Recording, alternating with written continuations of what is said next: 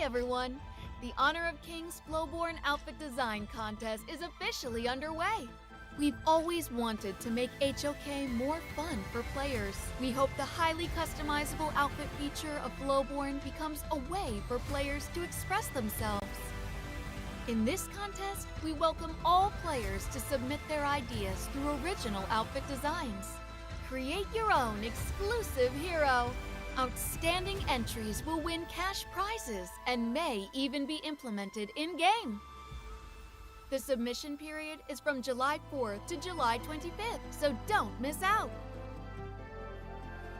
Before submitting, please make sure to download the official template to keep your submission format correct. After completing your design, follow the steps to submit your work.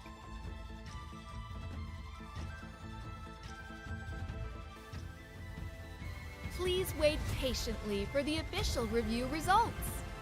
What are you waiting for? This time, be your own hero.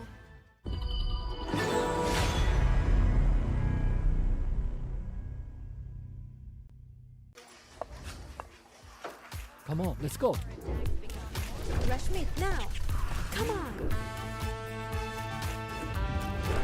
Jungle combat.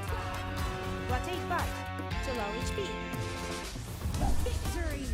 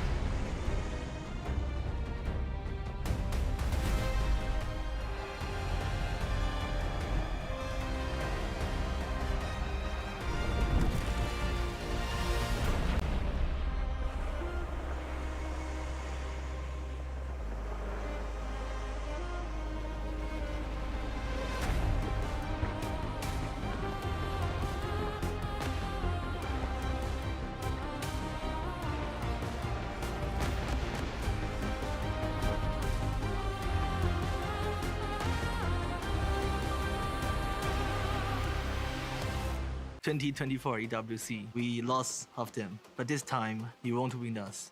Twisted is a very strong team. They got good strategy. Yang pasti Blackstone Esports adalah salah satu tim yang aku nggak ngincer kayak hadiahnya atau slot ke EWC-nya sih. Aku lebih ngincer untuk prize-nya. I think they are so good because they drop through the loser bracket and then win against champion. Noi non abbiamo giocato mai contro di loro nel torneo, però noi abbiamo confidenza di vincere. 한 번쯤은 붙어보고 싶은 생각이 있었는데 이번에 긴장하면서 잘 상대해 보도록 하겠습니다. I think we can beat them 2-0. ก็รู้สึกตื่นเต้นครับเพราะเขาเป็นทีมที่แข็งแกร่งพอตัวเลยครับเราก็จะทำให้เต็มที่ที่จะชนะเขาครับ The arena is ours to dominate. No fear, only fight. This match will define our legacy. No retreat, no surrender. Day 2 is here and the energy in Riyadh is just getting started. The Esports World Cup continues and the pressure is building in the Honor of Kings Arena. I am Isaac Peña and welcome to the KWC 2025 Day 2. With me, Holler, Blam, bringing you the action for today. Holler, how are you feeling? I'm feeling great. I mean, especially after yesterday where we saw 3 out of the 4 series go the distance in terms of that game 3, proving that all the teams really want it. Exactly. We had so many good games yesterday. A lot of people thought that we were going to have a lot more of 2-0s, but it was always 2-1, 2-1, 2-1. Only 1-2-0 in the whole day. Lamb, what are your thoughts on that? Like I said, I mean, this is a day that's going to be, well, a tournament that you cannot allow just a single best of 3 to drop within your grasp, right? Like, you have to fight tooth and nail to get that best result possible for your team. And that's for sure, man. Like, the team's already understood that they need to go all in. They have to try their very best if they want to actually move forward. Taking that game 1 is going to be crucial. And yesterday, we saw a lot of teams just taking that game 1, just going all the way until game 3. Yeah, I mean, that's the biggest thing. All of the teams need to win at least 2. That's the magical number. That's what gets them to the next phase. If they lose 2 games, unfortunately for them, they would go home. So again, it's a fight to the finish. You can see it, man. Like, yesterday was amazing. We had so much energy. Alpha 7 first taking a victory against Loops, and then we move forward through all the 4 games, isn't it? Exactly that. I mean, like, we saw great battles yesterday, like you were saying earlier, Isaac. I mean, it's just one of those days that was an amazing way to kick off KWC, and I don't think today is going to be anything less, right? Yeah, exactly, man. You can see it on your screens, right? Like the recap from yesterday. It was full of upsets. Pulse Gaming taking a 2-0 right over there against Blacklist. That was, what do you think? Was it on your cards? I mean, look, we knew Pulse Gaming was going to be very good. They really showed up. That was the most convincing win in terms of that series. I mean, that was an amazing game. And I mean, very quick games at that. Very quick. It was fast, right? On the other hand, like, we saw a lot of fighting. Yes. And I know that people at home, they love when they just started throwing punches, man. Like, it was just a lot of fun just seeing them, like, what strat, man? Like, just put your hands up and just throw some hits. Yeah, I mean, all of the teams are kind of throwing haymakers at one another. I mean, there was no holds bar yesterday. It almost seemed personal at times. I mean, especially with that first series, you had the Brazilians, and then the second one with the Indonesians, and you saw a bit of an upset as Dominated Esports losing to Team Vitality. That was a great series, though. Yeah, 3rd seed losing to 2nd seed. I mean, it was obviously the step up of John Q and San as well. Obviously, his Marco Polo in one of those matches was absolutely phenomenal. Like, it wasn't there to completely sort of run down the enemy team. It did enough to start the fight. It like wiped down like their hells, and then the rest of the team could just collapse and just capitalize on that. Do you think that the teams for today, they have learned a lot from what they saw yesterday here in the performances? I think so. I think so. I mean, you're always going to see teams that are kind of, you know, doing a little scouting report, cheating a little bit on their homework, just trying to see what those other teams are there. But of course, we've kind of split things up where each of the groups will play in a single day. So if anything, they need to be watching today's matches and to see what those opponents will be bringing to them. Well, you can hear it, man. Like, it's everyone already, like, the energy is off the roof, man. Like, everyone is just getting ready. Right now, we have everyone just already warming up. But before we start with today's action, we've got prepared for you a VCR explaining everyone how everything is going to work out. So the tournament format right over here, we're going to have 4 groups. We already saw the action from Group A and Group B yesterday, and today we're going to be moving to C and D. Yeah, and I mean, Group D is probably where we're going to be starting off. It's going to be a ACT versus APG, and then OG going up against Nongshim RedForce to kind of just finish it out. Who's going to be in that upper bracket, which is going to be ever so key moving forward. Ever so key moving forward, right? I mean, we saw it yesterday that's what all the teams were fighting for, was to get to that upper bracket, because then they don't have to do the last chance, which is obviously going to be taking place in a few days' time.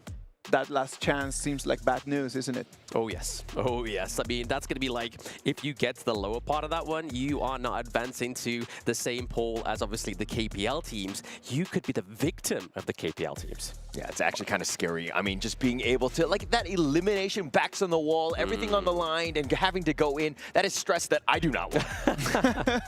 That is totally true, man.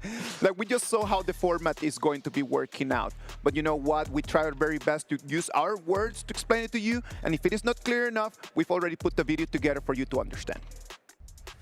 Welcome to the Honor of Kings World Cup 2025. 18 of the best teams from around the world have gathered here to prove that they are the best. The tournament happens over 2 weeks and consists of 4 phases. In week 1, we have groups, group kings, and last chance. And in week 2 is where the playoffs begin.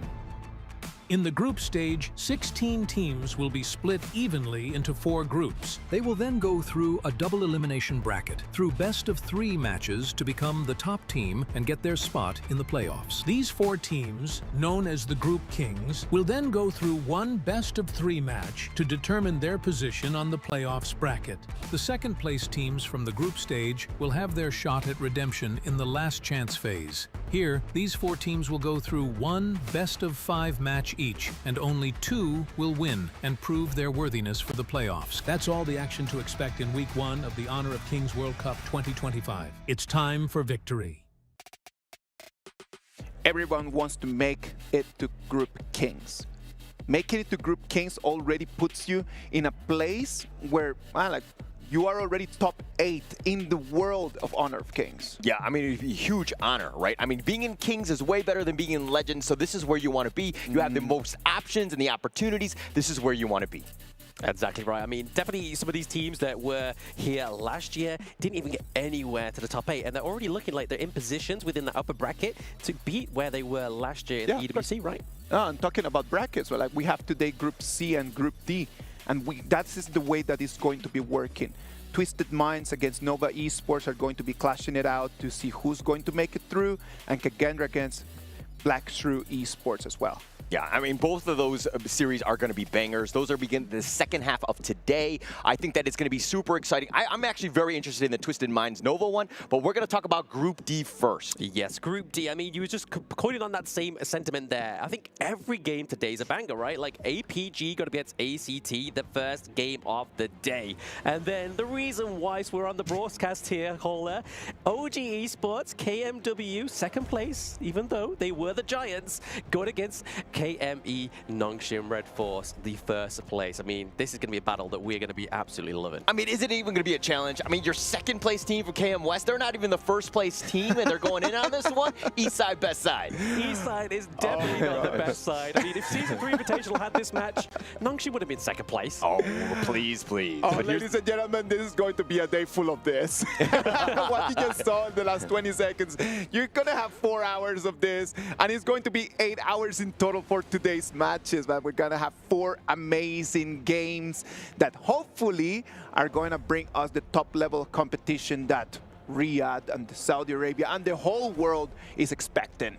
Yeah, and actually, I'm actually more excited about this first one to kind of set the tone. Where do these teams really belong in the grand scheme of things? APG, a lot of expectations, the third place team in the MKL, and then of course ACT, the third place team in the Philippines. Well, let's talk APG, man. What about if we just start right now, just jumping into the game 1, Alpha Gaming, the 5 men that we have right over there are going to be representing their club, trying to move forward. Yeah, so up into the clash lane, we have Daohen. Into the jungle, we have Hu Long. We have PHY into the mid lane. JD and Saber are cozying it up into the farm lane. And this has been the third place team of the MKL. On their good days, they are great. But on some days, they just can't quite get the formation they need. But I feel like with all the preparation they've had up until this point, this could be a new page for APG. What do you think are the factors that make them just be sometimes unstable, you could say? Just saying that sometimes they're amazing, sometimes they aren't that amazing. What do you think it is I think it is more of the fact that Yulong and JD had joined this year. So the synergy, the coordination is not all there yet. Sometimes, again, to Blam's point, they're brilliant. They're absolutely amazing, and there's a reason why they're here. But of course, the fact that they still haven't worked out some of the kinks, they still kind of get out of position at times. They kind of go a little bit solo, and they get caught out at certain moments. I know that someone that is going to be really looking forward that they do not have an amazing game today, that they do not have an amazing day, is going to be this team right over here, ACT Esports Club. Look at them, Switch, Flukeo, Shy, JC1, Ormson. That's going to be the formation that is going to be looking to really make the upset today. And I'm going to put that word out there, upset. Yeah, I mean, look, this is a team that was 5th place in the PKL in the regular season. There were the expectations were like, can they beat an Elevate? Can they beat a Rough World KD? But they were up to the task. They knocked out both of those 2. They ended up securing their spot into the final slot in that third one, but they're very young. And of course, it's on the back of Flukeo. He had 5 MVPs in the playoffs. This guy is an absolute beast. Watch out for him. Lamb? One to watch indeed, but I mean, I think it's the journey of this team that's even more kind of exciting, especially for those at home who are watching Honor of Kings right now and have any kind of aspiration of getting into the competitive scene. This is a team that got all the way to the KWC through the Open Series. So that, if that's any proof that you need that you can get 5 friends together, and if you play well, you gel well, you can be on this stage next year. Isn't that the dream, man? Isn't that the dream, that you are at home and that you're playing with your friends and then you just go through the Open Series, make it all the way through from home to here, to the stage in Riyadh in Saudi Arabia. Yeah, my problem is that I would love to play in the Open Series, but I actually don't have 4 other friends. Wait, you have friends? No, shots fired, buddy. Shots fired. I thought we were friends. Only on the gorge. All right, we can already see the BP is going to start with the bans. The first round of bans is already grayed out, and the choices for the game are starting. Yeah, I mean, we've been seeing very Dharma-eccentric sort of bans in the first phase of all the games yesterday as well. And I mean, the Zhang Fei here, Saber loves this pick, but doesn't want to pick it up for themselves. Obviously, this is also going to be against Ormson.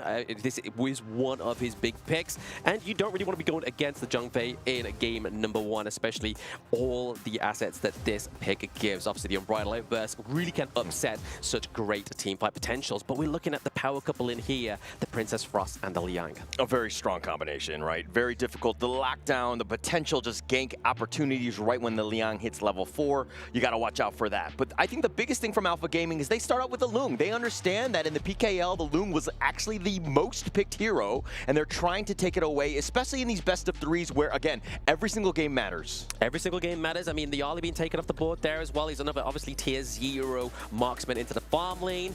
We are seeing here, okay, the control, like you were saying there, the control of the Princess Frost and the Liang comes through on a level 4, right? So these activate at level 4. Let's look at the second ban phase here. Agudo being banned out here.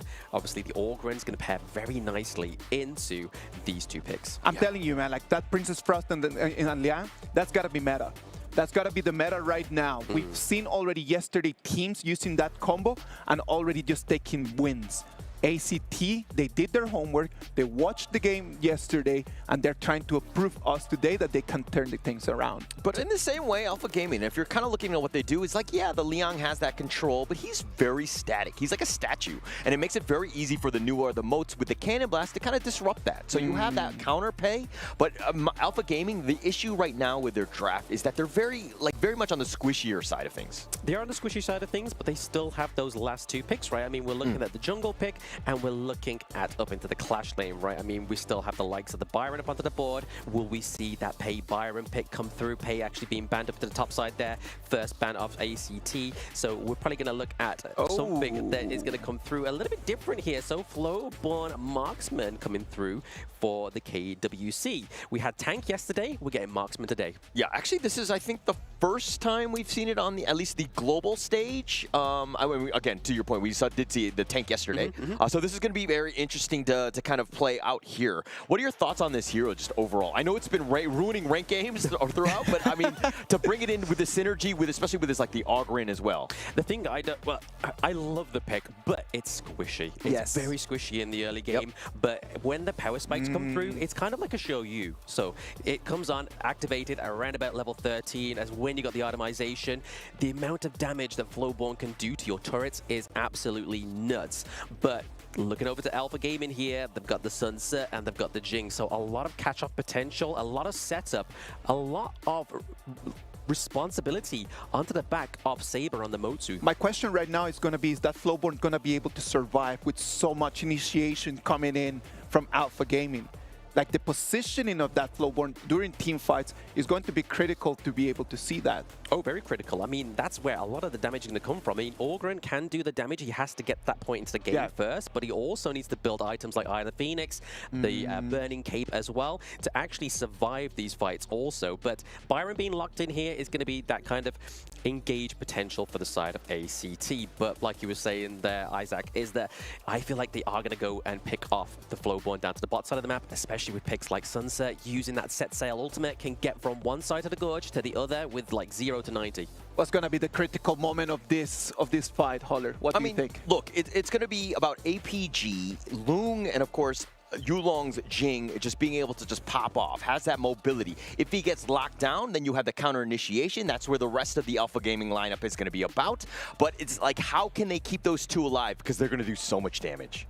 A lot of damage. A lot of damage is going to come through within these team fights. I feel like in terms of obviously control, they're really going to be heavily reliant on the Princess Frost and the Liang. Yes. We saw yesterday, obviously, Genji, the flash, the suppression combo that can come through for Liang as well. 1 second, you think you're clear of this guy. The next, he's in your face. He's suppressed you. He's locked you down. Look at that, like all the players already just warming up. Look at the speed of those fingers, man. Like the dexterity is a completely different level. Ladies and gentlemen, the drafts are locked. The Gorge is waiting. Blam, Holler, please, boys, take it from here and let the battle begin. Okay. The battle is beginning here. It is game number 1 between APG and ACT. Both teams started with A, but somebody is going to have to be the B team by the end of this series. Which is a little unfortunate. I mean, all of the teams are in that situation. Yeah. There's so much risk, right? Getting dropped down. The GSL format is amazing because of that. But ACT, again, PKL's last hope. All of the other teams have gone 0-2, or they lost. They didn't have a great time yesterday. Hopefully they can bounce back. Daohan has to flash away. Ooh, I mean, forcing the flash this early on means that they can put a little bit more pressure up into the clash lane. They got to be careful onto the side of APG. Sunset, Daohan not having the greatest. Another flash expanded here by Saber. A little bit too aggressive, don't you think, Holden? Yeah, I mean, it hasn't even been a minute in, and 2 common spells have been expended like that. But again, ACT doing a great job. They need to work around Flukio, letting this man get as much farm as possible. Ormson is kind of babysitting, ensuring that he gets that farm. I mean, he is your lifeblood. If you win, it's because of him. Exactly that. But I mean, instead of also getting farm, you can get the exclusive frames by watching the KWC, obviously in-game, and also with the CD key fight on, you can get some free Brucey bonuses within game. We're seeing the teleportation here into the bot side of the map on the Princess Frost. Shy here, tried to land the Frigid Prison, didn't quite connect. Yeah, didn't quite connect at that point. But again, we got to look at how Yulong is going to be farming. I mean, is ACT going to be able to take away some of those buffs? Hopefully slowing down Jing's progression, because he's going to be wanting to get going. And if he's left alone, you're going to have a bad time. Left alone. And I mean, speaking about times, I mean, we're already seeing here that Flukio has got the level lead onto Yulong, which is a little bit of a shaky start here for Yulong. We really need that Jing to be fast-paced into the jungle. There's the Ride the Wind.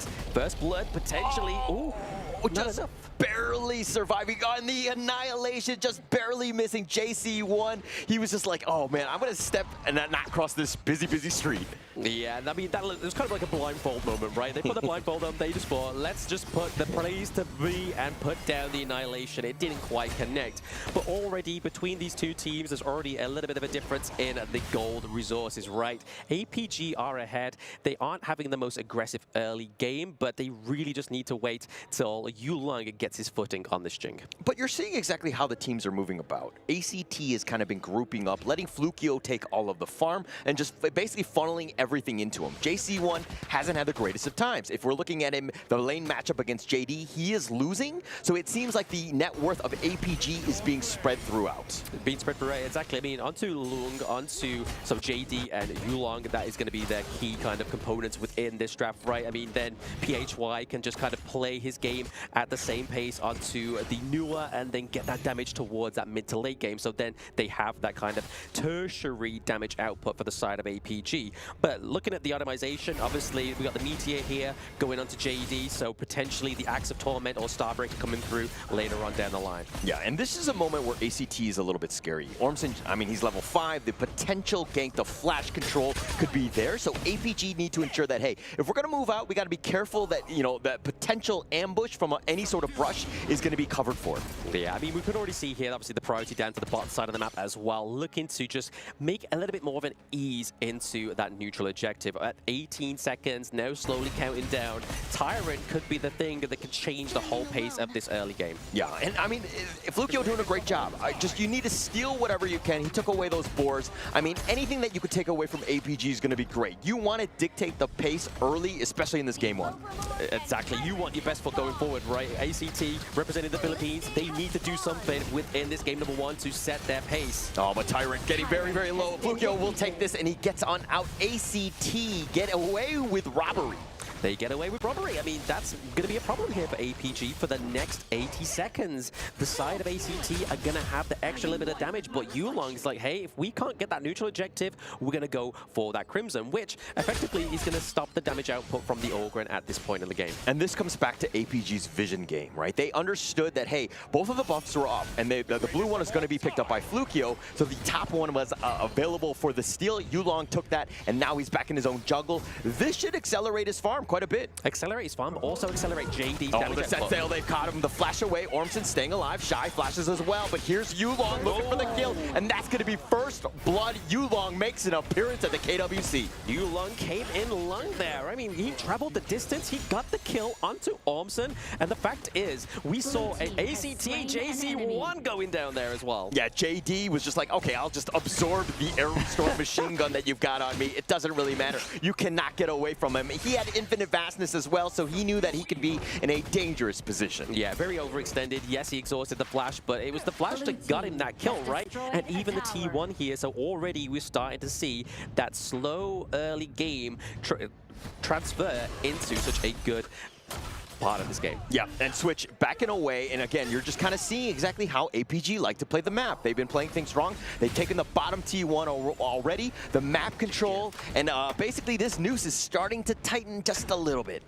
Tighten a little bit. I mean, they definitely want to be getting out of that noose, right? But I feel like for the side of ACT, if they start punishing, obviously, down Switch, he just face checked that brush. The force field suppression, not enough, and he tries to get away, but Yulong makes him pay. APG with the surprise in that brush. Like I was saying there, like we was hoping that Dowhem was going to get punished up into the top side of the map, but it's actually they're not done. They actually find Shy as well. He stuck around, and he found out, and the Crimson Golem looking to be stolen away as well. ACT on the defensive, not having a great early game. Not having the greatest of early games at this point, no. Shy going down, Switch down. I mean, that's kind of going to already put them at a little bit of a disadvantage. I mean, speaking of disadvantages, though, the gold lead is 3K ahead for the side of APG. That's a lot of gold funneled over to Yulong, funneled over to JD. Yeah, but not only have the map invasion really turned into, you know, like extra buffs and kills and things like that, but they've turned it and converted it into towers. That's less space. Of course, the mid T1 is still standing, so ACT still have that last beacon of hope. They do have a beacon of hope. They have a means to get in, which is obviously keeping that T1 alive into the mid lane. But obviously, we do see the Siege Breaker, the Master Sword being built there onto Yulong. That's going to be a lot of damage coming through at some points within these team fights. But just now, we was on about the XP level being ahead for Flukio in the early game. The gold is still near abouts for both of these. I mean, if you're looking at Flukio, he was kind of given that silver spoon. He was being fed all of that farm. The team was actually sacrificing for him. On the other end, Yulong was like, he will take that farm for himself. He's been greedy, and he's been that entrepreneur, so to speak. Entrepreneur onto the gorge. I mean, he is the gorge entrepreneur. I tried to do a little bit of a blend there, and it kind of went a bit skew, but yeah, somebody will appreciate that one. But still ahead by 3K gold is APG. But like you were saying, Yulong has definitely, now that he has that means of access into the enemy jungle, he's going ham. Yeah, it's going to be going ham. And of course, him and as well as JD. JD is starting to get going. He has a 1.6K net worth lead over JC1. I mean, yes, the Flowborn marksman has been new to the game, but it's been tough. Here's the emergence. They're going to go right to the backside. They find Ormson. They get that pick, and they want to go for more. The Annihilation is also going to connect, and that's a double kill going the way of Yulong. And my gosh, Yulong is on another level. Yeah, I mean, he was straight into the back line. Like, that was crazy. Double kill going up to Yulong. The aggression from JD was enough to put the pressure and take the high ground to the top side of the map, which is obviously going to be very punishing for the likes of ACT Switch on the Byron. He's going to be having to try and find those catch-ups by waiting in the brushes, right? Yeah, I mean, at this point, you win a team fight, you get 2 kills. That turns into a potential T3. JC1 sniped out Yulong. Makes the kill and gets on out. It makes the kill, makes the insta-kill. That was 91% damage within an instant. I blinked, JC1 was there, the next he was gone. But you can already see the ACT, like you were saying earlier, Hola, are just holding onto that last bastion, which is obviously that T1 into the mid lane. That's really what's going to keep them sort of like having a fighting chance. But my problem is the split push potential that we could get in here. The backdoor potential, like we saw in day number 1, could happen in the Clash lane. Yeah, and I mean, there's so much like space that's being taken away. away right now. ACT on the defensive. Flukio just like finding whatever scraps he can, and he is at risk, and so the rest of ACT are protecting him, and they want to give him that buff as well. Yeah, I feel like they got to at this point in the game. They can't let any of their members go astray. I mean, especially JC1. I mean, you can already see here, Yulong's like, right, I've got the timer on the Crimson Golem. I could go and get this, get another easy kill, push the minion wave, but they seem to be a bit of a team fight here, a bit of a brawl into the mid lane, but nicely done by ACT. They have fade off the side of APG for now. Look at how far back JC1 is. He knows that he can get ambushed at a moment's notice by Yulong and insta-give him at any time. So he has to play it safe, and he's been playing so scared that he actually really can't even leave the base. This is in a very uncomfortable position for ACT. I feel like he's just heard you all, and he's like, no, I'm risking it. I'm risking it. He's very far away from any kind of help. Liang is down here into the Tyrant of the Overlord objective. But it's a game knowledge thing. They know that it's going to be 10 minutes. Yulong will be making an appearance to that Shadow Tyrant, so he's not going to be in that position. But here's the emergence. Daohan looking to go ham, goes for the attempt to play, and he finds Switch, and he doesn't care that it's not his base, as it looks like they're going to take the bottom T3 as well. Yeah, you got to see here that ACT was really hoping to get that Shadow Overlord just to kind of work down that bot side of the map to stop these minions going through to the crystal as they have right now. But this really opens up the pressure for the side of ACT. APG now gets that free mid lane. Yeah, I mean, look at the top and the bottom T3 is completely empty at this point. This is like a Monty Python skit where it's like, it's just a flesh wound. It's like the middle part is the only thing standing. Put a bandage on it. Put a bandage on it. It'll be fine. Don't worry about it. It's all good. But no, they've literally got one turret last alive. ACT, yes, they're able to kind of keep themselves afloat into the early game, but now we're getting into that mid to late game, right? Like 11 minutes in, we see that APG went for the Tyrant. They're already ahead. They're not looking at that Shadow Overlord, right? They just want the extra damage. They want the extra movement speed so they can wrap up this game. Yeah, but look at how they're playing as well. They're so aggressive, and they're just like, again, ACT, they have to huddle around that mid T3, just whatever they can. Yes, the Vanguards will push, provide a little bit of space, but that's pretty much as far as they can go. They really can't get into the heart of the APG lineup. They really can't. I mean, definitely a solid lineup here. Like, PHY has been very proactive on the Nua, right? Using that emergence to put a lot of pressure onto the side of ACT. They've not been able to catch their breath and not even been able to catch kill just yet. Yeah, I mean, look, he's just having his way with things. PHY just really, the creation blocks, the annihilation has been really on point. The communication and the synergy of when those skills go off has been on point. Yeah, you can see here, obviously baiting them with a mirror image there from Yulong onto the Jing. It's like, hey guys, can you catch me? No, you can't. You haven't catch me yet, and it looks like you're not going to catch me just yet. It just seems like they're constantly putting pressure onto this mid lane just to open up the base of ACT once again. But look at that goal difference. It's night and day. Yeah, really rough at this point. I mean, 8 kills to nothing. ACT not even finding a single one. APG playing a perfect game at this moment. But here's the set sail. He's trying to wind it up. No, he's going to go the long way around. Switch with the force field suppression. He thought he was going to get jumped on, and this mid T3 is under siege. They're looking to go. Ormson has to go golden, but he flashes away, tries to stay alive, but he gets knocked down. JC1 with the first kill onto Yulong, finds it, and the Aerostorm is starting to do some work. Daohan has been killed. He's been seer-stated for his troubles, and Flukio is angry, looking to go, and there's 3 members of APG, but he's going to let him go. He's going to let him go. I mean, that annihilation could have probably been just enough to give the aid over to the rest of APG to get the kill, but it wasn't quite enough. So again, already trying to stop and punish the overstepping here of APG is ACT right now. Finally getting 2 kills onto the board, but that set sail into the backline was beautiful. That should have been the game-winning play. Yeah, it should have been at that point. But I mean, ACT right under the tower. But it was a moment where they potentially could have done it. But again, they lost the mid T3 in that process. Yes, the crystal is there, but you know, at the end of the day, I don't know if it's going to really matter because APG are just so far ahead. They are very far ahead. I feel like at this moment in time, it's just going to be a few more of those kind of team fights that hope for to give the side of ACT a little bit more room to breathe, because they're able to take obviously the T1 up into the clash lane now, so they've got the side lanes open. This could be a very long game if they're careful. Oh, they found Saber. He was just on a scouting report. He just got killed here, but that's an initial attempt. But now JC1 gets sniped out. Yulong finds him, and they want more. The Flaming Palm snipes out Shy, finds him out, and Yulong, here's the emergence. PHY looking for that flank, looking to go. JD finds Ormson, and now Flukio, he snipes it down, 2 members down, and that's a double, and he wants PHY. He knows that he's strong at this point. It took him some time, but now PHY gets executed. Flukio went brrrr and took them one down. That was a triple kill. That was just like drive-by there for ACT. That really put them in a safe spot here. I mean, it's only Dowhen alive, but he can still put the pressure on by feeding these waves into ACT's base. But it does mean 3 neutral objectives. So it's at that point, I mean, we're the 14-minute mark where you have that damage, but you're still squishy at the end of the day. Flukio has gotten to the point where, hey, if you're not going to focus me, I'm actually tanky enough. I have that damage to kind of just make amends onto the back line. I'm able to find JD and Yulong and just make your life tough because you're so squishy. Yeah, I mean, that's the thing, like, if you take JD off, if you take Yulong off, that's a lot of damage already been taken off to the side of APG. And then PHY on the newer is always seeming to be a little bit of like a scaredy cat. He's like, oh, like, I'm the last one alive.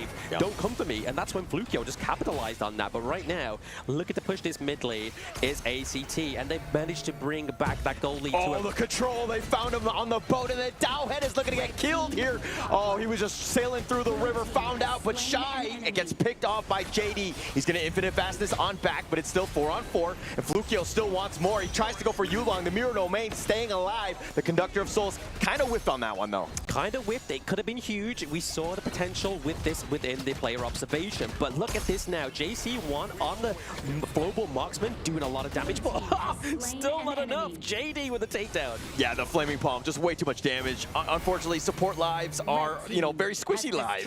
And Orpson going down on that one. JD found him out, gets him back to safety with that dragon. But APG right now, this is the attempt. They want to find it. They go for Saber. That's a squishy one for their own. But now Yulong trying to find JC1, not able to draw a beat on him. He's trying to mirror domain, trying to zig and zag, but JD gets picked off. Flukio finds him. Switch right there. It's kind of like a cartoon where you see the birds just flying around his head. Like, Jing had him dazed. Luckily for the side of APG, Yulong stayed alive. But right now, that gold lead is getting pretty much neck and neck. Could we be seeing a Tempest Dragon game, first game of the day? I mean, not only that, look, it could potentially be their ACT has clawed their way back. Things were looking very rough. Again, they don't have a single tower to their name other than the Crystal, right? So at the end of the day, they've somehow survived. They need to be careful about where the creeps are at a moment's notice, but they have a potential to come back. It's the PH team's fighting spirits, right? I mean, we saw this in Season 3. Elevate, not a single turret was standing, but they still came back and took the fight to Gen G. ACT still looking very strong. I think it's funny that you're like, hey, the fighting spirit of the Philippines from Season 3.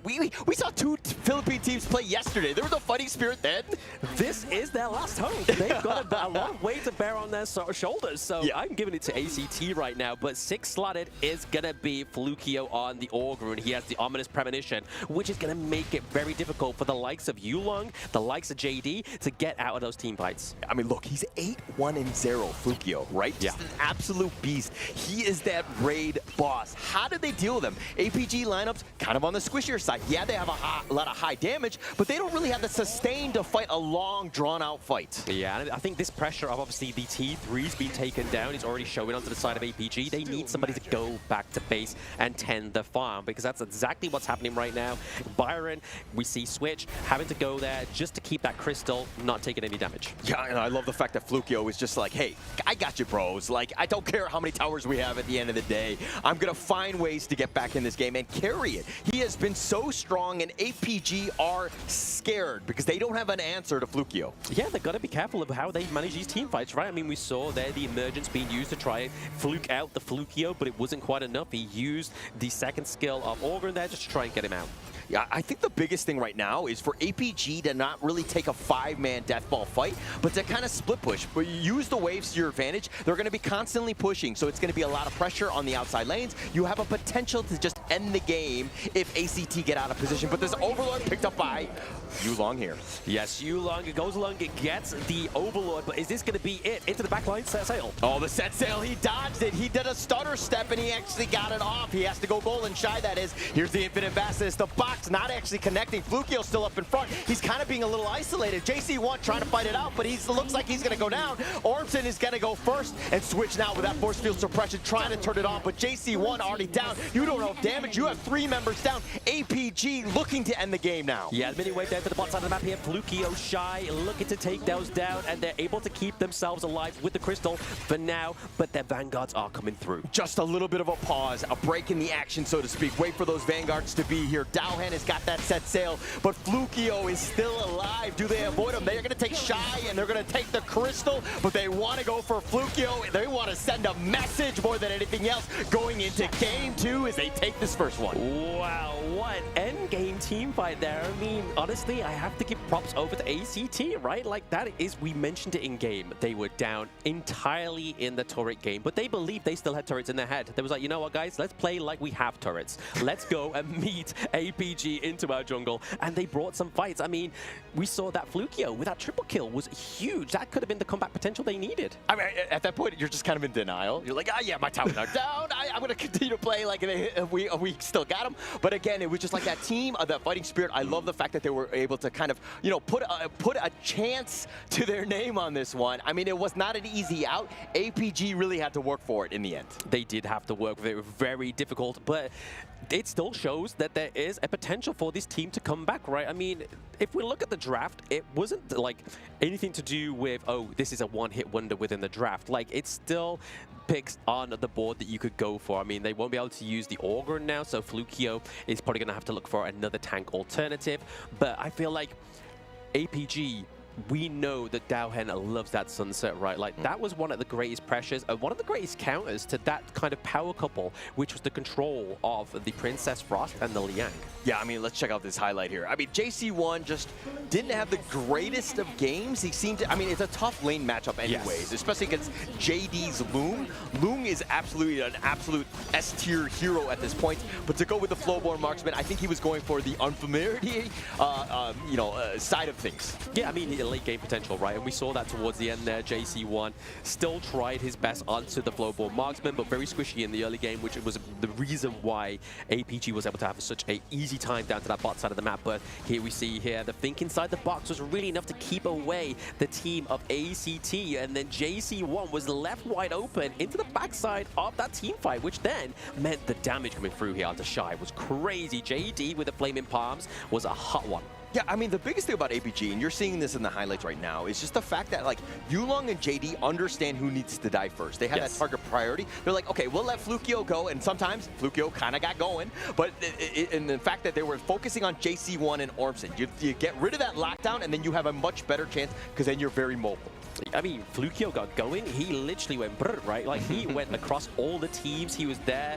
But it's the potential of late game Orgrin, right? Like, the sustain from this pick, and then given with the aid of that control from the Princess Frost and the Liang is pretty crazy. But I feel like APG just had so much more damage going for them. Yeah, just a ton of damage. I mean, they were able to close that game out. That was the most important thing. Just being able to understand when you get that pick off. And, like, yes, Flukio is that raid boss. Very difficult to deal with, but we have answers, and that's to circumvent things.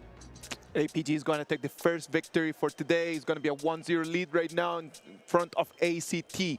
ACT not doing it badly. Let's put things in the way that they need to be put. At the beginning, the early game was completely for APG. We got to admit on that. But then after that, Flukio stood up on business and tried to keep the hopes for ACT going for a little bit longer. Yeah, and when you saw that comeback, you could actually hear them. Like, they were getting a little boisterous. They were kind of getting into it. I mean, this is a time where I wish they had that, like, you know, that activity earlier, right? Let themselves get going. I mean, you need to be hyped up and you need to be confident going up against the juggernaut that is APG. You think that it was a little bit of the nerves of just coming into this big of a stage and then just saying like, okay, this is what we worked for. Can we actually get it going? Can we make it? Yeah, I think so. I think so, absolutely. Definitely. I mean, to put it into perspective, I mean, ACT is the 3rd seed team of the Philippines League, going up against the MKL, which has obviously been regarded as one of the bigger, better leagues. But they went toe-to-toe in that late game with the 3rd seed of the Malaysian King League, whereas Blacklist went against, obviously, WKS 1st seed, and then, obviously, Boom went against Gen G. So I feel like this is one of the hardest matchups that the Philippine regions, the PKL, had to go against. But here, JC won 1-4-4. We see towards the end, obviously, yes, very hard performance for him, but it is, obviously, the Flowborn. He's very squishy in the early game. You have to wait till he gets online, and they didn't have that room to breathe. I mean, this is one of those games where, like, like if you're Flukio, you just like, oh, look at the performance I had, and look at the heavyweights on my team that I have to carry to give ourselves. I mean, he had an amazing appearance. He was 8-2-0. I mean, I know KDA doesn't matter, but it really showed up, and there's a reason why Flukio is as good as he is. I'm telling you, like JC won a very difficult pick. I would have gone with something different, that's for sure. But Flukio over there just kind of like trying to level the field. That was something really nice to see. Yeah, I mean, you can just see here, obviously, the peak of the game for, obviously, APG was towards after that 10-minute mark, where we really thought that it was dire straits for the side of ACT, right? But then, obviously, they were able to bring it to the neutralize, bring it a little bit back down to safety here around about that 17-18-minute mark. So to go that long in a game, but still have the fighting spirit to bring it back into your core is very commendable. I'm telling you, like, at the early game from APG was so good. Like, I have here in my notes, after 3 minutes, already 1K gold. At 5 minutes, 2K gold. At 8 minutes, 5K gold. And it was not even a matter that they were just fighting. No, they were just silently doing the things that you need to be doing. Getting the resources, farming, denying gold to your opponent. Because at the end of the day, it's not even a matter of how much gold I can get. It's just how much gold I can deny in the laning stage to happen. Yeah, and you're kind of seeing exactly how that one played out, right? The fact that APG were like, they had that lead and they thought they were fine, but then they were actually making some sort of mistakes. They were getting caught out, letting kind of, Flukio get going. And they're going to look at this game later and they're going to be like, oh, okay, this was not an easy one. We actually might have lost this one if we didn't win that last team fight. That 13 minutes fight, man. It was a 13 minutes fight right over there. The defense of the Crystal, that it ends up in a 3-1 trade for ACT. And it was in that moment that Flukio completely turned on and just completely put the whole alpha game in kind of like at the edge of their seats. Yeah, they were staggered, right? And you could see it within their gameplay that they just didn't know how to kind of take those team fights anymore. They were just kind of like, right, okay, we can still try and find if JC1 is anywhere near close by. But it was also trying to check out where Dohan was going to land those set sails, because there was multiple times that really stopped that power couple that is the Princess Frost and Liang, the control from there. If those two like components stayed together, I feel like the team fights for APG would have been a lot harder. Let's talk about that, because that Sun Ce just coming in, it was every single time soaking in all the control abilities. And after all the control abilities were just deployed, there was nothing for people to do. Jin came in free, Lung came in free, and the damage, it was too much for ACT to take. I mean, this comes back to the draft, right? They saw that, especially early. That was the first 2 picks by ACT. And they were like, okay, we just need to have our ways to kind of deal with that control. The set sail was amazing at times. I mean, there was a lot of, the picks that they had to really counter the draft, and you saw a very little impact in those 2 heroes. Of course, if you see that the Liang and the Princess Frost, if you see that the controls are already deployed and there's nothing else to defend, it's free eats, man. It is free eats. Very well done. Very well done, everyone from APG. There's got to be an MVP. And that MVP for this game is going to be the one and only. Who do you think it's going to be? I think it's going to be Oolong, no? It's got to be, man. It's got to be JD. Okay, all right. That's how you want to be. So Holler was wrong on the MVP, so I think he's going to be wrong about the next series of the day. So hey, it's looking good for KMW. But let's focus in on JD here. 5-2-4 in the KDA. The damage dealt is 30% damage dealt and only 80% taken. He was using those infinite vastnesses. He was using his flash at the optimal moments to mitigate that damage that he could have been taken. You know what? I would be with Holler on that one. I like Yulun's performance a lot more. I would say that it was more of a defining force at the early game. But at the end of the day, JD in the last fights, the amount of damage that he dealt, it was part of the reason why they were able to stop the whole Ogran beast. I mean, that was the biggest thing, right? Yulong, his presence was always felt. He was like, oh, is he around that corner? Is he around that corner? Like, where is the guy, right? And so JC1 was very uncomfortable, couldn't really farm at all, and so that's why he had a beginning to end impact. Yeah, it's kind of like me when I see try to look for Kin when we have 2-0 series on the broadcast desk, where I'm like, where is he? Like, is he up there? Where is he? Oh no, he's nowhere. So let's see if we get a 2-0 without Kin here. But no, honestly, ACT, especially towards that late game, definitely brought the flavor, and I'm starting to sort of like doubt my predictions of it personally. I don't want to bring them onto the table here, but ACT could come back fighting in this game number 2. Actually, that was what I was most impressed about, right? Yeah. The fact that ACT were like, never say die, let's continue on. And you kind of saw where Flukio was really not getting caught out. He only died once in that early game, and he really got going. And that's the biggest thing. And this is why KDA is important to me, because if you're not dying, you're farming, you're getting bigger and stronger. The fighting spirit, right? Exactly. Like, never actually just let the game go. There's always a way to come back. I've seen comebacks that they're insane. No high ground turrets, Overlord on your crystal, everything. And it's just a matter of one fight. And then after that, the decisions, the synergy with your teammates, just being able to communicate and push out of there. Now, the synergy and the decisions is something that ACT needs to work on. Let's go back to the 10-minute mark when there's the first Overlord coming out. First Overlord comes out, they decide we want this Overlord, but they pay with one high ground turret. Is that a good trade? I do not know. A 10-minute Overlord for a high ground turret? What do you think, Blam? Well, the high ground turret taken down is constant pressure, where the Overlord is only the matter of what, like 80 seconds? You get 2 waves of Vanguards. I would take the constant pressure, knowing that that access is always there for my team over the Overlord. Because unless you are going to convert and actually make a play with dropping down the Shadow Vanguard, you basically got to keep an eye on that, whether it's top side, bot side, or even your mid. You've got to have somebody tending the farm. They lose the turret, so it means that they're going to be having super minions coming in through their bottom lane all the time. Is that a good trade? I don't know, man. Like, that's something that hopefully the coaches are going to go back and talk to the boys and be able to say, like, okay, the decision's got to be a little bit more pristine. Yeah, I mean, it's about the short-term gratification of just having a couple Vanguards pushing versus the long-term ramifications of having your base just literally being run through with those super minions. So I don't think it's a good deal. I think that you need to kind of, this is a strategy that they need to work out, because they can't make these sorts of mistakes. I think they left a gaping hole in their base far too early. All right, so it's a best of 3. We need to move into game 2. What is going to be the strategy? ACT already saw that they can bring the fight. They know that they've got the players, they know they have the mechanics to actually be able to compete.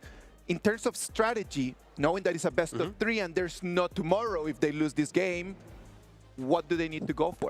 Honestly, obviously, if they go for, say, they see APG within this draft game number 2, right? If they go for an aggressive farm jungle, then you need to match that tempo in the early game. You can't just kind of take a seat back and be like, we'll try and meet them at the late game again, because APG, I mean, it's a definition of insanity, right? Like, if you do the same thing twice over and expect different results, you're insane. I love when the coaches just trust on the flow and the feeling of a player in the day. And since right now we can see that Flukio is just having an amazing performance, do we need to build around him?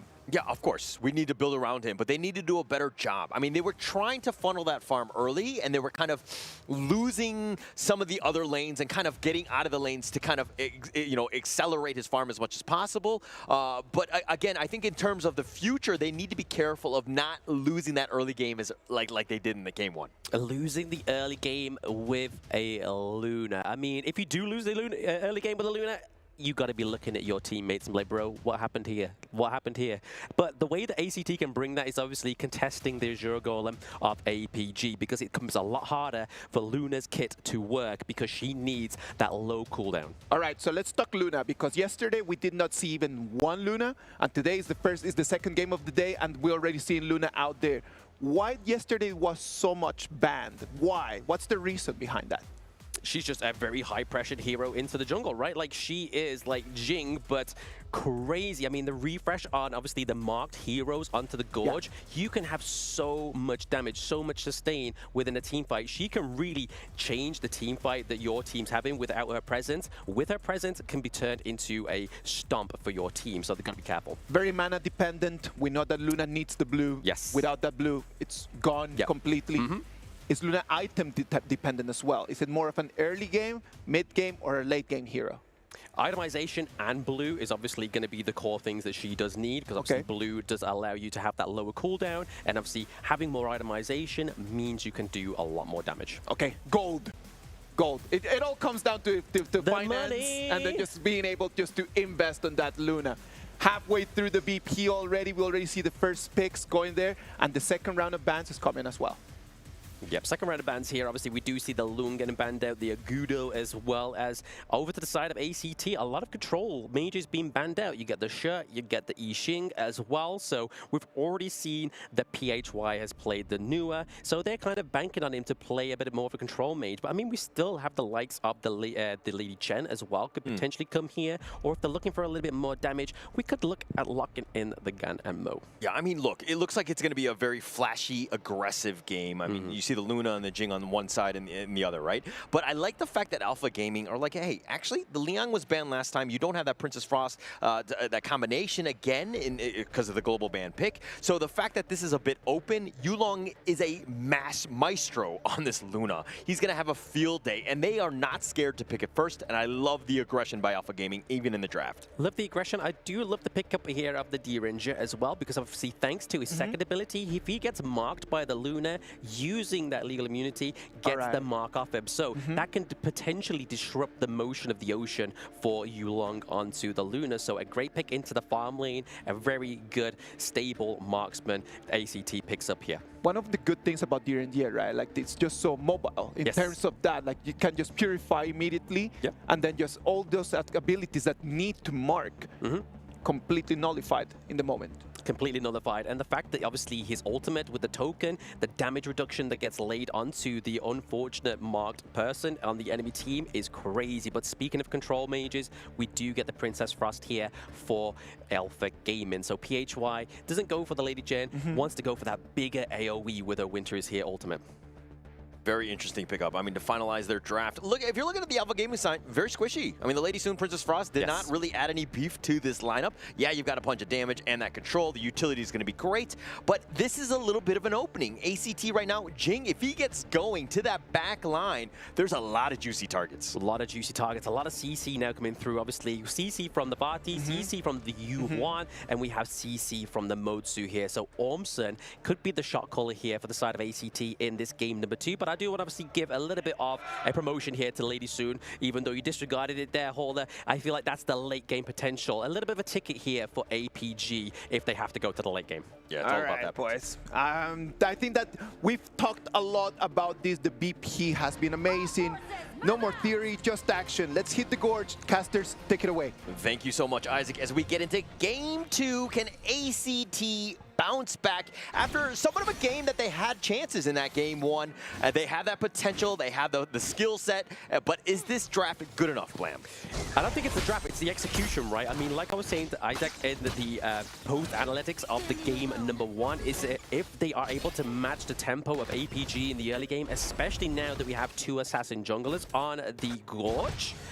Depends on who gets the faster rotations, who gets the more oppressiveness, but here, Dowhen using the flash away. Storm strikes for good measure. He gets back to safety. He will be fine. But now ACT, I like it. They're trying to be more aggressive. Again, trying to, shore up some of the weaknesses of the last one. JC1 taking a lot of damage as well. But again, it's about the early game being aggressive and taking what is yours. Yeah, JC1's just like, just chill. Just leave me alone. I just need to farm up. I need to make sure I'm getting a bit of a lead here against the Lady Soon, JD, into the farm lane. But they're going to go for the Phoenix down to the bot side of the map. This only spawns once now. So this is a detrimental bit of resources for either of these teams, and APG take it. Yeah, APG will happily take that one. I mean, he's been kind of babysat by Saber there and just kind of creating a little bit of space. JC1 didn't have the greatest of games in the last one, if I'm going to be completely frank, and he needs to be a little bit better. I mean, if he's that stable guy and to really help support Flukio's, high-flying Jing in this game, they might really have a chance. Might really have a chance. We saw 2 being catched there by Yulong onto the Luna. He's kind of sat alone in this mid lane. Has to be careful, but he's going to clear it out. He's just getting those resources over to himself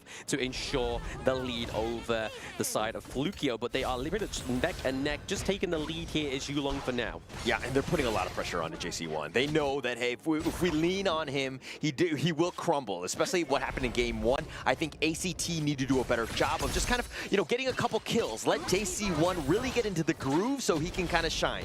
Get into the group, but also try and stunt the performance and the progression of JD on the Lady Soon, right? Like, they've got to be careful that this pick doesn't go online earlier than expected, which is that late game, because if that's the case, that's going to be a lot of damage, but obviously to the side of ACT, they do have a lot of sustain. Oh, speaking of a lot of damage, Dowhen eating quite a bit by Switch. PHY was there, was like, bro, why are you so low, man? He's like, I don't know, you just dived in on me, but Flukio here. He's got the force field suppression. They'll find him. They've got him locked in. They're going to do quite a lot. Flukio has to dash away. He does get back to safety, but that was close. Very close. Too close for my comfort as well. If that was me in the ranked game, I'm like, bro, just come back. Retreat. I'll be pinging 24/7, 365. But right now, APG in APG fashion are only a little bit ahead in terms of the gold. They're around about 500 gold. Not something you want to write home to your mum. Yeah, I mean, but AC2 doing a better job. I think if we're comparing the exact time minutes of game one to now, they've actually just taken the fight to them. I think the coaches were like, hey, ACT, but boys, you need to just group up. You need to be aggressive. This is pretty much all she wrote at this game. Yeah, they just got in a little bit of a feel, right? They just needed a bit of a warm-up of that game number one. And so obviously that late game, they warmed up pretty fast because they did it all within game number one. PHY with the rotation here. Bridget Pigeon actually misses as well as the Destiny counter. Yeah, crisis averted. They completely dodged that one out. That's the biggest thing. The rotation happened. They didn't convert. So this is wasted time for PHY to make his journey to that bottom lane. So again, space created, but Yulong taking most of it. Taking most of it, I mean, like you said, wasted time, but also wasted resources, right? Obviously, the Destiny counter being warmed up there. They tried to create a little bit of pressure down to the bot side of the map, especially within 3 seconds time. The Tyrant and the Overlord will be spawning. Yeah, and this game is going to be all about the jungle role, right? Yulong and Flukio going at it again head-to-head. But Flukio on the losing end thus far. 800 gold, it's not the most insurmountable, but this Tyrant is going to be huge. JD picks that one up, the Destiny counter onto Orbs, who's going to piece bring her back to safety. Yeah, I mean, nobody died onto the side of ACT for that neutral objective because if they stole it, that would have been great, but they didn't get it, and that would have been a detriment to them, especially down to this bot side here now. We know after 4 minutes, the turrets lose that kind of assistance that we've had recently been put onto Honor of Kings and onto the Gorge, which is that little bit of shielding prior to the 4 minutes. But right now, invasions into the enemy jungle, Yulong picking up more resources. Oh! But JD goes down, Saber's going to go down as well. JC1 setting himself up for these kills, but Nitua will take that third one. Absolutely huge. Yulong fine switch in the top lane and did steal that red buff though. Still the red buff, and it looks like they're going to convert that into the T1 up into the Clash lane potentially here, especially with switch down, but they're looking to try and make that difference into the mid lane, which is detrimental here. Oh, they find Dowhand and they slice and dice him, and Nitua will pick this up and convert it into a T1. ACT bouncing back in game 2. He can't spell ACT without the T, and what was there? It was a 1 after it, and that was thanks to JC1. Putting the pressure here down into the mid lane, I would probably take that 9 times over 10 right. T1 into the mid lane over the Clash lane T1. A lot of pressure already being cemented here for APG in the mid lane. Absolutely huge. I mean, the kill counter just completely in favor of ACT, but the net worth still tied, right? I think APG had done a great job of farming, but losing those kills, not great in that situation. You need to play a little bit safer. Losing that mid T1, and this lead will start to grow. The Unending Sorrow finding PHY, not able to get away. Nitua snipes him out. The box is going to be used, but they want the bottom T1 on their way out. They don't take it. I mean, the box missed, but it was enough to drive away Dowhand, right? So they were able to still get that T1. So even though it looked like a little bit of a wasted resource, it was just enough to zone away and scare Dowhand there. Yeah, and so now the momentum, everything that you're seeing, ACT kind of have that. How are they going to use this and turn it into map control? Is it going to turn into more towers? ACT right now, let's check out this replay here. Yeah, replay up at the top side of the map. Obviously, it was the trade for the top side here. ACT getting taken down, and obviously then the T1 converting. But honestly, the ACT getting the pickups down to the bot side, what was it, 3 kills to 1? I would take that any Sunday, and then converting that into a T1 into the mid lane. Right now, obviously, we do know that Yulong has the timer onto that red buff, so the side of ACT had to secure it, giving over 3 manpower. Yeah, both of these teams need to be prioritizing the buffs as much as possible, looking to invade or taking your own so that you secure that and it doesn't get away. Because again, both of these jungle heroes need that blue buff especially. Yeah, I feel like these T1s are just dropping like dominoes, right? Like somebody gets one, another one falls. And I mean, at this point in the game, and what we saw from ACT in game number 1 is exactly the performance and the playstyle we need to see from them if they want to stay in this game. But right now, it's looking very hopeful. Both of the jungles are trying to collapse into the mid lane here. We see Yulong going for the Azure Golem, keeping that safe. Looking for a little bit of invade here. Maybe trying to sort of like source out if the Crimson Golem is still available, but not quite. It's now just a general rotation down to the bot side of the map. We do see the teleport coming through here from Dowhan. They don't want to lose any T2s this early. Yeah, but ACT are going to retreat. They didn't get much out. Yes, you saw the timer and whatnot, but the top T2 is under siege. ACT had kind of committed. They sent all 5 of them trying to be, you know, stealing what they could in the bottom lane. Not able to take anything, and they took a little bit of pressure on that top lane. Took a little bit of pressure into the top lane, but I mean, overall, we're looking at that neck-and-neck Goldie between a lot of these lanes, but where the difference is sitting is between Nitsuya and PHY. I mean, there's a lot of gold going over to Q1 here, and I mean, towards these team fights, that sustainability from this pick is going to be huge. Okay, it looks like Flukio is going to be found out here. He's going to try to steal this with that mirror domain. He does not get it. JC1, though, might have stolen that. He does survive, and now Flukio on the run. He's going to be chased in. Saber almost tries to go for the kill. Switch is getting a little bit low. He's going to get picked off, and that's going to be the only kill unless they get the series stamp onto Orbsit, which they do, but not enough damage. Not enough, but I mean, Switch getting taken down is definitely something for the side of APG. It's still a positive spin on that team fight. They get the payback into the mid lane. T1 getting taken down, so the lead that ACT had has now been neutralized. Speaking of neutral objective here, Tyrant is up. APG could go for another one. Yeah, and I think Yulong was a little upset that he didn't get MVP in game 1, because he's coming storm back. He's like, how dare you? I will carry this team. I will do all of the damage and even take this Tyrant as well. Yeah, I mean, that cannon blast almost connecting there with Flukio, already trying to get in there, just close enough to use a smite, but Dowhan getting caught up. But I mean, really, Byron is able to sort of take that damage in this part of the game now, right? I mean, he's level 12. Itemization is definitely going to start looking more towards a tankier bruiser side. Yeah, I mean, that's what you want him to do. You just need him to survive. I mean, the rest of your lineup, definitely on the squishier side. You got to be that front liner, but you want that multi-man stun. When the fights are happening, you got to really set it up. Let Yulong gather them, finding Switch, and Switch is actually trying to sustain it. The series stab pulling them away. Yulong has to run away. He's running for his life, but JC1 down for the count. Orbsit looks to be next. That's a double going the way of JD, but they find Yulong. They get the shutdown. And now they have to run. They have to run. They also have to tend the mid lane. They lose the T2, so even though ACT there, they were trying to get down the shutdown on Yulong, they paid with so many resources. The T2, and even more here, potentially, we see ACT lose their biggest part of their sustain, the Q1. Yeah, I mean, it's a 4-for-1 trade. I think Yulong will be like, okay, I'll be happy with that. You traded an MVP for 4 people, I'll do that. I mean, it just puts a lot of kind of worth onto his name, right? Yeah, I mean, that's it. He's like, hey, 3 for 1, I'll take it. But now, speaking of taking it, we have the neutral objectives and none other than the Shadow variants, right? It's 10-minute mark. ACT came back at this point. On to 2, finds him. Saber gets sliced and diced, and he's done. They find PHY as well and switch with that kill. But here's the box, and it was perfect. But Orbsit, he gets back. It looks like ACT don't have the follow-up damage. They don't have the follow-up damage, but APG gets taken down by 2, and they secure the Tyrant. ACT here are looking to bring back. I mean, here we go. The Storm Strike finding 2. Dowhan has to use a force field suppression. Almost getting JC1, but Dowhan gets killed. They find Yulong and ACT on the roll. Yeah, JD on the run, JD on the ropes. Is this a 10-minute timer? Did they have like an egg timer on stage where ACT just come online when that goes ding? Because that seems to be the case here.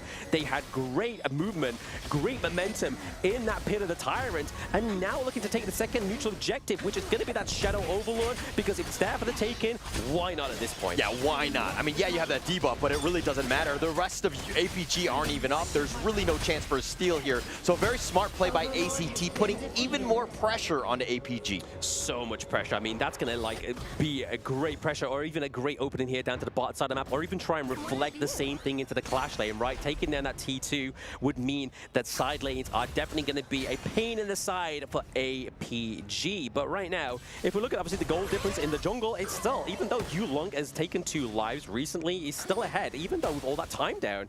Looking at the itemization, he looks like he is 5 stacked at the moment, looking to go for that last item there.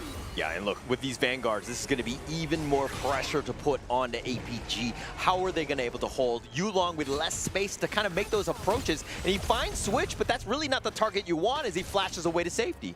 No, I mean, with this pressure down to the bot side of the map, it does mean that APG have to kind of retreat from that team fight as well. They have to kind of tend the chickens down into the farm lane, or else they lose the bot. But same here up into the clash lane as well. Yeah, Yulong still sticking around. There's 4 members of ACT. They want to kind of take this mid T2. Dowhen uses that force field suppression and the Shadow Vanguard in the bottom lane, if anything. But Flukio is like, hey, space created, I'm off the map, but they find Ormson. But Dowhen, again, another force field suppression. They do not want to give up this Azure Golem. Don't want to give it over. I mean, if they do, I mean, that's a lot of resources got over. They aren't able to get it. It goes over to Flukio, and JC1, obviously having the own Azure Golem, is going to aid this D-Ranger into the late game. But right now, T2 getting taken down into the top side of the map, into the mid lane, potentially here as well. So this is a big domination, a big comeback for ACT. Yeah, this is the moment. The nice little cannon blast finding PHY. He has to go golden just to stay alive. And now Nitsu is still over the wall. They have the Vanguards. The potential jump in is there. But Flukio at about half-life needs to be a little bit careful. But it looks like APG are going to hold, at least for now.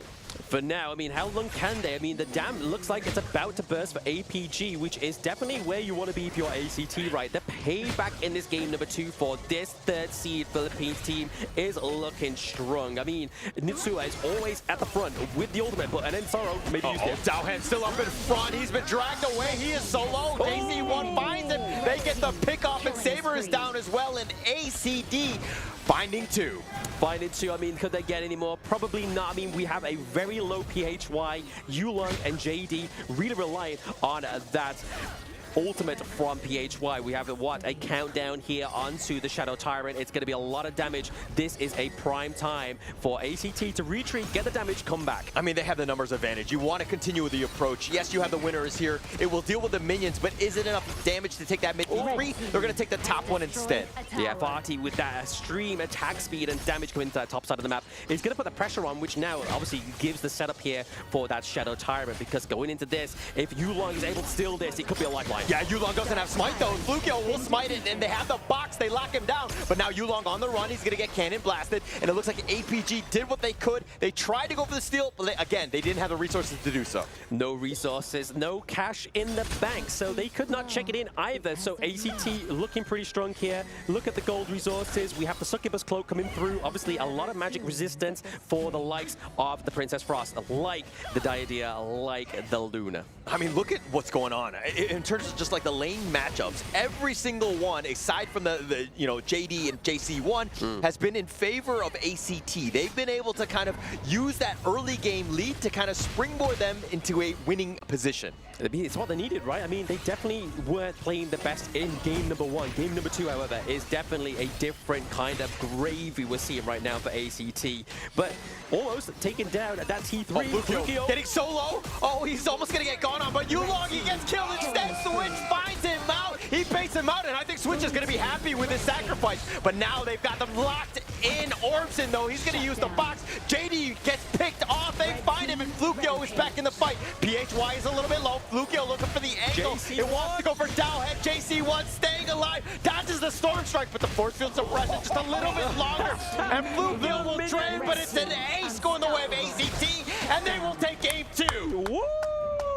ACT with the comeback of game number 2. They are not wanting to be a 2-0 wonder in this group stage of the KWC. Like I said, they had a big weight to bear for the Philippine region, and they are bearing it like the cross they wear. You know, I'm actually wondering, I'm in like deep reflection mode right now, because the King Curse has always been every series going the distance, but he's not here right now, and we're going the distance, and I'm very confused as to what's going on. He's under the table.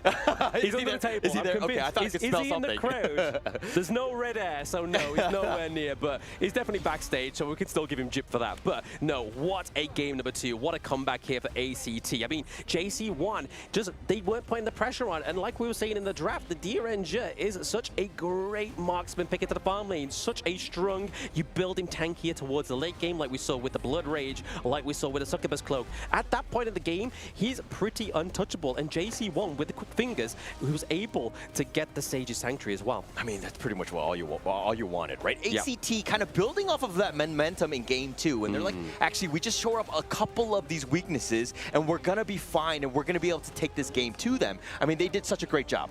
I'm telling you, man, right now, ACT is on. They came in, they analyzed exactly what they needed to do they saw the Luna pick, and they did not mind them. They did not mind. I mean, you can't spell activate without ACT, right? So activate is exactly what they did into the late game of game number 1.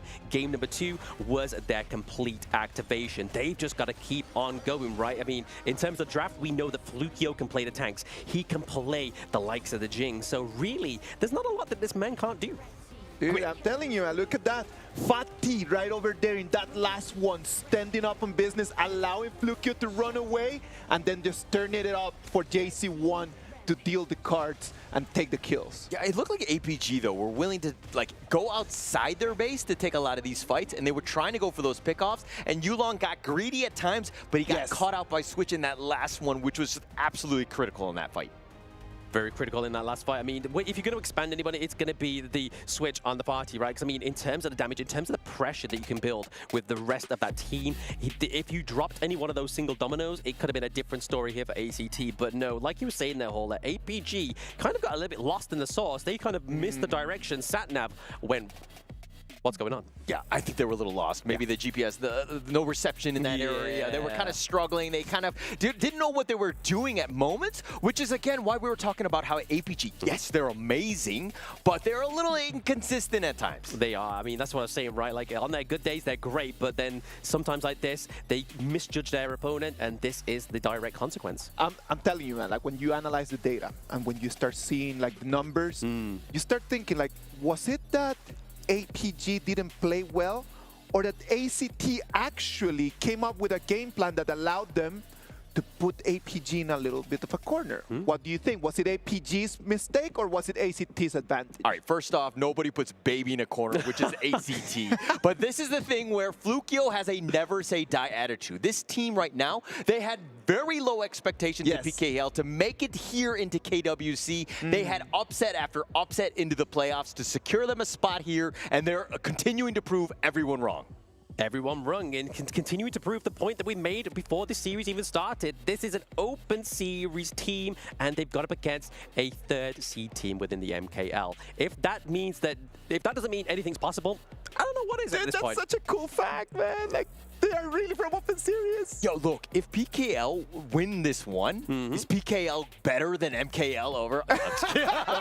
Where's Sagi? Sagi, where are you? We need you by us. His blood pressure is rising at this moment. He's like, how dare you insult the MKL? I'm loving it, man. I'm loving how right now we're just trying to start fights just out of nothing.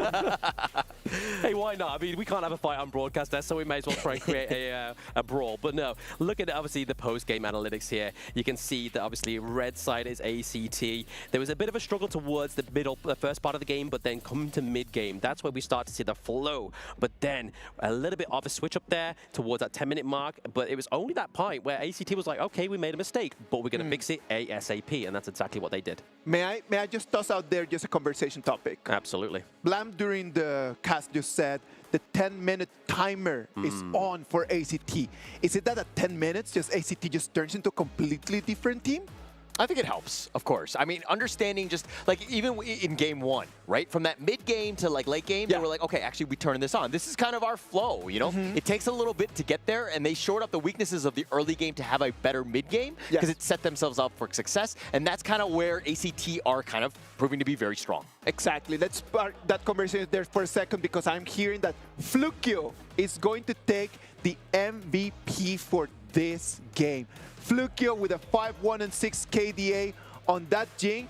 It was providential, it was critical in those last fights. But I mean, just look at the stats itself, right? Damage dealt only 16.9%. So really just using the Jing as a momentum to just be trying to bait, trying to zone, trying to fluke the enemy team, lack their better words, that fluky is in his name, but also taking only very little damage as well, which is 17.1%, which is obviously down to the fact of the reflection from Jing's kit. All right, let's go back to the 10-minute timer topic. 10 minutes, ACT. What was different from this game to the previous one? Because I know that the same 10 minutes mark just happened in that first game. The same 10-minute timer goes on in the second one.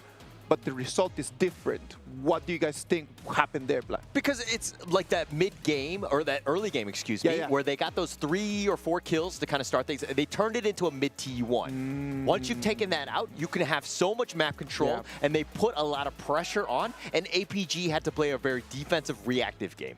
Absolutely. I mean, like you were saying there, Ola, it's all down to that early game. Like we said in game number 1, if they weren't able to do that in game number 2, it would just be an APG show, unfortunately. Yes, they would have still come back online with that 10 minutes, but the fact they had still such a sturdy early game meant that they could have a greater activation. Imagine that. Do not let your opponent snowball early in the game, and you'll always have a chance just to turn things around. And that's what ACT did in this one. We talked in the first game that there was just like 1K, 2K, 5K gold advantage by 10 minutes. At 10 minutes in here, it was completely equal. None of the Azure Golems was taken away from Jing. That allowed Jing to stay online, to keep farming, to be alive, to be able to match the same pace and energy of that Luna. What happens after is that in the Tyrant battle, they win the battle, they take an advantage, and from there, it was all ACT.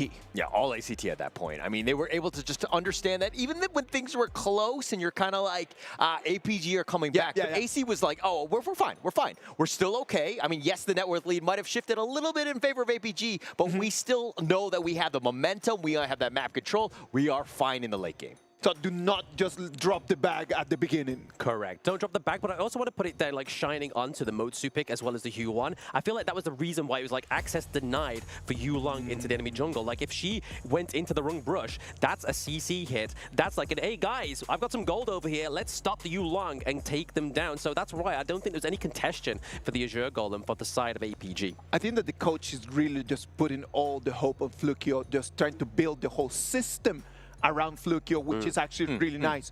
Now, talking on the other side, we talked a lot about the Luna. We talked a lot about like how it's being banned the whole day yesterday, is being allowed today. It does not give the result that we were expecting. Let's talk a little bit about that Luna in terms of like really fast. The problem for me was the Succubus Cloak comes in at 14 minutes. And after 14 minutes, that Luna is not dealing no more damage. Yeah. And that was the issue. That Luna never had an advantage, and since that advantage never happened, when it comes to 14 minutes, there's no actual damage to be dealt. It comes back to the draft. They first picked that one, right? Yes. And they were like, okay, we're going to go very ballsy in that sense. We're going to be aggressive, and we're going to just like see how the other team is going to deal with it. And it looks like they had an answer. ACT were well prepared here. Very well prepared. But I mean, this is what happens. Like, yes, blue side does get the prio pick, but you get the reactive red side. So not only 2 counters, you also get just like, hey, right, okay, you're going to go for the Luna at this point of the game? Bet. Let's counter it. Yeah, and they had answers, right? ACT understanding the task at hand. And I mean, to Isaac's point, you were like, hey, what are the coaches saying and all that stuff? I think it was more of just like, Flukio, turn on this button, let's go. Green light. That's it. That was the only thing that needed to be said, because he is the lifeblood of your team. He's going to carry you, and there's a reason why he was MVP. Beast mode. I'm going to coin it egg timer mode, because I mean, that exactly is it. That 10-minute mark was definitely the beast mode that they needed onto the side of Alpha ACT. But Alpha Gaming, we saw Dharma being banned out for the past 2 previous games. Dowhan's like, I need my activation. So maybe the core of APG is going to be exactly what they need to get the victory in this game number 3. This is the last chance for both of these teams. Those tuning in at home, you can see the scoreboard on there. 1-1, only one team can go into the upper bracket. And so far, this is looking like the closest one of the PKL teams have got to get it into that upper bracket. ACT locking in the Dolia, locking in the Gudo, once again going for a lot of sustain. A lot of sustain, and that Dolia is going to really help. This opens things up. I mean, we saw the power of it even in day 1 yesterday. Just about like how many heroes have amazing ults to just kind of help with that sustain, and you have a lot of choices. This could be a potential really good combination for ACT. I mean, we've been saying this again. I mean, Alpha Gaming, are they the alphas within the drafts? I mean, we were denied the Fade all yesterday. We were denied the Luna all yesterday. Now we're getting Fade on the board. Now Saber gets Zhongfei. He now gets the Beast mode. I know that we've been doing a lot of research on like what's the meta, what are the top heroes for this, and Fade has always been the conversation. Yes. Like when we sit down over there for breakfast or for dinner, we're always talking about this, and Fade has always been the conversation. Blam, do you want to explain to everyone at home. Why? So with Fade's rework, he now effectively gets a double smite. So it's no longer the fact that when you get caught while he's ultimate, you're not just kind of slow and then you're waiting for the timer just to slash off. You basically turn into Jade and Crumble, but so do the neutral objectives. So effectively, you get 2 chances of trying to secure those very high intense team fights. So right now, in terms of resources and just like the very close marginal fights, Fade would be like the best option. Best option for getting that second chance, right? So making sure you don't lose any of those crucial team fights within the neutral objective camps. But honestly, it's the CC that comes through here for the side of ACT. You're looking at Mayeen and obviously Agudo, but also the Dolia. They've already got their numbers kind of stacked here with a lot of CC for the side of ACT. Yeah, I like what Alpha Gaming are doing, though, in terms of the response. Yes, they're solidifying and supporting this Fade as much as possible. He's going to get a ton of space, and you're going to see Yulong really shine on it. But they've picked up the Zhang Fei, #1 hero picked in MKL, has a lot of impact, plus top 5 pick here by Dharma. Again, just the counter initiation and that team fight when it happens is going to be very scary. ACT need to be careful with their positioning in every team fight. Need to be careful with their positioning, but also obviously they got the Yixing here. So if they really wanted to pair the Dolia up with the Yixing, they could, right? I mean, Double World is my board is going to be pretty control eccentric, but they're going to lock in the Dr. Bian here into the farm lane. I mean, this is something we've seen obviously from the KPL region. Again, just more sustained. Wow. Okay. All right. When in doubt, go with the Dr. Beyond to kind of help respond. I mean, look, it's going to be a lot of sustain. I mean, it's an absolute ton. But how they're going to go for this one is going to be interesting. But it looks like we've got the draft underway. I'm super excited about this one. I am super excited. I have no idea what is going to happen. This is going to be do or die. Both teams are ready. Casters, take it from here, please. We're going to take it from here, but first we're going to take a little bit of a pause here. But I mean, the Dr. BN here, again, is it going to be the pick that they really wanted to go for? Like, we've seen ACT. They like to survive in those team fights with a lot of sustain. And I mean, they already had the Dolia. They already had the Agudo. Now they have the Dr. BN, which means he doesn't have the greatest range. So you're already sacrificing that real crucial part, the crucial component of the farm lane. Yeah, but I'm wondering what they were like, hey, is the sustain from Dr. Beyond really enough to deal, like, come team fight, to deal with a Fade who's on that back line, like, just slicing and dicing through everybody? I mean, only time would tell, right, if that is going to be the case. So it's going to be, like, again, his first skill, a lot of big wave, goes through, obviously starts to put that DOT onto the enemy teams, onto the minions. So wave clear is actually going to be pretty decent here for Dr. Bien. But I just want to go back to the point I was making is obviously we got the D-Ranger onto the enemy team, which that legal immunity doesn't really serve you much purpose against the Dr. BM, because if you use it, that damage already goes straight off you straight away. So you're already claiming a lot of that damage that's DOT is now damage now. Yeah, it's going to change things up quite a bit, right? I think that this is a nice little pocket pick, last pick surprise, getting them in. I mean, but is it like cheeky enough of a strat to pull out a Game 3 win against the #3 squad in MKL? I mean, they've got to try and pull something out the back, right? I mean, why not give it a go? They have the lower bracket if they really feeling like, hey, we've proven ourselves against ACT. I mean, the rest of the group is not looking as easy as as APG, but they could potentially go head-to-head. Like we're saying, they've already activated in game #1. Game #2 was their key part of the moment. But honestly, I think if it gets to the point of team fights, the sustain itself could be a problem for the side of APG. All right, as a coach, I think you would be more forgiving than I, where you're like, yeah, if you lose, we have the lower bracket, we're fine. But for me, I'm like, hey, you go to the lower bracket, you're dead. You're done. We're done. We're not going to even play with this. This is all in on this Game 3. Ensure that we win. We put our best foot forward and try our best to just take it now. Yes, and speaking of taking it now, we are back onto the Gorge once again. APG, for the last time, going against ACT. Who is going to be the victor?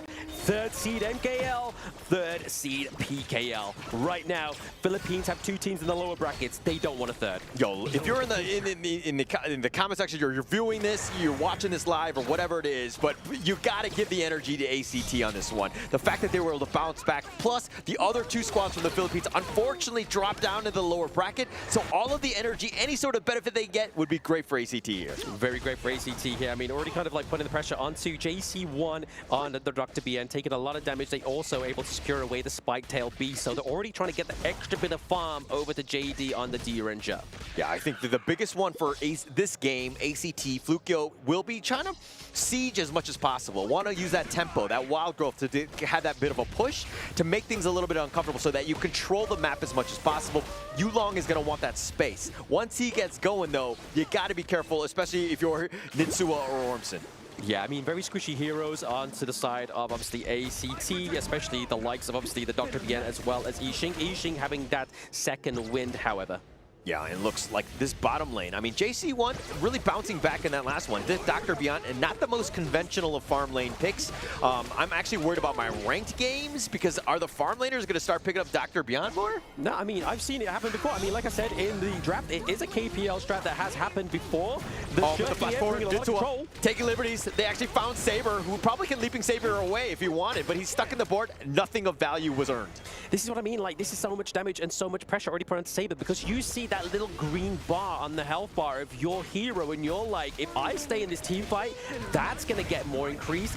That's going to be a problem for me. Oh, the flash forward to try to go for the Silky Orb play. Gets the pull, but the flash back from JC1. So a common skill was used at the end of the day. Common skill one used at the end of the day, but a lot of resources being given over to the side of ACT into the mid lane. They get priority right now. Obviously, Flukio on the Agudo, a very fast-paced jungle. I mean, the passive of Agudo as well is meaning that you can use his passive, he basically has no smite, right? Like, he has that passive where he can take the blessing of one of these camps. Most times, I like to go for the Azure Golem because you get that extra bit of magic damage, giving that hybrid damage like the D-Ranger. Yeah. And I mean, look, it looks like APG are going to be just focusing that and funneling the farm into Yulong as much as possible. I mean, I think that after that last game, you're kind of like, oh man, is he going to get outclassed by Flukio? And he did. I mean, to a lesser degree in game 1, but also definitely so in game 2. Definitely so in game number 2. Definitely for the side of ACT, it's the dream that they need, right? I mean, it was looking pretty harsh for the side of the PKL in day number 1. Day number 2, ACT are getting their hopes and dreams on the line here in this best of 3 between APG. But if we look at the goal difference, for the first time in the early game, it's going over to ACT. Yeah, so, okay, look, we know what happened in game 2. ACT obviously won that one in convincing fashion towards the end. But who from APG really needs to step up this game? I mean, obviously, Daohen onto the Dharma is going to be crucial at setting up those team fights, right? Obviously, the truth mantras, you want to be catching 1 to 3 members of the side of ACT. If not, get really lucky and get more. But Shrew here with a pull. Yeah, got the pull and no real chance. I mean, that was just, you know, like amazing in the way that they did it. PHY with that Silky Orb. Finding it out and setting it up for JD to get the kill, though. Set it for JD to get the kill. He's able to build the Spark Forge Dagger as well, which means that his wave clear is going to be a little bit more better than it was moments ago. But it also means the priority for this Tyrant is going to be free pickings for APG. I mean, that's one thing that you just got to understand game sense, right? It was close to that 4-minute mark. That Tyrant, people are going to be congregating there, right? Yep. The pick-off, they're going to be looking for something. So you cannot get out of position. You got to be super careful because you knew that they're going to find it. Daohen a little on the low side, just barely gets out of the board. Saber is stuck in, but I think he will be fine in the end. He's under tower, but it doesn't really look like they're going to go for more. Yes, they will. The Unbridled Outburst pushing him back, and now here's the board. And they're able to lock Saber in, but he's like, for all he for, cage me not. Yeah, no, I mean, it's at the wrong point, right? You try to pick up Saber now that he's level 5, and when he had his rage built up and the Unbridled Outburst. But this is the second time we've seen a Zhang Fei with a stun. Yeah, and this is a great one, right? I mean, I like the fact that he has that potential if he wants to go in. You have a little bit more control, which is kind of lacking on your side. I mean, if you have it, if you get that nice little stun, the rest of your squad, the skill sets for their stuns are going to be much easier. Yeah, I mean, it kind of makes sense, right? Obviously, they got the Fade, they've technically got 2 smites, so they don't need the third of Saber. Why not go for something that's going to give them a little bit more ease over the team fights? But right now, ACT take the first turret of the game. They lose first blood, but they get the first bit of Monopoly. Yeah, but it's like, okay, he's going to get a little serious on this one. Daohen tries to go for the truth. Oh, he sidesteps it, and Switch stays alive, but the Golden keeping Nitsua alive. No, Yulong finds him, but a nice little 3-man stun. They have that board if they want to go. Daohen is so low, he's going to limp away. He's going to be back. The Wild Growth still up in front, but ACT cannot find a kill. They could not find a kill, but what they did see is the Zenbon Sakura, right? They saw Byakuya Kuchiki on the Gorge, and again, this is just another one of the fantastic anime collabs for Honor of Kings. Oh, Yulong walking on the walls, walking on Jade, Ormson taking a lot of damage. damage, and he's doing it from the high ground, so to speak. Yulong looking to go in, just scaring them away. ACT's like, hey, actually, we have the numbers advantage, but we don't want any piece of Yulong. No, they don't want Yulong right now. I mean, look at him, he's like level 10 in terms of the gold resources. It's going to be going funneled in over to him right now. They've just got to be careful, right? APG, we've already seen that switch on the Mayin played that very well, right? He was able to completely negate the playmaker potential of Daohan on the Dharma. Yeah, the sidestepping was huge at that point. I mean, just being able to do it out. But Daohan, again, there they find him, they get the orb, they find JC1 yet again. An absolute misstep by JC1 there. Yeah, definitely misstep.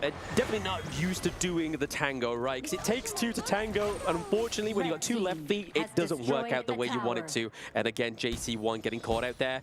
I mean, it was at the cost of the top side T1 as well, so they are opening up the side lanes for the side of ACT. They're playing a little bit more of the bigger picture. Oh, the Umbrella offers the Stampede. They want to go in. Yulong all the way in the flank. Nitsuo is down. Yulong running now, trying to just stay alive. They've gotten what they wanted, which is that kill. He dashes over the wall. No. They find Ormson. JD gets that pick off, and it looks like they're going to take the Crimson. And no, Flukio will smite that for good measure. Smite it for good measure, but obviously we saw earlier that PHY built the Venomous Staff, right? So that is the anti-heal item that you need. Like, if they've got so much sustain over to the side of ACT, anti-heal is your go-to. Venomous Staff, Blazing Cape, or Mortal Punisher. Yeah, let's talk about PHY, right? I mean, she, generally speaking, something. Oh, but he goes in for the truth. He finds him. JC1 tries to flash away, and he gets picked off. And Daohan with that initiation. What a play, and they've gotten more with the orb. They find Nitsuo, PHY, so much control.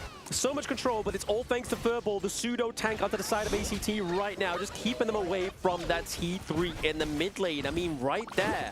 APG looked very strong. They've opened up the mid lane entirely. The last thing standing is that high ground turret, which after that point is going to be a lot of pressure over to the side of ACT. I mean, you still have the outer ones. That's a silver lining at the end of the day. So, I mean, yes, the mid lane is the most important one, but you can kind of converge on it. The potential for flanking is there, but APG have been playing a flawless game. We saw this in game one where, again, that early game, very strong, taking things out, and but, ACT were able to bounce back in this one, or that one. Are they able to do it in this one?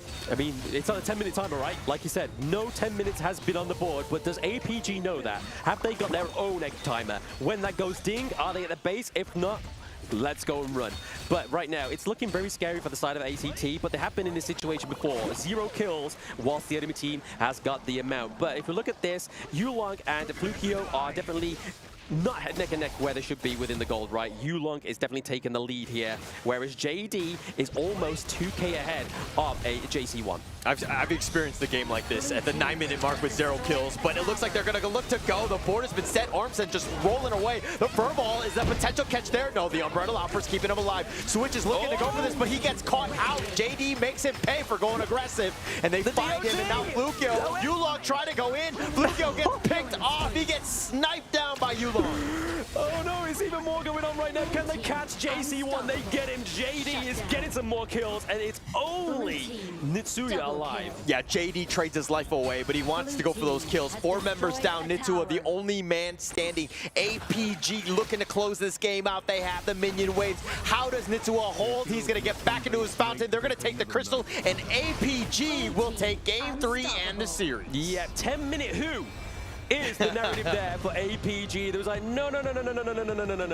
We got to the 10-minute mark twice in this best of 3. We're not letting it happen for the 3rd game. But honestly, I want to just give props to Daohan there. Like, he had so much damage over time, working his way at him thanks to the Dr. BN. He was punching through the walls just to get a little bit of that sustain from the minion camps. It was enough to keep him alive and enough to keep the dream alive for the 3rd seed of the MKL. Alpha Gaming go into the upper bracket. Yeah, upper bracket for now in the groups, of course. Just a really strong game, and that was the way they wanted to finish. Yes. They definitely learned. They took their licks, losing game 2. Game 1, a little bit of a stumble, but they ended up pulling that one off. That's going to help this team in the long term.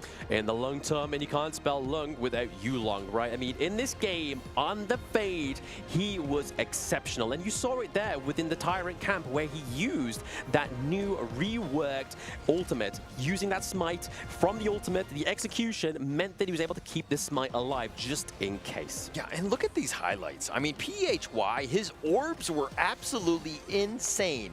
You pull one guy, insta-kill, right? Every single time he did that, and it's not easy to do. You've seen in other games, or in you know, the S3 and all that, where the Shi just doesn't really able to kind of get those perfect pulls, but PHY was like a maestro on it. Absolute maestro. I mean, it was enough what they needed, right? They needed to kind of pull them in, right? They needed to bring them and bring the team fight to them, some fight on their terms. But right here, obviously, Daohen, Focus, trying to go into there. You can see his health so low. He's punching the minions over the wall just to get a little bit of health to stay alive. But this was enough to keep the dream for APG, right? The damage from the D-Ranger, the Spark Forge Dagger, just getting that extra little bit of range that they need over the wall of the base and wipe out the enemy team. Yeah, just perfectly played right in the end. And understanding that JD was like, hey, I'm going to sacrifice it. We're going to go all in. We're going to be able to get this kill because, again, it's just like 2 more members. If Nitsu is by himself, he has no chance to defend, and he proved them all wrong. Alpha Gaming is going to make it all the way through to the upper bracket. And sadly for ACT, they're going to go to the lower bracket. They did play well, but there was no 10 minutes timer this time, because we didn't even make it to 10 minutes. And I do believe that that's something that Alpha Gaming said. There was like, well, if we know that at 10 minutes they're going to turn Berserker, what about if right now we just don't get there? Well, we have all the different thoughts from the players over there with Mara. Let's see what they have to say. Here we are with Daohen. Congratulations. You started off the series really well in game number 1. Kind of almost lost it at the end, but then you got the win.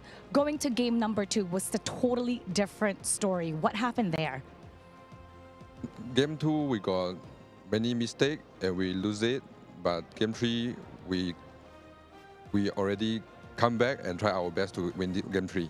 Speaking of game 3, the opponent's draft pick, it was literally basically to destroy the win condition of your team, but you managed to stay composed and you finished it really fast. What was the discussion behind there backstage? I think our coach Ben pick is help us very much, and the enemy ACT, that group, the hero must to be very weak and try their best. So you felt that they were very weak. So do you feel like your team is the strongest out of Group D? Of course. Do you have a message to your next opponent that you're going to face in the upper bracket? Sorry? Your message to your next opponent. Of course, win next game. Congratulations once again. That was a great win. We're going to head back to our casters. Lead the gorge. Thank you very much, Mara, and thank you very much, Daohen. Gives us right now a topic to talk about right now. The composition from ACT. They decide to go from a non-very traditional composition in there.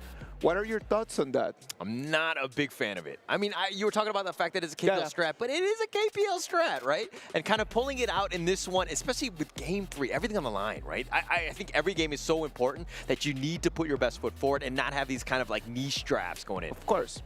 I mean, towards the end there, obviously, for the side of APG, they banded the Lung, right? Which is obviously always lovely to be paired with the Dolia. So honestly, they already exhausted quite a few of their marksman picks. So they kind of thought, you know what? Let's go for a little more stain. Let's try and get that damage over time. And it almost worked on Saber, right? For the Zhang Fei. But in the end, it just wasn't enough. And as you can see here, 0-4 KDA for JC1, 0-4 KDA for Nitsuya as well. The problem is that your farm lane cannot just be a 0-4-1. No. And in the moment that you do not have a marksman right over in that composition, where's the damage coming in from? Is it the damage only gonna be Flukio, the one that is gonna have to destroy the whole 5 members from the other team, having a Dharma, having a Tranfei on the other side? Like, I understand why they would do this draft. It is definitely something that they had set up. They understood how, you know, it was gonna, like, you had the Agudo up front, you had that Wild Growth, and you're slow sieging, you have the Dr. Beyond to kind of just keep everything, you know, the sustain and just being this, like, snowball. But that snowball really never got going. It was like a baby one at best. Never got going, but obviously, in terms of your question, Isaac, in terms of the damage, we were really hoping it to come from Nitsuya. Obviously, we know Yixing can do a lot of damage. His passive is all about getting those stacks, and you really need to try and get into the late game to get that to come through for you. But at the end of the day, when you're playing on the terms of APG, you can't just be allowed to farm and stack up that passive. There's a lot of magical damage coming in from ACT. So in Alpha Gaming, the itemization plan was very clear. Very, very clear. It was basically build magic resistance, build anti-health as well, right? So there's a lot of sustain. We saw that PHY was able to pick up the Venomous Staff, which was enough to take those team fights into their favor. And this looks like a little bit of a flat line. I mean, ACT, they had life, but right now, this gold graph looks a bit like a flat line. I mean, just at a certain point, Alpha Gaming was just able to close the game out. It's because ACT really couldn't get going. I think that if you're looking at the heroes that you're picking, the drafts, you need to work around Flukio as more of like the assassin style, just that focal point. Not the Agudo slow pushing like tank style, but it's more of just like a let the man flourish. Let him flourish. For JC1 was a very difficult game. Like the whole series, like the whole 3 games were pretty tough on JC1 because, you know what, like it was cut all the way. He was roaming around, cut. Checking the brush, cut. Every single time. And for a marksman to be, for your farm laner to be doing that, it's kind of tough. Well, let's take our eyes out of ACT and put them on Alpha Gaming. The MVP for this amazing game is going to be brought to you right now over there on your screens. It's going to be PHY. Like I said, the Shrew here just gave a lot of obviously influence within the Gorge, right? I mean, you saw from the early game those rotations that was... They didn't need to put that pressure onto the farm lane, right? JC1 onto the Dr. BN didn't really need to be contested that much, but they're like, you know what? Hey, let's not let it get that moment to shine. Let's not give it its 8-mile moment, that one shot, one opportunity. He was just like, we need to rotate down. We need to put the pressure down. I mean, look, even though Control Mage, damage dealt, 25.7% of it dealt by Shrew. Yeah, actually a very interesting MVP because you're looking at KDA alone and like Yulong was like 5-0 and 5. And you're thinking that he's getting all the pickoffs, everything was going to happen, but it really got set up by Shi and PHY just on those orbs, right? So a well-deserved MVP by PHY here. The setting up is what gave him that MVP, isn't it? Just the initiation coming in from Shrew. It's not a difficult hero to learn. It's a very difficult hero to master. Yes. It is just a matter of the timing. How do you use your herbs to initiate, to pull someone in? Who are you pulling in, right? Like, it's all right when you're pulling in a farm laner. It's not all right when you're pulling in a support or you're pulling in a tank. Yeah. I mean, he pulled in JC1 like many times, right? Many times. JC1 struggle. I mean, this is also the problem with Dr. Beyond. He needs to be up close a little bit. He doesn't want to be, I mean, generally if it's like a traditional farm laner, he's got that long distance and he stays away, but he has to be up close, and that's a perfect time to get that orb on. Very perfect time, but this is going to be the end for ACT for now, but next game soon. Come on, man. Like, ACT still has a chance to go and move forward. They're going to have the last chance as they're going to move to the lower bracket. We're going to have a chance to go and have a little bit of a break as we come back together for match number 2.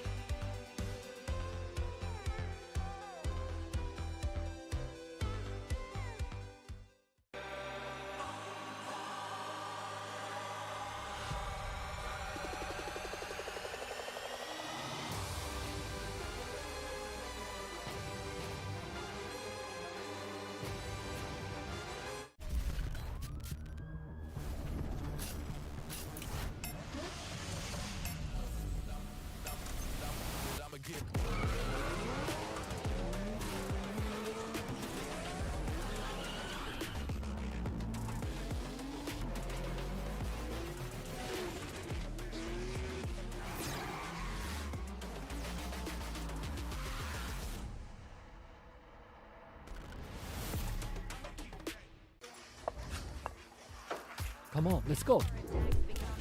Rush mid now. Come on. Jungle combat. Rotate bot to low HP. Victory!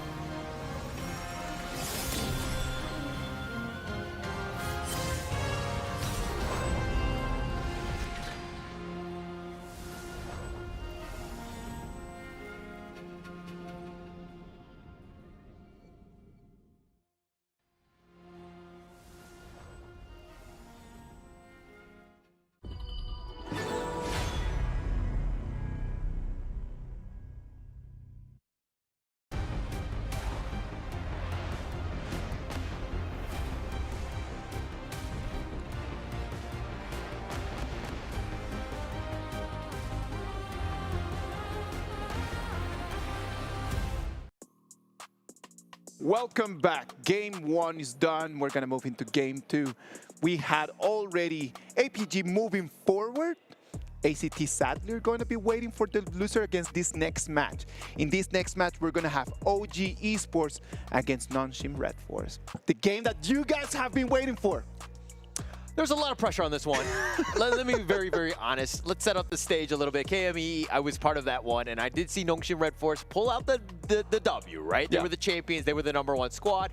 OG Esports from KM West, Blam. Your thoughts on this team as they were second place? I mean, come on. I mean, it's KM West. I mean, KM East. I mean, do they have any kind of other good team than Nongshim? Not really. I mean, West is the best at this point. But OG Esports, obviously, they did lose to Twisted Minds in a 4 best-of-5, but it was a phenomenal game, and they're still here. They're still here. Yeah, I mean, this is going to be an interesting one. All jokes aside, these are 2 top teams. It's going to be very interesting to see who kind of pulls this one out. But yeah, I'm going to introduce these boys. I mean, it's Keke, Dao, Wen, An, and Muchen on the side of OG Esports, also known as Dream OG, because they are the original Dream of the West. Yeah, I mean, look, this is a powerhouse of a team. I hate having to compliment this team, but Dao is an absolute beast. He's an amazing jungler, and you're kind of seeing the players as they come in. Yeah. But this is a squad that is really next level. I think they have championship aspirations. The skill and the mechanical play is there, but they sometimes stumble. Sometimes they've had some confidence breaks where they had a 3-1 lead in, I believe, Season 3, and they kind of crumbled, going up against Nova Esports, were the eventual champions. All right, but what makes OG Esports such a strong team? Like, in your eyes, what is the factor that could give them a chance for the championship? I mean, they have Dao, right? Dao obviously has been such a great experienced player, especially to lead these boys to where they are, like almost championship winning material, almost beating Nova Esports. In a different timeline, we could be seeing OG, they could have been the Season 3 champions. Yeah, actually the craziest part about Season 3 is that if OG, or at the time, if they were to pull out the victory, they might have beaten Nongshim RedForce, which ended up going into 2nd place going up against Nova Esports. If that matchup was there in an alternate universe, unfortunately that was not the case, because we're going to see Nongshim RedForce, and these are my boys, Kyung9, Haku, Illusion, Siri, and Faye. Fighting, let's go. I'm going to be like Holler. I hate giving compliments to these teams, but they are a great team as well, right? It is Kyung9. I mean, he is a great Clash laner, right? Like, honestly, one of the best ones to watch, honestly. Illusion, Siri, Faye. Obviously, Faye is just coined as one of the great great support players, right? Like, he is honestly one of the ones to watch. Very experienced team, and like a lot of these players I've seen already from a long time. Oh, like, yes. They have been really just putting a lot of games under their belt.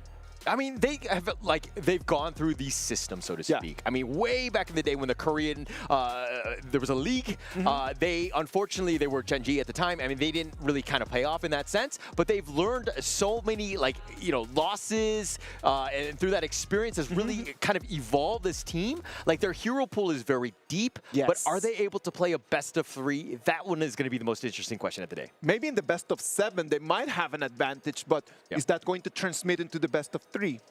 Like I always say, it's my coin tagline, best of 3s, anything can happen, right? And I mean, we always say that Nongshim, they need a few games to warm up. So can they have enough games? Is one game enough to warm up within this best of 3? I suppose we won't have much longer to wait, right? I mean, we are getting into it. You can see the players here. Currently on the screen is the boys, the Korean representatives, the JPKR region #1. It is a Nongshim RedForce. Yeah, and this is a team that, why we were talking about the fact that, like, in best of 3s, they might not be as good because they learn on the fly, right? When they lose, and then they're like, okay, we know what we need to adjust, and they make those micro adjustments in games. So, like, longer series, Nongshim RedForce does really well, especially in Season 3, where every single best of 7 went to an ultimate battle. I mean, where's Nongshim's monkey mascot? I mean, that's already proven, like, a better advantage right now. We got a mascot. It's on the chest. It's on our hearts. KMW, baby. Are they allowed to have 2 coaches like that? Can we get some referee to look into this? This doesn't seem fair, no? Getting into the draft of game #1, Coach Andy there we saw on the screen. And obviously for Nongshim RedForce, coined as the greatest red, their coach is going to be YK. But we're looking at banning out the Liang, looking at banning out the Ali. So already trying to take that power coupling, that control mage coupling of the Princess Frost and Liang from the side of Nongshim RedForce. Sorry, you call them the greatest what? Red. Can you say it again? Greatest red. Okay, I just wanted to hear you say it again. Just many times. Just inserting your energy into the Nongshim RedForce team as they get ready for this draft 1. But OG Esports is Dream OG. They're the original Dream. Yeah, okay. I mean, yes, you have your dreams, but we've seen Inception. It doesn't always work the way you want. And I think that Nongshim RedForce, with the power of ramen, Shin Ramen, they're going to do awesome. I mean, we can dream. Dreamers. We're all dreamers at the end of the day, right? So OG Esports taking it there for me. But no, we're looking at the draft here for Nongshim RedForce. Already a lot of control. Already quite a bit of sustain here for the Hue1. And we always praise this one, right? Where it's second pick, flex pick Hue1. We don't know where it's going. Yes. But right now, with the Orgrim pick up here, it could only be the mid. It could only be... Actually, no. It's not. They've already thrown their cards off the table. It could only really be the Roam now. Well, a little bit an unconventional pick right over there, but Ogre and Yuhuan Yixing, a really nice combo right over there. That's very nice 3. Nothing. There's a lot of other options that they could have to take for the second round of picks as well. Absolutely. I mean, a little bit of a strange ban here is going to be the whole Yi. Obviously, a great counter to the Lung, as we know. Can obviously sustain those Flaming Palms in the early game, thanks to its tankiness. So obviously, banning out the whole Yi is going to be a good call for the side of OG Esports. Also, the D-Ranger we've seen shine in the previous series. I feel like it's gone like, what, 100% win rate today, D-Ranger? Yeah, it's a great hero. I mean, the potential for, just a very solid farm laner, very important as they go into the second phase. They need somebody, right? But I like the way Nongshim RedForce are drafting thus far. They're putting their best foot forward. Ogren Haku, they're synonymous with one another, right? He is one of the best Ogren players on the global platform. So this is a guy that, again, knows how to play it. Plus, they're going to set this up with Kyung9 getting his signature hero in Sun Tzu. Yeah, the Sunset here on Kyung9. He's going to put a lot of pressure. Obviously, he wasn't able to give it over his Dharma, which we know is obviously one of his other favorite picks. He loves this one. But another little bit of fun fact here. Kyung9, I believe in the KME ranking week, only really played like 4 heroes, whereas other teams were just going crazy with their hero pool. But speaking of crazy, we are going to get one of the power couple ins, but it is going to be the aggressive, the big engage, the Byron and the Pei being set up here with obviously Lady Chen. Great counter to the Orgren. Yeah, I want to talk about the fact that they were like, oh, Nongshim only plays 4 heroes. heroes or whatever, and they're not very good because they don't have that flexibility. It was more the fact that they were stomping teams with literally 2 drafts, and the enemy team did not have an option, and they just 2-0'd everybody, so you play the minimum number of games. Hey, that's a deflection, right? I said no context of that being negative. If anything, I was impressed. So I want you to say that you are reflecting your negativity onto Nongshim RedForce here, but the consort you, the great counter here for Lung. Look, anytime you talk about Nongshim U or Nongshim RedForce, I'm just like, no, you're insulting them. you're being overly aggressive, not giving them a chance. Not cool, bro. I'm gonna have to talk to your parents about that, please. Don't get my parents involved, please. I want this to stop right now, and we need to stop it because you know what? Both teams are ready. The coaches are gonna go out and they're gonna shake hands because you know what? It's a matter of being nice to each other. Right, I think we should shake hands. Ryan Holler. Oh, we both knew what we was doing. We went with a switch up there, chat. We went with a switch up. Neither of us shook hands. Why would we? KMW, KME, going up against this one in this best of 3. Is it going to be Nongshim? Is it going to be Dream OG Esports? Getting onto the gorge almost for game number 1. Yeah, actually, I'm scared for you because if Nongshim RedForce 2-0s them, you will never hear the end of this. Never, ever. Reverse. Never, ever. If there was cake, I'm going to find some cake, and it's going to be in your face. You know what, boys? 2 teams and 1 plan each. It's time to see whose draft is going to come alive in the gorge. Lamb, Holler, be nice to each other, but take it from here. Let's go. Yes, exactly. We're going to get out to the gorge for this game number 1. I mean, we've already had bangers today, right? I mean, ACT, APG, they did deliver. Honestly, better than expectations of many people. But this one is going to be the start of something new, something that could be carried on for generations between the KME and KMW. But in terms of the draft, I mean, I know you're going to say Nongshim anyway, because I mean, there's no point asking you. But in terms of the draft, what are we thinking? Honestly, okay, a lot of the signature heroes on the Nongshim side have been picked, right? I mean, you see Illusion on the Yixing, Haku on the Ogren, Kung9 on the Sun. So you have that lot of play. The Kanto Yui is a little not great for me, but on the other end, if we're looking at OG, and yes, they got the Byron Pay combination. This is an ultimate early game destroyer. Very scary because they can invade your jungle from minute 1. I mean, it wasn't enough. I'm getting labeled the bully here. It wasn't enough for you to insult OG Esports. You're insulting one of my mains, the consort you. I mean, the second skill, the protective winds, is going to be so nicely timed, hopefully for Nongshim RedForce, to detect and just detract from those flaming palms. And obviously, if you time it correctly, you can activate the Blessing of the Dyrad, right? So you can get away from that CC that the side of OG Esports could land onto you. I didn't know you main Consort Yui, and now I hate the hero more. Whoa! So, yeah, hello, is this Holler's parent? Yeah, he's being mean right now. Apparently our dad is right next to us, by the way. But okay, I mean, just starting off this game, I think it's going to be key, right? Nongshim do a great job of just like funneling that farm into Haku because they know that his Ogren is really next level. I mean, they have to. I mean, Ogren needs to get online a little bit earlier, right? He needs the itemization. He needs the Light of the Blazing Cape, the Eye of the Phoenix as well to really sustain into these team fights. But I mean, to the props of Nongshim RedForce, Hugh1 here is going to give over that sustain in the early game that he lacks so far. Yeah, and look, I mean, if we're looking at the top lane, Faye is already being super aggressive.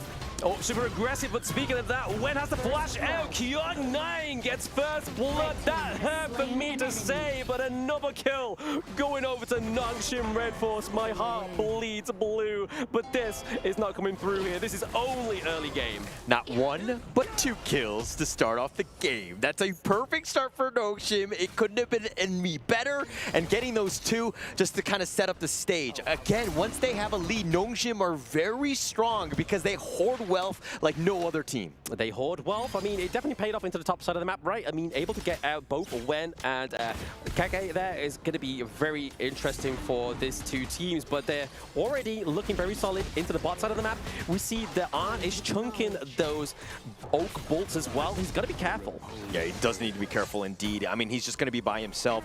An and Muchen, you know, they'll just like kind of push him away, but it's all about everyone else. Right now, it's about Haku, and they're waiting in the wings. Who's going to step out? Yeah, I mean, that looks scary, right? You've got like three in one side, and then you had Kyung-Nung on the other. It's kind of like, do they just come in like a mosh pit just to take down Wen? I mean, did it take 4 people to take down 1 OG? It seems that way. So OG already looking strong. Already, it seems like Nongshim is paying that respect to OG Esports. Yeah, I mean, look, this is why Kyung-Nine is so good on the Sun Tzu. The fact that, like, he might not be the greatest laner, and definitely, you know, one-on-one with the Byron, he's gonna struggle. But getting that combination, once they start to group, Kyung-Nine is really next level with his boats. Yeah, I mean, set sail just gives you great pressure across the gorge, right? Like, I mean, that's definitely something you really want if you are Nongshim RedForce. I mean, you really heavily reliant on that teleport for KK on the side of OG, so they got to be careful. Yeah, definitely. So, I mean, look, Siri all by himself at this point. I mean, just kind of on, just he'll deal with this one. I think that he will struggle. Concert Yui doesn't have the greatest time against Loong in that in the laning phase. Yeah, I mean, for now, she's definitely obviously putting the pressure onto into the bot side of the map, which is obviously 1v1 here. We might get a payback. Obviously, we do see the protective winds come through. Faye is here to bring some help, but it's not enough. We see On get the takedown onto Siri. Pow! All right, okay. First off, the pow, that's not what dragon sounds make. He killed him with the infinite vastness of all things, but they find Dao Dao. They find Dao Dao looking pretty low. He's running into the Runga T1 there. I mean, he has to kind of try and bounce off this wall. He's able to. Haku does use this path of passing to try and close that gap between these two. And this is why Dao Dao is so scary on the Faye. Oh, Illusion. Illusion looking pretty low. They get the passive off of Illusion. Faye gets knocked up into the air, takes a little bit of the damage, doesn't yet have his passive ultimate, but down goes Muchin, unfortunately. Siri goes pow and knocks out Muchin, huh? That's the way it's supposed to be. Bolts don't sound like pow. Touche, my friend, touche. But if we're looking at the gold, obviously still not OG Esports is taking that part. So with the like of the pay, they're looking to make sure and maintain that lead for the side of OG. Getting the Tyrant means that they're going to have a little bit of a leeway here with the damage, but right now, a lot of control being thrown about the gorge. I mean, the biggest thing about OG's lineup is that it's all about tempo, pace, early game lead, and you're just seeing the strength of it through Dao Dao. Being able to pick that Tyrant up, very huge for them. I mean, but the net worth, I mean, Nongshim doing such a great job of farming themselves, especially since they got those earlier kills. Yeah, the earlier kills, exactly. They definitely set them up. Obviously, First Blood having that little boot of extra boost bonus, but CDK here, log in Python to get some free stuff. And speaking of free stuff, we're looking at taking some of these minions down here just to get a little bit more gold over the side of OG Esports. But right now, in terms of the level differences in the jungle, it is pretty much non-existent. In terms of the gold lead, currently Haku about 100 gold ahead, so it's a coin flip at this point. It's a coin flip, but here's the thing. Pay will fall off. You know, Ogren will strive in that late game. Assuming that this continues on, this is in favor of Nongshim RedForce, especially in the late game. We're talking about late game. We've got on the Loong. That is a late game ticket that we've already seen once today. So those Flaming Palms are only going to get a little bit hotter as they come through. And 600 gold into the farm lane is definitely something they want to keep an eye on if you are Nongshim RedForce. Yeah, absolutely true. I mean, that is definitely a problem. And Dao Dao not able to stop the boat that is Kyung-Nine. He definitely maneuvers around, stays alive. Yeah, that just reminds me of like a dog chasing a car, right? Like, what's it doing? Like, why are you doing that? It's like, Dao Dao, just chill, bro. Just focus. Let's get this dub onto the board for the side of OG Esports. But right now, obviously, kills are going over to the favor of Nongshim right now. Haku, Faye here into the mid lane. Ride the Wind being used here. We do see the Conductor Souls being committed. We do actually get the takedown of the Overlord for the side of OG Esports. Oh, Haku going aggressive. Tried to go for the pick off of Muchin. Barely out.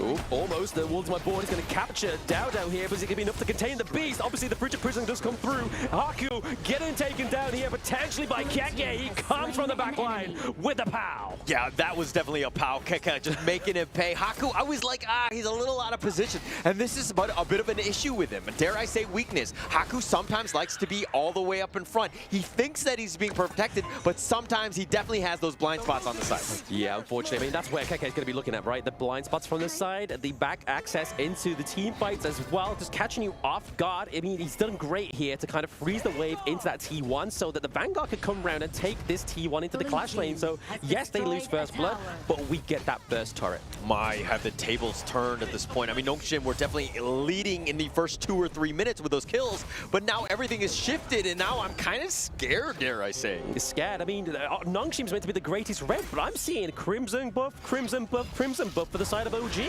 Okay. You know, like, I don't know why you need 3. I think you're just being greedy at this point.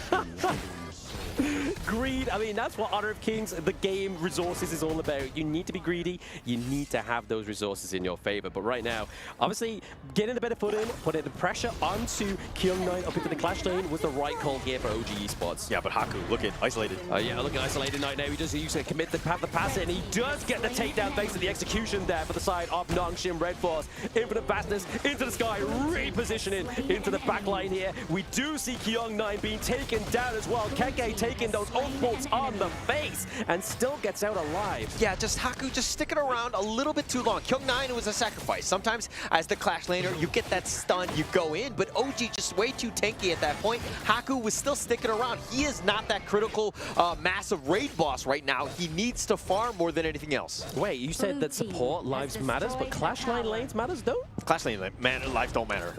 Okay. I don't play Clash Lane, but you know, for all the Clash Laners that I played with my ranked games, this is all for you. Your lives don't matter.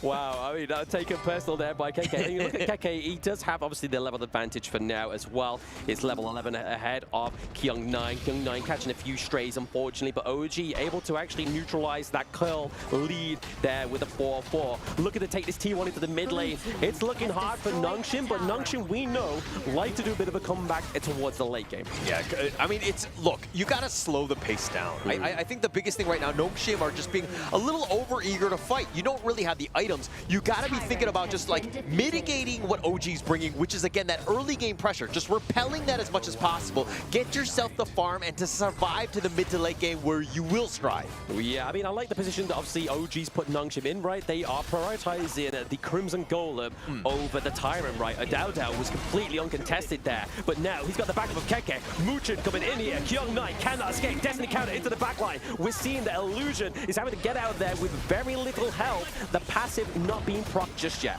Just not there in time. I mean, the idea was great for Kyung9 to make that teleport and to go with that bolt, but then once he hit, there was nobody there to help you out, and the rest of the team was just like way too slow to kind of help support with this one, so Kyung9 really got caught out. These are moments where you're like, hey, you should not be making these mistakes. Not making these mistakes as well. I mean, T2's potentially being taken down here into the farm lane. We saw that Arn has just built the Starbreaker as well, right? So Haku has got to be careful. I mean, even Faye, right? Faye is more than likely going to be building quite defensive here on the Huan. Oh, but they got to catch. Oh, potential catch here onto Wen. He is the scapegoat for the side of OG Esports, but Kyung9 gets taken down by Arn. Haku back in with the Conductor of Souls, but it isn't enough. The Starbreaker comes through. I mean, they thought they had the numbers advantage. Kyung9, again, he's just like, look, this is why Sansa is not the greatest of heroes at times. Yeah, you have that nice little poke, but Illusion taking a lot of damage.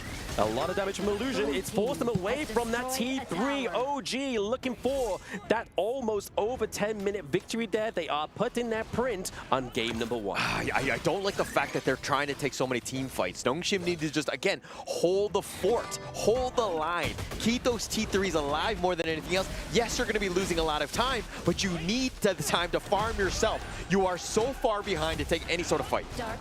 Yeah, I mean, you're hearing them on stage shouting. It is creating such an atmosphere between these two teams. OG, I mean, the shouts to themselves gives dividends over to the side of Nongshim, right? They are keeping very strong, very vocal between the teams because they know Nongshim is not somebody that you cannot take lightly. Yeah, for sure. I mean, look, OG are definitely passionate. They are ready to go and good, you know, they're looking to bear down onto Nongshim and shut them down. They have a huge lead in terms of net worth. Yes, the kills speak a different story, but Nongshim right now on the defensive, they need to hold on. They do need to hold on, definitely. I mean, this is where we've seen teams come back, right? I mean, even though the high ground turrets do get taken down, there is still a chance here for Nongshim RedForce, but coming in thick, coming in hot is OG for now. Flaming Palm onto the backline. Illusion almost losing his life, but the protective wins as well, keeping Siri alive, and enough to keep away those minions into that T3, but it's not going to stop them. Flaming Palms are connecting, a great asset when it comes to turret takedowns. Right on that one. Illusion was so low that it's taken years off of my life, right? I was still like, oh my god, so close, but they're going so close again. Illusion playing the close, but it is going to be the little bit of damage from the Muchin on the Didia that gets the kill. Haku still into the thick of it. There is a team fight on two fronts. Kyung9 goes down. OG just need that minion to come through. The cannon minion was very low health. Faye, is he going to be enough to get that kill onto the minion? No! Game number 1 goes to OG, baby. baby. Well played, OG. Good job. I mean, all right. I mean, well done. Yeah.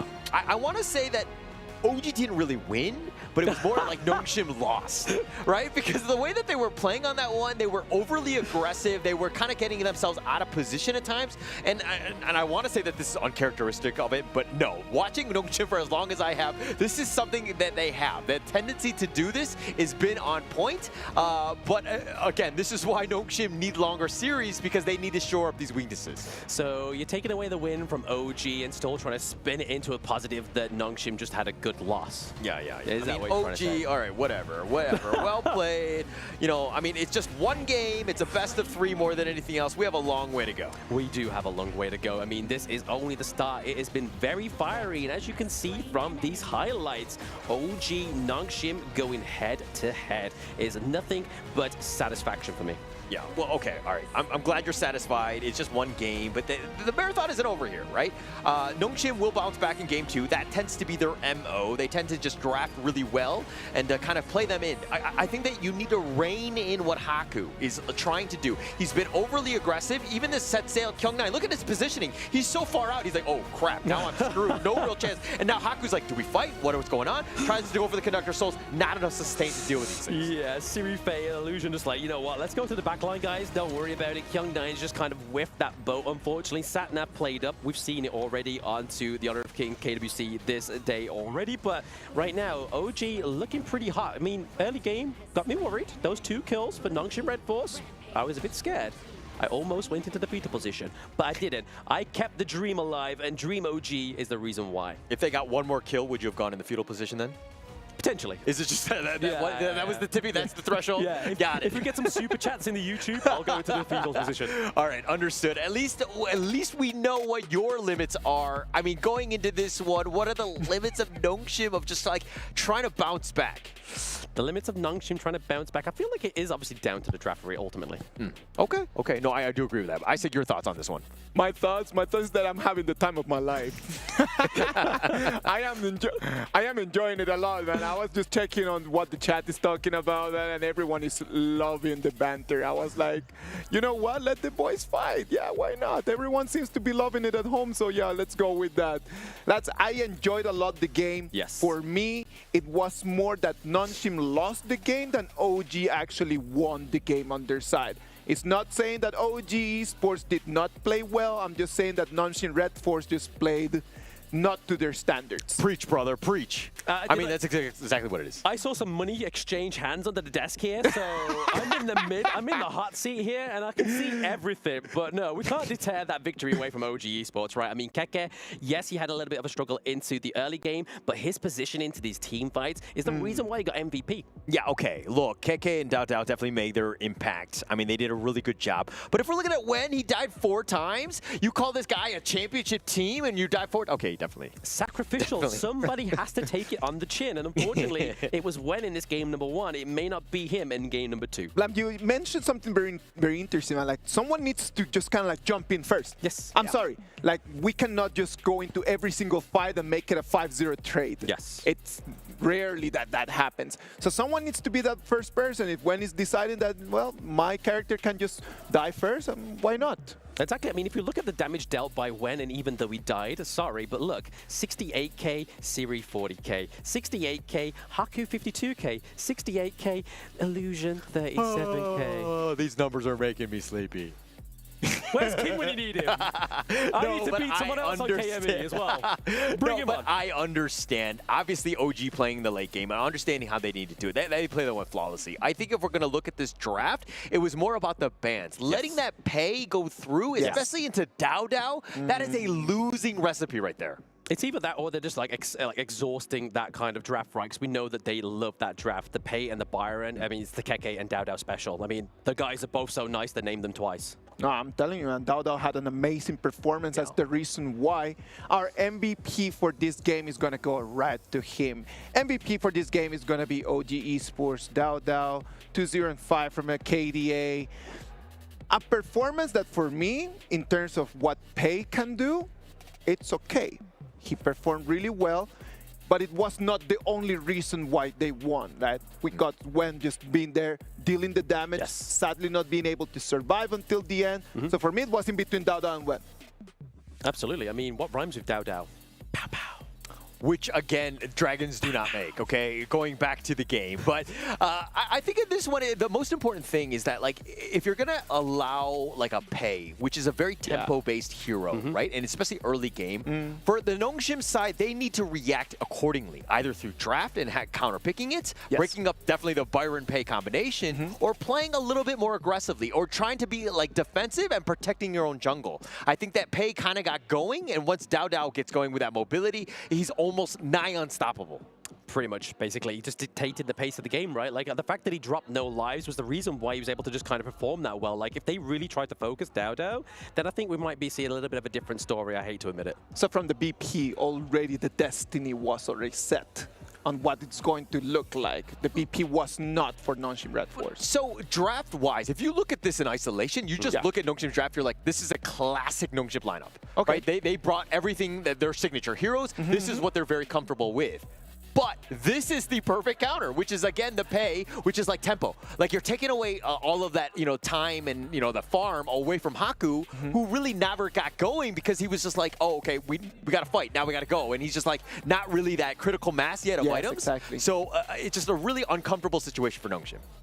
Very uncomfortable for everybody, I think, because, I mean, we saw the fights always happening on two fronts, especially towards the end there as well. Like, Haku, like you said, would always go in with the Path of Passing to try and sort of, like, get the Conductor Souls, get the knock-up to try and stop any kind of CC immunity, and then the boat came through, but it always didn't quite go the way they wanted to, and obviously always takes two to tango. We're always talking about, like, what does the other team that lost need to do in order to turn things around, but let's just change that conversation and say, like, what does OG Esports need to do in order to seal the deal and to just go home with a 2-0?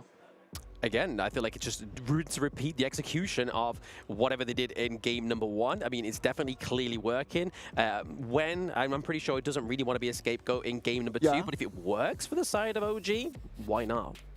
So you believe that they just need to keep going with the same plan? You think that nothing needs to be changed? Everything needs to be just the same way as the game 1? Sure, yeah, I think so. I think if it ain't broke, why fix it, right? I think that they continue on, let Nongshim make the adjustments, right? Okay. I mean, look, there's not really too many heroes like Pei where you have that early game advantage. So it's going to be a little bit more balanced in that regard. So let's see what sort of bag of tricks Nongshim have, because again, they usually have a counter. Again, they usually will strike back in series, but in a best of 3, do they have enough time? They do have the hero pool to just kind of like come out with something nice, but they seem not to be able to be nailing the bans right now. Like the picks, they're nailing that part. The bans, there's the one area that they do need to improve immediately. Yeah, definitely. It'll definitely help them out, especially going into game 2, which is going to be key for this one, right? Nongshim, if they go down 0-2, I will never hear the end of it from Blam. So Never, everything is at stake. Everything's at stake. Your pride, your boys, everything. But I'm here to take it all, baby. I'm like the Monopoly guy. But right now, we do see the Diadem being banned once Muchin gets that pick. We know he loves that pick so much, and they were able to give it over to him. So, like I was saying to Isaac in that game number 1 analyst there, is the fact that maybe Nongshim just kind of exhausted the best draft from OG Esports. We got the Pei off the board, we got the Byron, we got the Diadem as well. Yeah, so, I mean, dare I say it's called horse trading, where you kind of not put your best foot forward. But, I mean, looking at that draft, Nongshim's RedForce, that was their lineup, right? This is something that they win with. That is the exact lineup that they wanted. But going into this one, I mean, Nongshim RedForce, the Mai is open. Illusion plays an absolute beast of a Mai. So, but the early... not happy with it. I'm very happy with this with Arn. I mean, we saw it in the KMW. He was taking teams at 3v1 in the early game. He knows how to perfect this Parasol so well into his advantage. He can get dived. He can come out without a scratch. So honestly, Nongshim, I'm not too sure what they're going to be doing here. Maybe they gave over the early so that they could get the Mai Shiranui here. Okay, all right. Everybody loves Mai, I mean, for 2 reasons, right? But if we're looking at Fatih here, I mean, the Amana Sustain, this is definitely a new one into the Kyung9 lineup. We haven't seen him play it. Obviously, it wasn't available then. Yes. But look at how OG have responded. Yeah, a lot of control. They've gone for Dao Dao onto the Orgrin. He's kind of like, hey, Haku, I'm going to show you how to play this boy. But we know the Orgrin is one of DAO's big picks. If he can't get the pay, he likes to go for this pick because once again, yes, he's a tank. Yes, you're kind of making that the enemy team have to try and pounce on you, try and run you down in the other game, so you aren't able to kind of build those defensive items that the Orgrin needs. But to counter, obviously, in terms of fast-pacedness and in terms of farming, in terms of turret takedowns, we're getting the Yagudo here as well. Yeah, this is the Haku special for him. I mean, they've been looking at this as a Orgrin counter pick. Yes. This is their go-to.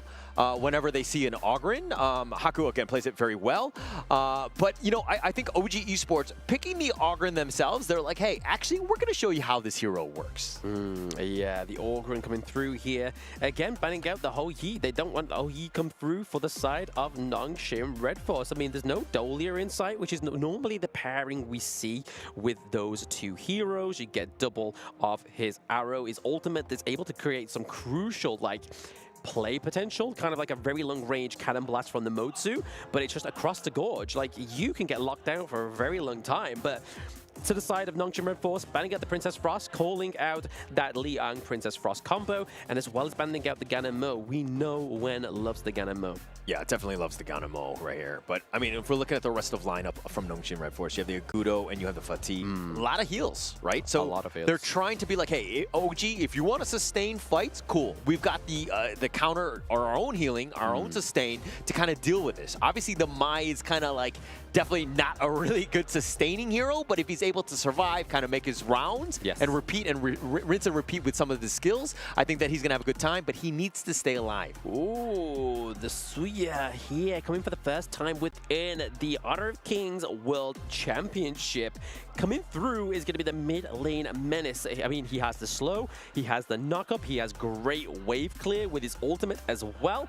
And then we're giving Keke the Mai Yin. So Mai Yin going up against Fatih. Some cases between teams, we've seen it go into Mai Yin's favor. And other teams, when they've been able to perfect the Fatih, it goes into their favor. I mean, that catch, that potential. Keke is always, you know, super dangerous. Understanding where he is at all points is going to be key for them. And going into the matchup against Fatih, you know, look, Mai Yin is still going to make some serious waves when those team fights happen.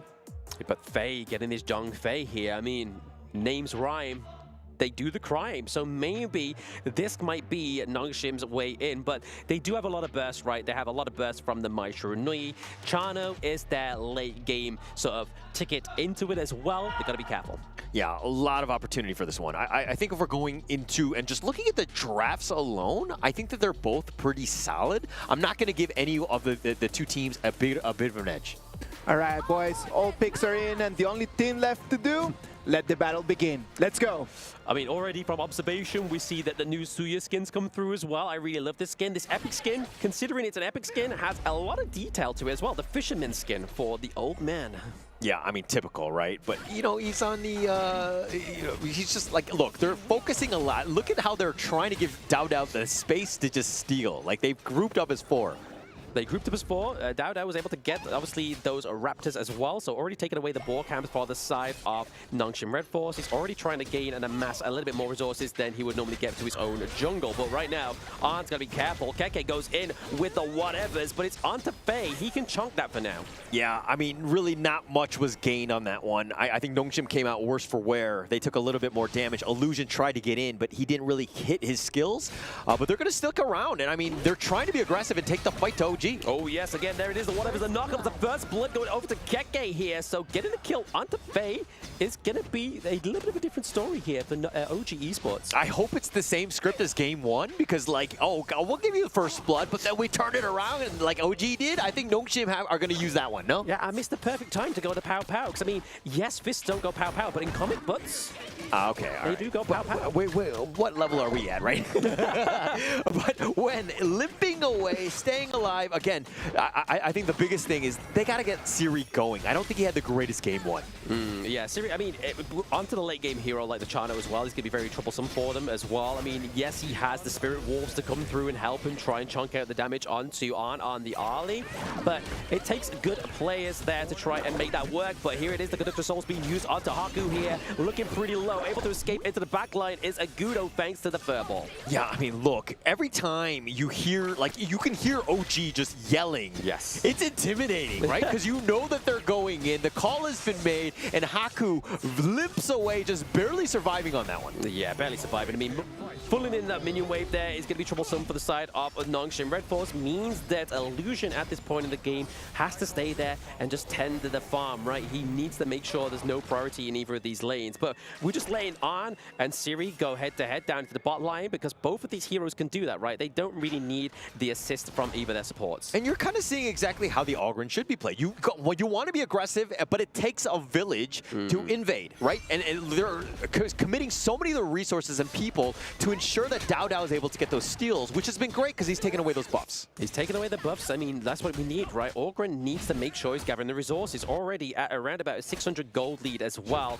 We can already see that Gudo going for the attack speed boots whilst Ogren's going for the cooldown reduction as well. Just means that he's able to get those skills in and out a little bit quicker thanks to the Path of Passing. Yeah, and if we're looking at some of the heroes that were picked, even in like the ultimate battles where you can choose whatever you want, there's no ban system, you just pick whichever, Illusion will always pick his Mai, so that you know that that's his like go-to, but in this game, we haven't really seen too much of an impact. Yes, he's been rotating, but he's not hitting those Kachusins. Not hitting the Kachusins. I mean, he is rotating, but also OG, to their respect, to put in a lot of pressure onto the Mai Shrew into the mid lane, right? So Illusion can't kind of afford to get out of his mid lane, right? Yeah, I mean, he's been giving up his farm pretty much to Haku. He knows that he is not the win condition. If anything, he's trying to help support the outer lanes to get them going, but he hasn't really been able to pay off. I mean, look, they don't have a single kill to their name at this point, but I mean, most of this should be revolving around Illusion's play. Yeah, Illusion definitely needs to kind of be one of the carries within this one, because Siri right now is not going to be able to do that damage, as well as obviously Young Knight on the party just yet.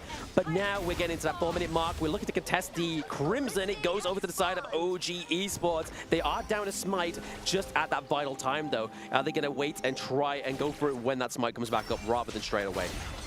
Okay, suppression does come through onto Illusion. That's not where you want to be going, but Kyung9 here with a lot of damage into the back line and able to survive as well. Not a single trade because Keke on the Mayin is a master at the escape. I mean, absolute master. He's like a Houdini, just being able to cartwheel to safety. I mean, he was so low. You looked at him and he would have died, but unfortunately, for Nongshim, they were not able to find him out. OG have been very aggressive, invading the enemy jungle and looking like this map control is going to be turning into the Tyrant. Yeah, Nongshim actually trying to pay it back right here, right? You can see the Haku will try to go in, try to get the Azure Golem, maybe use the blessing of the Gudo so he doesn't have to waste his smite and take it a little bit faster, but OG kind of caught wind to that. Keke was like, guys, they're at your Azure Golem, be careful, stick around in mid. Yeah, and look, this 1.6k net worth lead has gone in favor of OG, and they're putting pressure on this mid T1.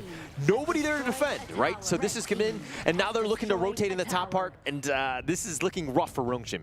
Yeah, I mean, at the moment, it's again just that effect of dominoes. The turrets are just falling, like one gets taken down, another one gets taken down. So they're just paying back the dividends here. But right now, obviously, OG are ahead for around about 2k gold at around about the 5-minute mark. So already cementing a lead here with the Tyrant buff as well for another 30 seconds. Nongshim RedForce got to be careful. Definitely be careful, but again, another contest. Another contest here for the Crimson Golem. The Conductor Souls being used as a zone in to make sure they're able to steal it away. It does go over to Muchin, actually, so they are able to keep it, but Illusion putting a lot of damage onto Muchin into the backline. They're able to take out On. They take down Dao as well, all traded for Illusion. Is this trade good enough? Yeah, definitely good enough, right? I mean, Dao and On for Illusion, I will take that trade any day of the week. I think Nongshim have to be very happy with that. Plus, you've kind of shifted some of the buffs away. This is a great opportunity, but they did lose the mid T1, so now how do they bounce back? They're still down 2k. I mean, Nongshim definitely have an avenue of like a way to get back in, but it's still an uphill battle. It's still an uphill battle, and I still don't think that Dao is at the pinnacle of Ogren's itemization, right? Like, he has the energy core, but he doesn't have the burning cape, the blazing cape just yet for the anti-heal from the Agudo. So they kind of need to get that going, right, to even put a stomp into Kyung9 within these team fights, but waiting in this bush is Faye. Yeah, just sticking around and potentially putting in. But like Muchen, this is the problem, right? I mean, yes, he's like this super squishy guys, but once he locks you down, like Illusion or Siri, you're going to have a tough time. A very tough time. And right now, they're trying to just focus on Wen here, trying to get him to be that scapegoat, but not quite coming to that a conclusion. But we did see, however, KK is able to feed into those minions into the top side of the map. I don't think the T1's going to be taken down just yet, but it's basically hanging on with little life. Yeah, and they're going to be zoned away. I mean, a lot was committed on that one. Alts galore, and they didn't get any sort of catch. And this is an opportunity for OG to strike back. Down just denying access into that T1, so they're able to get the T1 up into the clash lane. Wen, however, is going to be the scapegoat once more. Suppression coming through onto Faye. That is a big front line gun down here for Nongshim RedForce. Illusion, Siri going down. Triple kill for Dao with the pow pow. Looking for some more. Haku and Kyung9 are just trying to make sure that T2 is not going to be contested here. But still, Keke is still into this team fight, looking to push them away, but it is going to be thanks to the furball. Can they get the shutdown here? Yeah, they can, and they make him pay. I mean, he was being very cheeky. I mean, Keke, again, just likes to be aggressive. He likes to force them back a bit, but the rest of OG were not really there to support. If they had one other member, he probably survives, maybe even gets the pick off, but they do make him pay. That was a huge turn of events, especially since, they traded earlier 3 for 1 in favor of OG, and losing out KK kind of mitigates that. I mean, we look in retrospect as well, right? So I don't really want to glaze OG, but it was a good play. KK was obviously denying the access into the mid lane, which allowed that T2 to fall as well. True. So he did his job. He took the L, but it's the first shutdown for the side of Nongshim RedForce. Yeah, I mean, space created, but it's not something that you want to be doing all the time. No. You're giving opportunities. Oh, the suppression. I mean, what are you going to do when you're party, right? Like, you cannot get out of the suppression, just like most heroes in this game. And this is why you need to stick together, right? Yes. You need the buddy system. I understand that Kyung9 is going to be solo and he's going to be, trying to push the outer lanes and just split push as much as possible. But better him than almost anyone else. I think that at the end of the day, as long as Siri's alive, you still got yourself a chance. Haku needs, again, he's getting a little outclassed by Dao as he's 2 levels behind too. Yeah, I mean, top 3 spots in the gold chart is going over to the side of OG Esports. Nongshim have to be careful. They're behind by around about 6k gold at this point. Losing another T2 is not the position they want to be in. OG looking very dominant on building the Eternity Blade. A little bit more crit coming through here. We are seeing the Gudo Fireball being committed here. Dao just go for the critical souls to try and go into the backline, but because they get taken down, this is Nongshim coming back with the double kill. Make that a triple. 3 members down, absolutely huge for Nongshim. This is an opportunity. They were down by about 5k. It's still about 5, but this is going to open up the map, potentially taking out some towers. We'll chip into this lead. Chip into this lead. Illusion looks pretty low and does get the takedown, so Keke is able to get a trade here, and I mean, that's a lot of damage already been taken there from Nongshim, so when they thought they were going to surmise a lead, yes, they do have 3 in the mid lane, it's looking scary for them. I mean, Keke making plays, even down heroes, and he's still willing to go in, finding Illusion. I mean, yes, he's very squishy so that you have that burst, but man, what a play there by Keke. Great play, but I mean, is this going to be the comeback here for Nongshim RedForce as they're taking the Shadow Tyrant? We're at that 10-minute mark right now and already looking a little bit healthier here thanks to that neutral objective. Team fights, Siri can have the extra bit of damage. Illusion now back onto the Gorge. We have Faye here. He does have the Unbridled Outburst. They've got to be careful that they don't tape the beast. Yeah, that was actually very close. I mean, like getting on the control on the Kyung9, probably the tankier of the group. Yeah. I mean, it definitely not, as long as Illusion and Siri are not locked down, I think you're going to be happy with that. And plus he survived, which was enough. And now again, look at this net worth lead. A little bit of a shift in favor of Nongshim. I mean, obviously they're still down 3k, but they're chipping away. They're chipping away. They're trying to bring it back, the ball into their court for now. But I mean, the thing is that Siri is going to be the one that you're really looking out for. The late game potential of the Chano is pretty scary. And right now, we're going to see come into play. We see that Wen gets wiped down by 4 of Nongshim RedForce at this point in the game. Coming into the 11-minute mark, can Nongshim get this T1 into the mid lane? It looks like they're going to try and assert dominance. Keke's pressure is not coming up into the back line. We do see that An is trying to thread the needle and get that T2 into the clash. Yeah, but An kind of on the backside. He's going for the flank. Ooh, Siri gets taken down. That is a lot of damage onto the side of OG. That is pretty careful there, but An does get caught out as well. Haku, careful. Dao, gotta be careful. The Souls being caught out here also. Be now into the team fight. Dao just trying to drag this one out. Yeah, trying to drag it out, but An, I mean, yeah, he got the pick off on the Siri. He does survive, but that was a bit risky. I mean, I think that you want to stay alive more than anything else, but very aggressive play. I'm not sure if it's the best trade considering you died. I mean, marksman for marksman, I mean, it's okay, right? Like, the fact that they're able to get the marksman trade, it's better than, obviously, like, taking down somebody like the Vati in this case, but right now they're looking to try and go for the Overlord here. Shadow Overlord, Vati, it's actually Illusion into the backline there in the brush, taking some L's. Faye as well. Death Precipice comes through. Kyung9 looking pretty low, but the damage from Siri into the backline is going to be enough to drive them away. An and Keke are the only ones alive, and it is still no reset onto the Shadow Overlord. Will Nongshim look to take this? No, they're looking for some more kills, but it's going to be An taken down. Haku taken down. Siri. That is a team wipe for OG. I mean, An showed up the perfect time. He had been killed, and that respawn timer just showing up, and Nongshim thought they were aggressive, and Haku literally gets melted. Siri's like, what is happening? Everybody's dying, and then he gets picked off himself. I mean, that's just a terrible spot, but Illusion, like going back to this one, he's been dying way too early, and it's tough for him. He has not really had that impact that he wanted in this game too. I mean, I think it's down to the fact of obviously having the Liang, right? Like, the suppression coming through here for OG Esports is enough to lock down the Mai Shiranui. Illusion, like you said, not having the kindest of games when you are Mai Shiranui. Yeah, one thing to take note of is that, An is level 17, thanks to the help of Wenzia right there. We get boosted.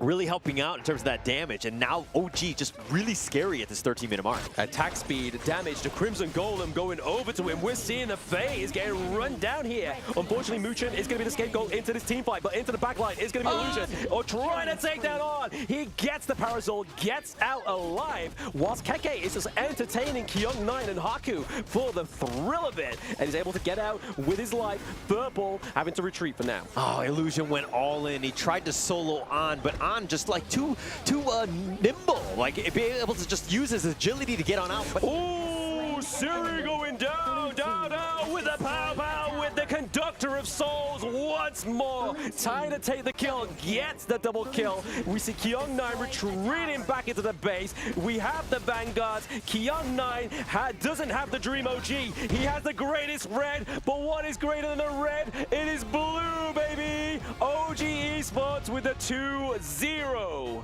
All right, really well played by OG. I mean, not much else could be said about that one. They were just steamrolling. They were fired up, good to go. And I mean, if you're looking at that game, it's tough to watch, right? If you're a Nongshim fan. For myself, part of me died, okay? I'm going to be completely honest on that one. I mean, just the way that the OG were able to dismantle everything that Nongshim was bringing at them, just really well played by OG.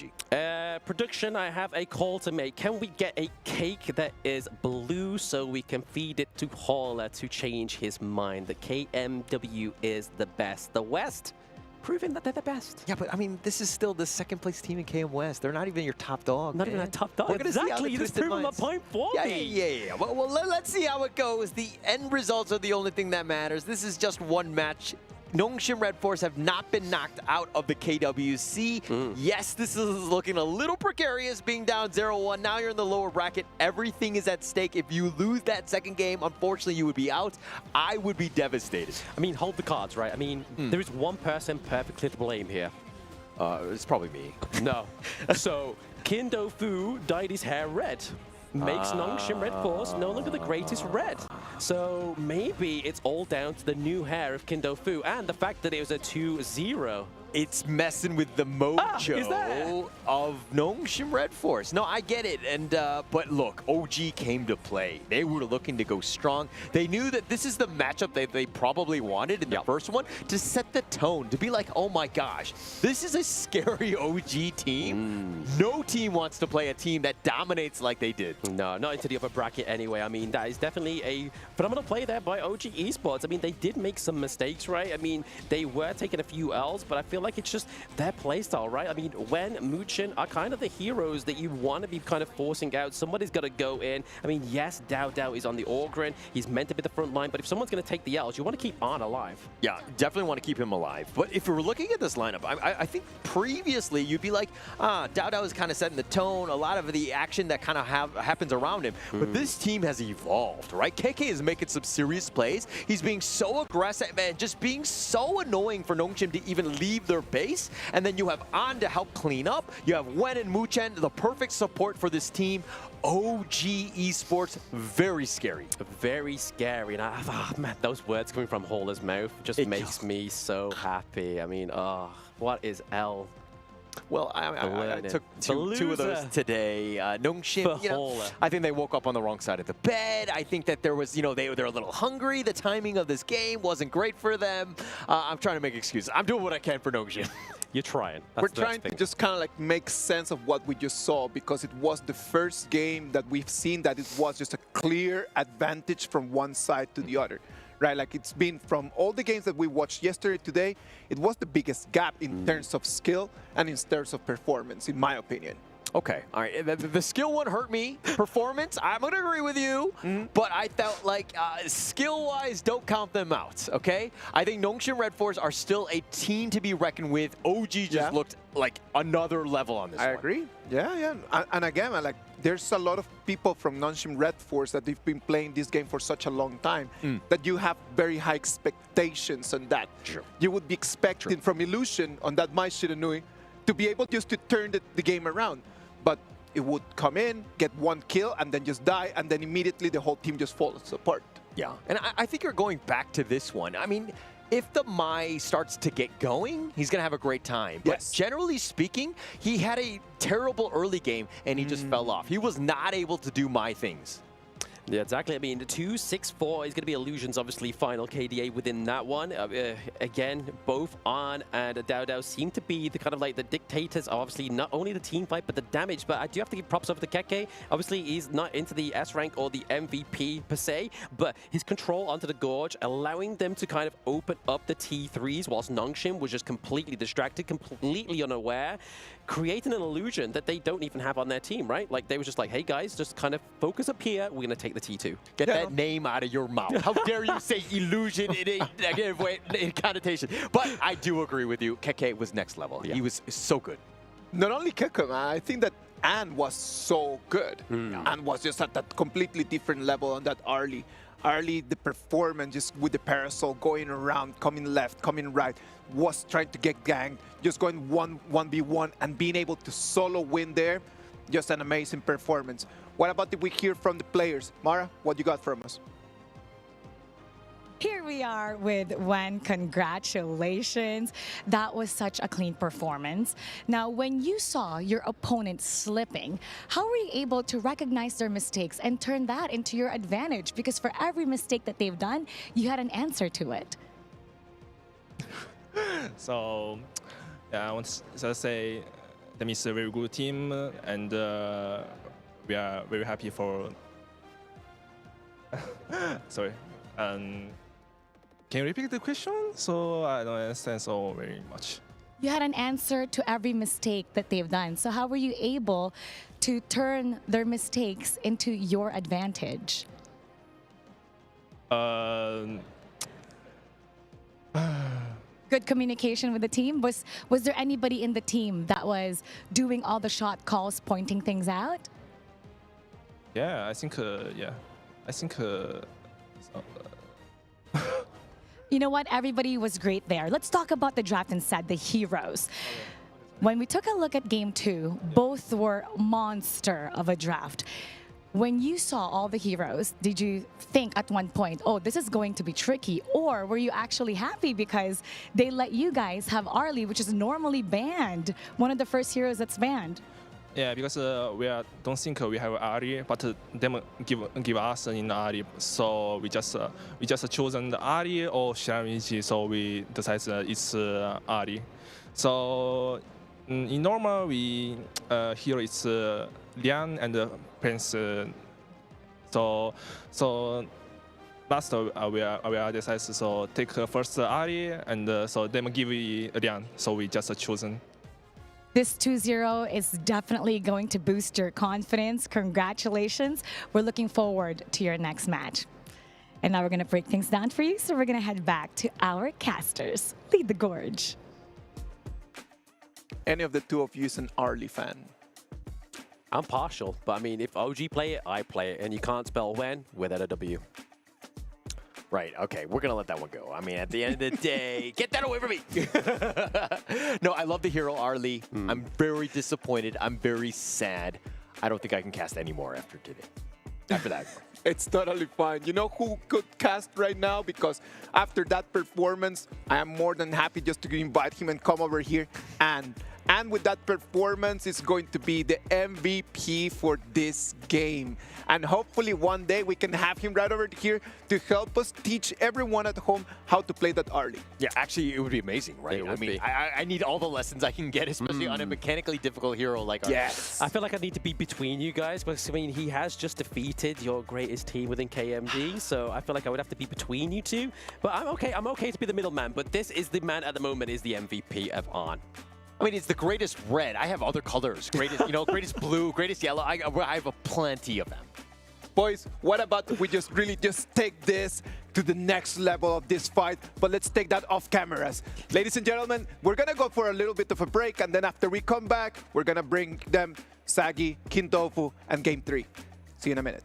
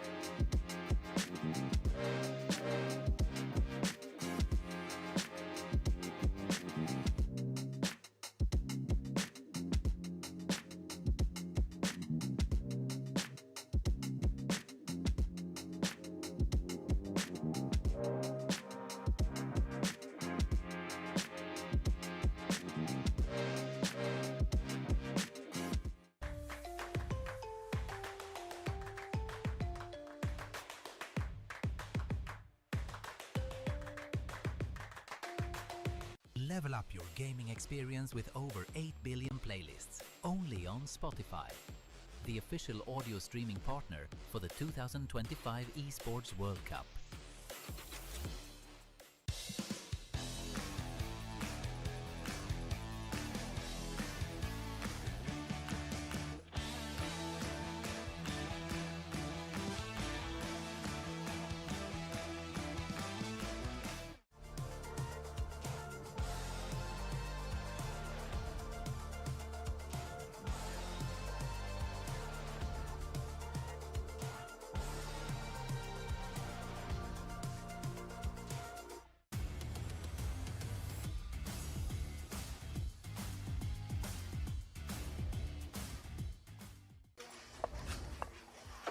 Come on, let's go. Rush mid now. Come on. Jungle some butt. Rotate butt to low HP. Victory!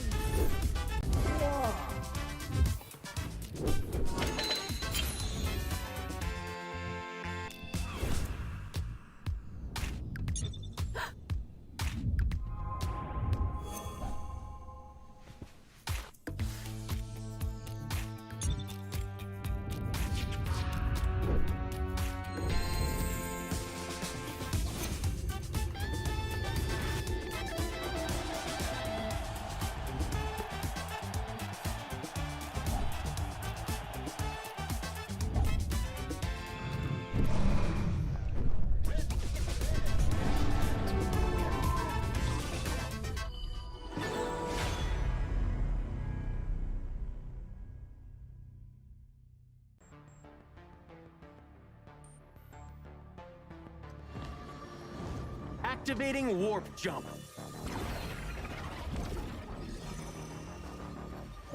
Destination? The brightest star.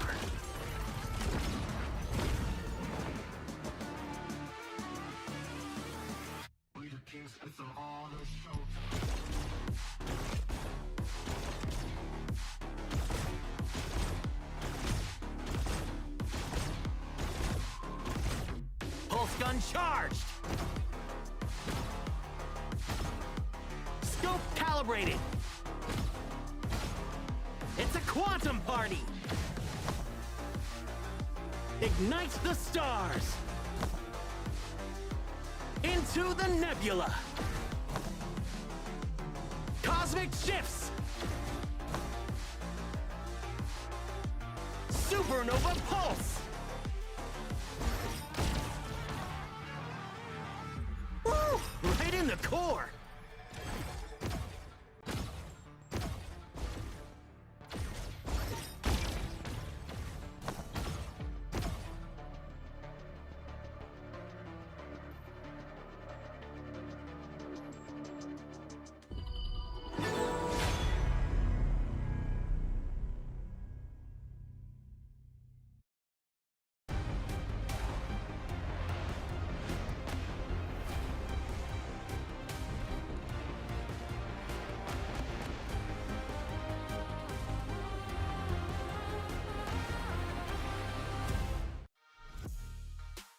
Ladies and gentlemen, welcome back.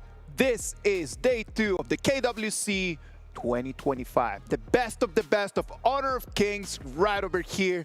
Game 1, Game 2 are already done. And right now we're moving into KAGENDRA against Black Shrew Esport. I'm your host, Isaac Peña. And with me, Sagi, Kintofu. How are you guys doing today? I'm of course doing exceptionally fine, and I'm always excited for these games, especially MKLC2, Black Shrew Esport is from my homeland, so I'm definitely rooting for them, but of course, we keep it neutral on the casting desk. Of course, I will be helping you guys understand KAGENDRA a little bit more. There is quite a bit of story for these two teams over the past few seasons, and of course, once again, back at KWC 2025, there's a lot of action waiting to happen for now. We just watched 2 amazing games today. Did you guys watch the games, Robert, from the green room? Yes, we did. Of course we did. Those games, whew, I gotta say, OG, really the OG coming out on top in those games. Securing that 2-0 against Nongshim RedForce was not an easy feat, but they actually made it happen, Kin. Yeah, they look so strong. So OG fans, you can rejoice. This is going to be a good time for you at KWC for the time being. But we'll see. There's other games on hand at this point, and KAGENDRA against BSC, this one actually might have a surprise for you in the near future. What about if we start from KAGENDRA? Let's talk a little bit about the KAGENDRA team. They are champions. They come to us as the first seed of their league. Okay, so let me talk about KAGENDRA here. We have Ihan, Weero, Senko, Lanfeng, as well as Lu. These 5 members. Look, I have placed a lot of faith into KAGENDRA over the past few months. In the 1 whole year I've been with Honor of Kings, KAGENDRA has always been on my list. Yes. Have they performed the best? Not really. But this year, I feel something very different about them.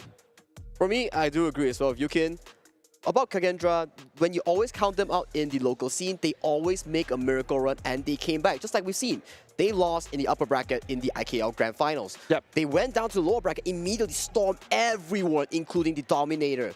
Dominator who? They dominated the entire regular season with a clean record. That is KAGENDRA's magic here. Okay, so that magic, is it strong enough to go up against, of course, the powerhouses, still current powerhouse from your region, MKL, BSE, Black Shrew Esport? I mean, there's too many things we can talk about them. For me, definitely, Black Shrew Esports with their roster, they are so solid. And introducing 556, which is Dian, coming to this roster, they have improved as well. Just look at their lineup. Xiang in the Clash lane, Musang King in the jungle, Ziho in the mid lane, JR as their farm lane, and Dian as their new introduced roamer here. This team, although yes, they did lose to Nova Esports in a 4-3 fashion in the Grand Finals of MKL, but still, you cannot count them out. They were the champions of HOKS2. They were the champions of the KC 2024. So this team, they are solid when it comes to global scale tournaments. Black Shrew Esports is a team that has players that we've been hearing a lot about in the years, right? Can you introduce some of them?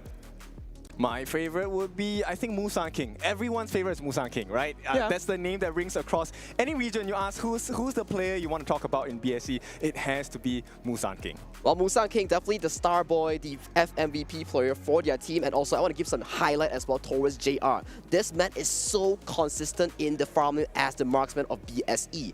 On times where you need JR to carry, he always shows up, and he is a masterclass when we talk about Arlie. Okay, Isaac, I want to bring one role we talked about yesterday, which is the role, right? Dien coming in for Zhe. This is a new roamer on the side of BSE, and I have to say he has impressed us throughout the entire Pro League, and hopefully for KWC 2025, he's going to show up even more. What makes Dien such a good roamer? Because as I said, like, we love roamers in this game. We love that role when people are at home and they're kind of like understanding how to play the game first. They love playing to that. What makes Dien such a good roamer just for us to watch for today? I think Dien gives this steady, calm composure to JR, right? And I think that is what kind of helps JR perform even better. And JR is already a very good player. So what happens when you give him a very steady foundational support? Exactly. When you give someone a steady foundation support, they tend to lose out on the stress. And that without that stress, they tend to perform even better. Maybe he can get locked in zone and can perform even better like the picks on the Arlie, which requires so much mechanic and there is zero room for error. And especially with such an experienced player like Dien coming into the BSE roster that's already championship material, you gotta wonder, does this elevate them into a different level or different dimension that we have never seen before? That's true. I think for both of these teams, they will be very hungry. BSE, of course, if you have known their history, they did not make it for Season 3, to the surprise of many people, ourselves included. But now, having tasted the flavors of being a one-time champion, winner of everything, and with KAGENDRA now tasting #1 from IKL, don't you feel like these boys are super hungry this time? Well, man, I am feeling like everything is on the table for someone to take. Kintofu mentioned that KAGENDRA is giving him a different feeling this year. What is that different feeling? Where is that coming from? Okay, I'm not a Disney princess, so I don't really speak to animals, but I've heard birds chirping where, look, Senko, who is the captain, the shot caller for KAGENDRA, this year he's very motivated. And I think with the fact that they have been doing their boot camps, they've been training very hard, I think maybe KAGENDRA will be able to rise above. But of course, that is just the theory of it. Theory, practical, two very different things. I want to see them perform today. And they are facing BSE. Yes. They couldn't have had a worse pick in this whole thing. But BSE is a specialist at just facing teams that are very motivated. For me, what can they do? Black Shrew Esports, definitely, you come in as the higher end, right? You are definitely looking at the stronger team, but that is also a mentality that you cannot really look to have. Yes, you can be proud, but if you underestimate your opponent, that's when KAGENDRA bites. So definitely, there's two storylines. KAGENDRA looking to prove themselves against the MKL top 2, against the multiple champion winners at BSE. BSE, they look to cement themselves to give a very good showing in the first set that they're playing in KWC 2025. Yes, okay, to all our Indonesian friends, I know what you guys have been telling us in the chats. It looks like they are matched up with BSE every single tournament, every single bracket they will meet. So today, maybe KAGENDRA can change that history in the past performances. It is always the two of them, right? It's always the same faces, the same names. That familiarity gotta play to the favor of someone. Do you guys think that it's going to be playing to the favor of KAGENDRA or to the players of BSE? What do you think, Sagi? For me, if we look at history, of course it goes towards the BSE, but I am someone who believes in growth. If you fail many times, it doesn't mean you will keep failing. Maybe that will bring success to KAGENDRA's roster this time. Maybe this fateful time where they have the addition of Lu and Langfeng in the farm and roam, that will actually bring them success this time. But of course, we gotta see that happen in the Gorge. Also, something we talked about yesterday is like communication for the teams, right? I think both teams have already grown so much in the comms department, right? Everyone is aligned, we are going for the same objective. And if there is a shift in mindset, shift in the calls, everyone aligns, everyone goes for the same exact thing this time. Synergy. That's gonna be the key to success in a game like Honor of Kings. This is a 5-players game. It needs to be everyone communicating with each other, going for the same objectives. And right now, what a better way to communicate than through the BP?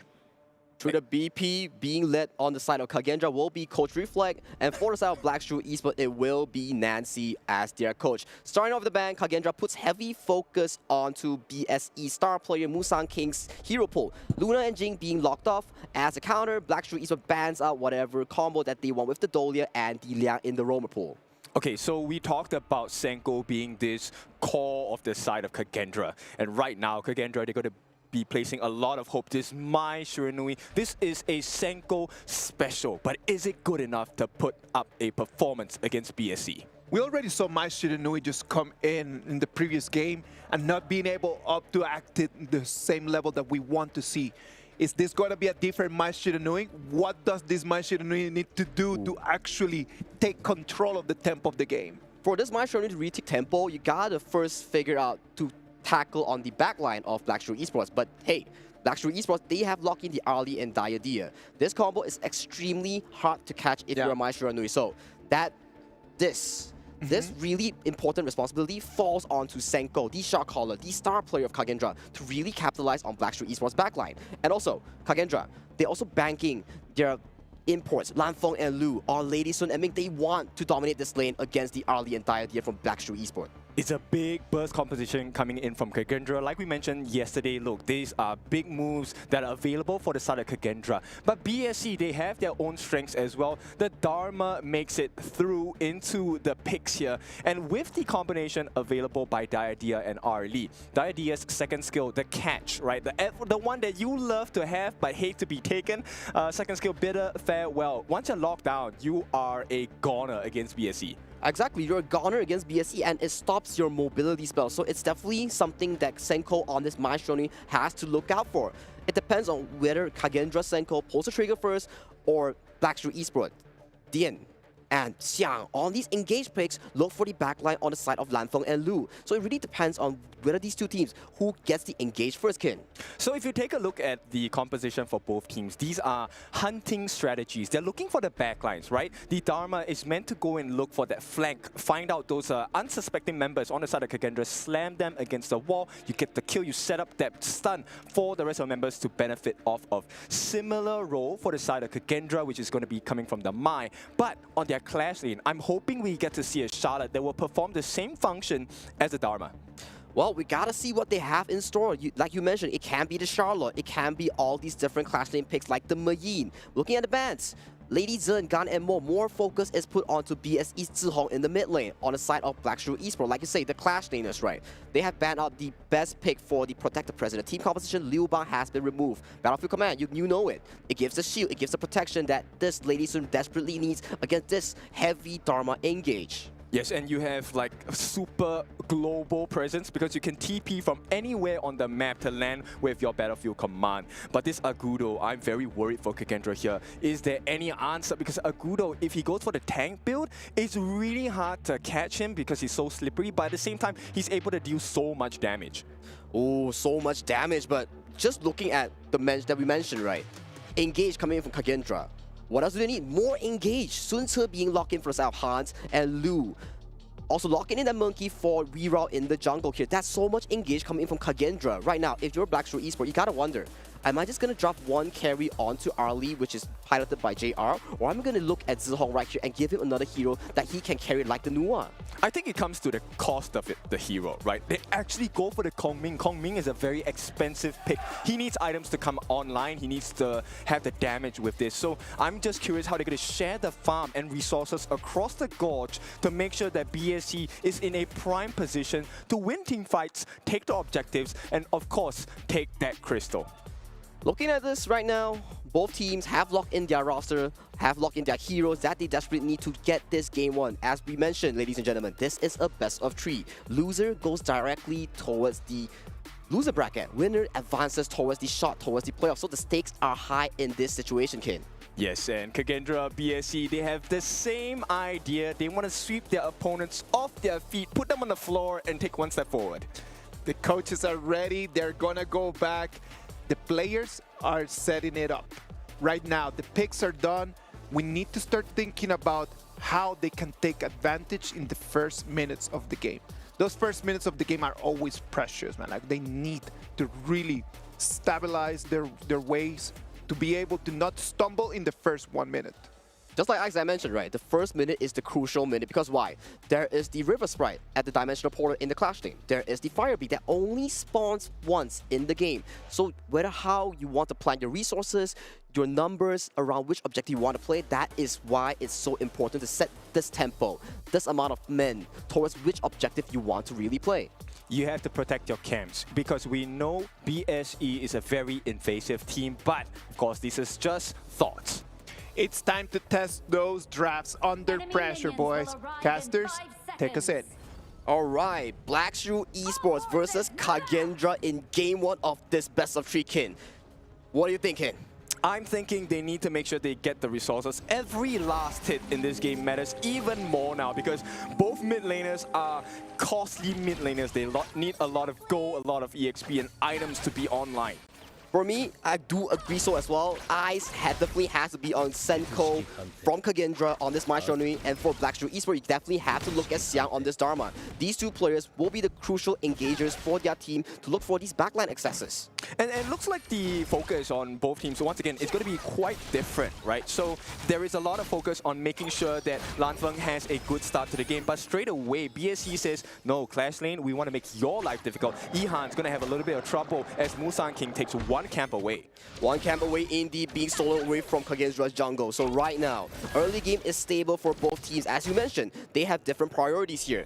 For the side of Black Shrew Esports, they have secured the Dimensional Portal and they have teleported our player Zihong back towards the mid lane here. So that is definitely great as he needs so much resource on this Kong Ming. Yes, and Ihan's at this point suffering a little bit against Xiang because of that first rotation coming in from Zihong in the mid, right? So Zihong, not only has he successfully put a advantage for the side of Xiang, he also actually manages to get some EXP and growth in the gold for himself. Exactly, and a little bit of poke coming in from Senko's Kachosen spell 2 here, so that is gonna hurt him, but no worries, the NCR heals the whole up to a 4 right now. So priority here being focused onto the mid priority. After this, we are gonna see a big rotation coming in from Black Shrew Esports. Yes, and I'm quite impressed with KAGENDRA so far. Even though BSC is playing BSC's game, I think KAGENDRA is keeping pace. And for all our Indonesian fans or KAGENDRA fans in totality, look, this is a good sign. Perhaps they could make something different in this first game of the series. I will definitely agree, because one thing's for sure, the Tyrant is the game changer that we'll be seeing, the first tempo point for both these two teams. Right now, it's gonna be a very smooth early game where we see a bit of poke coming in from both sides. But yet again, look at top side though. Xiang is level 5 and is pushing Ihans back towards the tower. Yep, there's also information that the Azure Golem is available for the taking on the side of KAGENDRA's jungle. Will they make a play? Because that might be a mistake here. And it looks like, look, Musan King, he wants to prioritize safety. We play safe first. We play safe first. And look at KAGENDRA's bottom side. They are making sure that this Lady Sun with main combo is punishing JR and Dian into the farm lane here. So definitely both sides playing towards KAGENDRA. You play towards Lanfeng and Lu. Yeah, and the rotation so far by BSC is stock standard. They're so fast. And I'm worried that KAGENDRA, they might not be able to keep up. But for now, we raw, yes, he's trailing by a little bit of EXP. But across the board, KAGENDRA, they're holding on not bad. It's about, what, 400 gold difference? Of course, in advantage to BSC. Well, in advantage to BSE. And looking at the items real quick, the 400 definitely is covered back by Lady Sun in the farm lane with a 400 healthy gold lead over the early onto JR. But of course, ladies and gentlemen, 40 seconds on the clock until Tyrant, where that will be the first combat point for both teams here. Okay, Ultimate committed by Dian to try and slow down this aggression. Itemization-wise for Lanfeng, he's going to have a slight advantage over JR. JR, percentage-based damage, he actually forwent the boots, so he's trying to go straight for the Doomsday. Yep, Doomsday being picked up right now, but hold on a minute, Ihans gets engaged on. Yep, they actually push Ihans back, but for now, it's still okay. 12 seconds, nobody wants to take too much of a risk, but Senko, he sees the opening, gets the first blood. We roll a perfect start. Can he get Musan King as well? Indonesia fans, you can start to scream to get this. It's a big win, even if they don't get it. 4 minutes, the first time of the game. KAGENDRA in the lead. KAGENDRA's on board right now, with that kill towards the mid lane onto Zihong. They get the bottom tower, they get the Tyrant. They start off huge in this game 1. Yep, they want to go for the punish here. Musan King opens up, he wants the Azure, gets a smite as well. A nice steal, but Xiang, he needs to move away. That deterrence coming in from BSC has managed to push them off. KAGENDRA, they get the Tyrant, but they have to trade an Azure Golem for it. This KAGENDRA Farm and Roam duo is giving so much pressure on the map, creating so much space for the jungler of KAGENDRA. Yeah, Musang King actually dropped the furball at this point. A little bit of pressure. But if you take a look at what Xiang is doing, he has freedom of space. And I think just overall, BSC have managed to turn that situation around. They are able to equalize the gold, and they don't lose out that much. Exactly, they don't lose out that much, and I'm really wanting to see the first big team fight that will going to be happening real soon. Because right now, both teams, they're holding on strong, 50-50 in terms of the goldie. No one is ahead as of this point, Kin. Yeah, Musang King, he actually chooses to walk in the faces of KAGENDRA. Such confidence from this guy. Drops the furball. They're gonna catch two members stunned up. Weero gets the first kill. Zihong tries to get away. Will be able to make it out. That ultimate coming in from Dien only manages to catch Weero and KAGENDRA. This is a new Indonesian #1 squad. This Indonesian #1 squad is coming up huge in this game one. They have secured yet another kill onto the Black Shrew Esport jungle. Right now, they're knocking onto the mid tower. If they secure this, they open up the map immediately. Yeah, we talked about this. The T1 in the mid, so important. It opens up vision control for the side of KAGENDRA. At the same time, T1 on the top in trouble as Ehans pushes them back. Musang King, you stole it away. This time, Rewalk gets revenge, takes it. But Xiang, he comes in, gets the truth mantra, gets taken out. But nobody on the side of KAGENDRA is going to stop falling just yet. Lanfeng, no. Weero, the two of them have fallen. This is a perfect situation for BSC. On to Lu, next target. He should be falling really soon. Zihong comes in, finishes up the kill. Will they give it to Musang King? Yes, they will. Take my Crimson, we will take everything back. Everything that KAGENDRA has built over this 6 minute, one fight was all in need for Black Shrew Esport and Co. to bring it back to this equal state. Like we mentioned in the draft, Kin. You only have one Ali as a carry, no problem. Black Shrew Esports Coach Nancy covered it up with a calming pick towards the mid lane. The trust in Zihong. Yes, a major trust. And there might be more problems. The boat drops down Ehans. There is no support. He gets caught off. Zihong gets the kill. What else is KAGENDRA going to be able to do at this moment? Nothing, because Musang King is in perfect control. The map, all three lanes being pressured by BSC. And while all of this is happening, ladies and gentlemen, look at the clash lane. Arlie, JR's free farming all this time. They invested so little and they got so much back from Black Shrew Esport. Yeah, this is the best offer you can find, right? T1 on the top now going to be taken by the side of JR. This is a big growth and farm for him. Level 9 still matched up by Lanfeng, but if they make a mistake here, KAGENDRA, they're going to be punished so hard. Ooh, I'm still looking right. Senko has to be the man to find these key engages on the backline, just like how he did just now.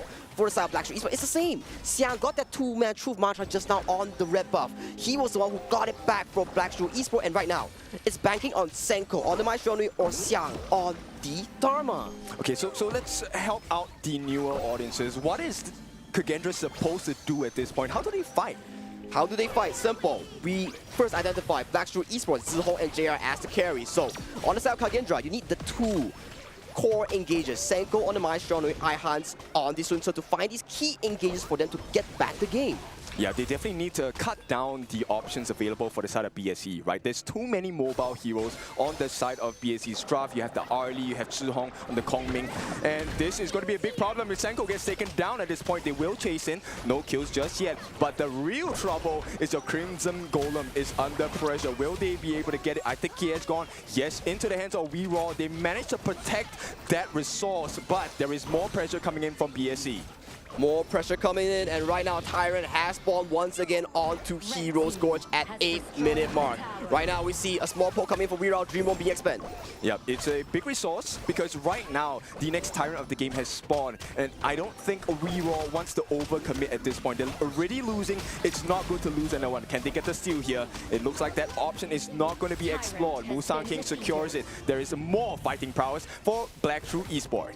I'm still waiting for the key engage here, Kin. We gotta see who is the hero of this game, who gets the crucial engage on the backline. Lanfeng here. Although yes, BSC is winning in terms of gold with healthy 1.6k, you cannot be counting out Lanfeng and Lu. This combo is so powerful, the burst damage is so high. If they're untended, that's gonna be a big issue for Black Shrew Esport. I know, but BSC, you know what they're doing? They keep putting the Mankey in front of the face of Lanfeng, and he can't do anything. Look, he's at the top of the gold chart, 6,500. But he can't get the correct targets. Indeed, he can't get the correct targets here. We gotta see the first fight. Both these teams are playing super cautious coming to game 1 right here. And winning strategy just to blow up some damage here as they look for the blue buff invade. Yeah, once again, they see an opening in BSC. They will put this pressure here. Musang King able to get it? No. JR actually will not be able to get it as well. WeRaw secures it for the team. But still, they're losing a lot of space all across the map. The only saving grace is that KAGENDRA, I think they haven't lost this T1, so there's a little bit of control they still have at this point. Wow. Shrew Esport playing like their style here, Kin. They don't look for the overextending fight, they don't look for any fights, but they go for these objectives. What are objectives? The Crimson buff, the Azure Golem. All these are objectives that you can take to really escalate your lead. And right now, it's the 10-minute mark. We have the Shadow variants being spawned onto the map. Yeah, already not looking good. JR, he goes in, he makes it out as well. What a nice one. A lot of damage, but the heals are coming in. They managed to find JR. This is the perfect chance. KAGENDRA, you need to finish the job. Either take the objective or get more kills. And the call now, WeRaw says, you guys push. I'm going for the Tyrant. Remember when we said we needed a hero? This is your hero, Ihans catching JR, the crucial carry, the early from Shrew Esport. Yeah, but Xiang, he's hiding in the corner. He's waiting for an opening. Not presented anymore. Lan Feng, he gets the Tyrant. This is the 10-minute Tyrant, a Shadow Tyrant, guys.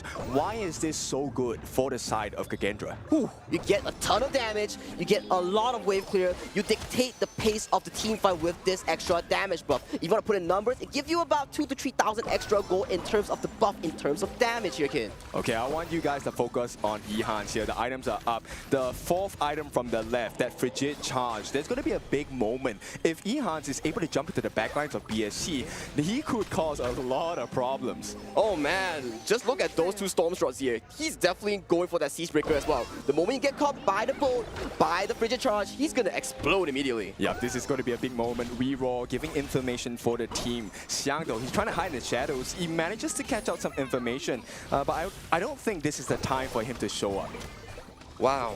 Both teams, as you mentioned here, Bob Wave is still under pressure coming from the side of KAGENDRA here. Wave stays not looking good as BSE holds off this Tyrant push with a masterclass defense. Yeah, WeRaw gonna just eat that furball for now, but they take the T2 overall. So KAGENDRA, I can't believe this. WeRaw is playing so well. KAGENDRA is like a brand new team.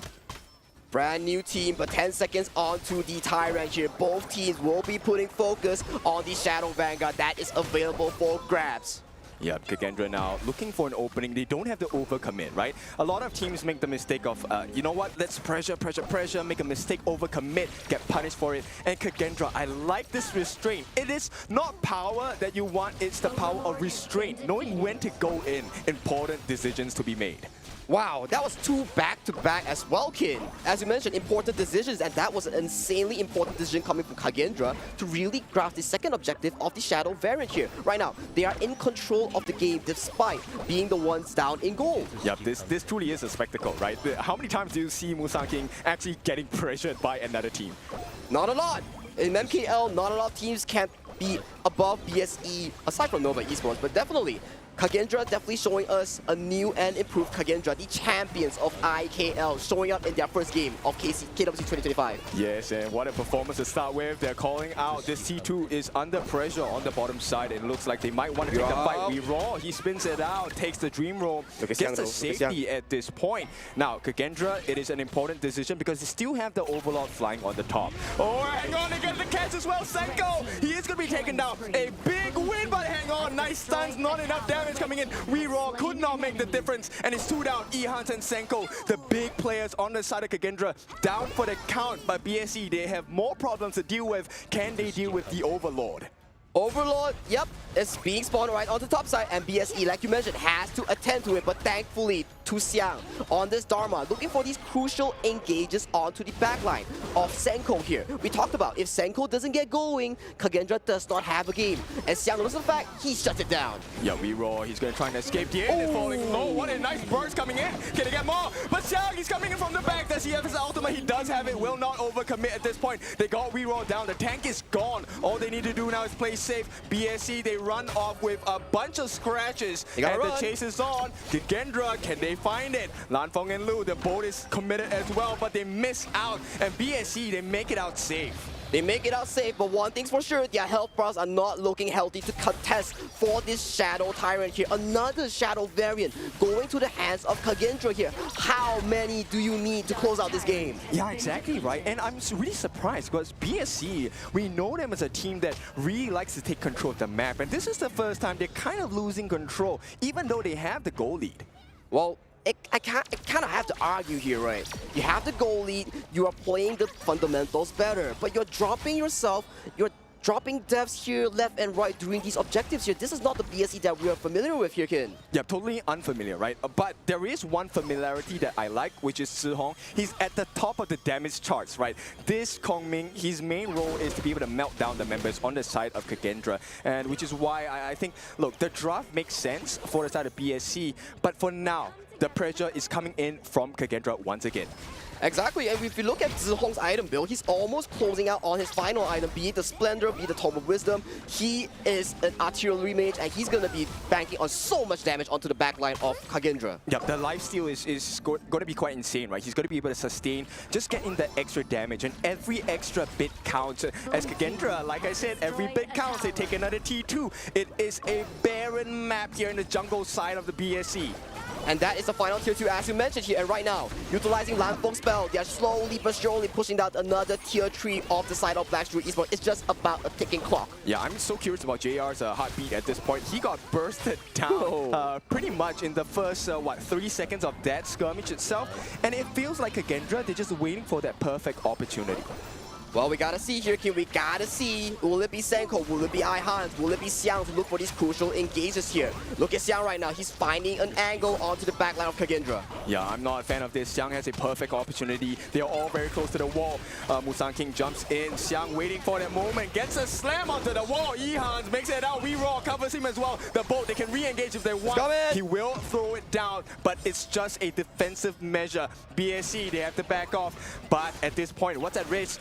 KAGENDRA, they have an opening across the map. Maybe consider that Shadow Overlord. And once again, Kid, once again, BSE hold off another objective tape coming in from KAGENDRA, and right now they're knocking onto the Shadow Vanguard.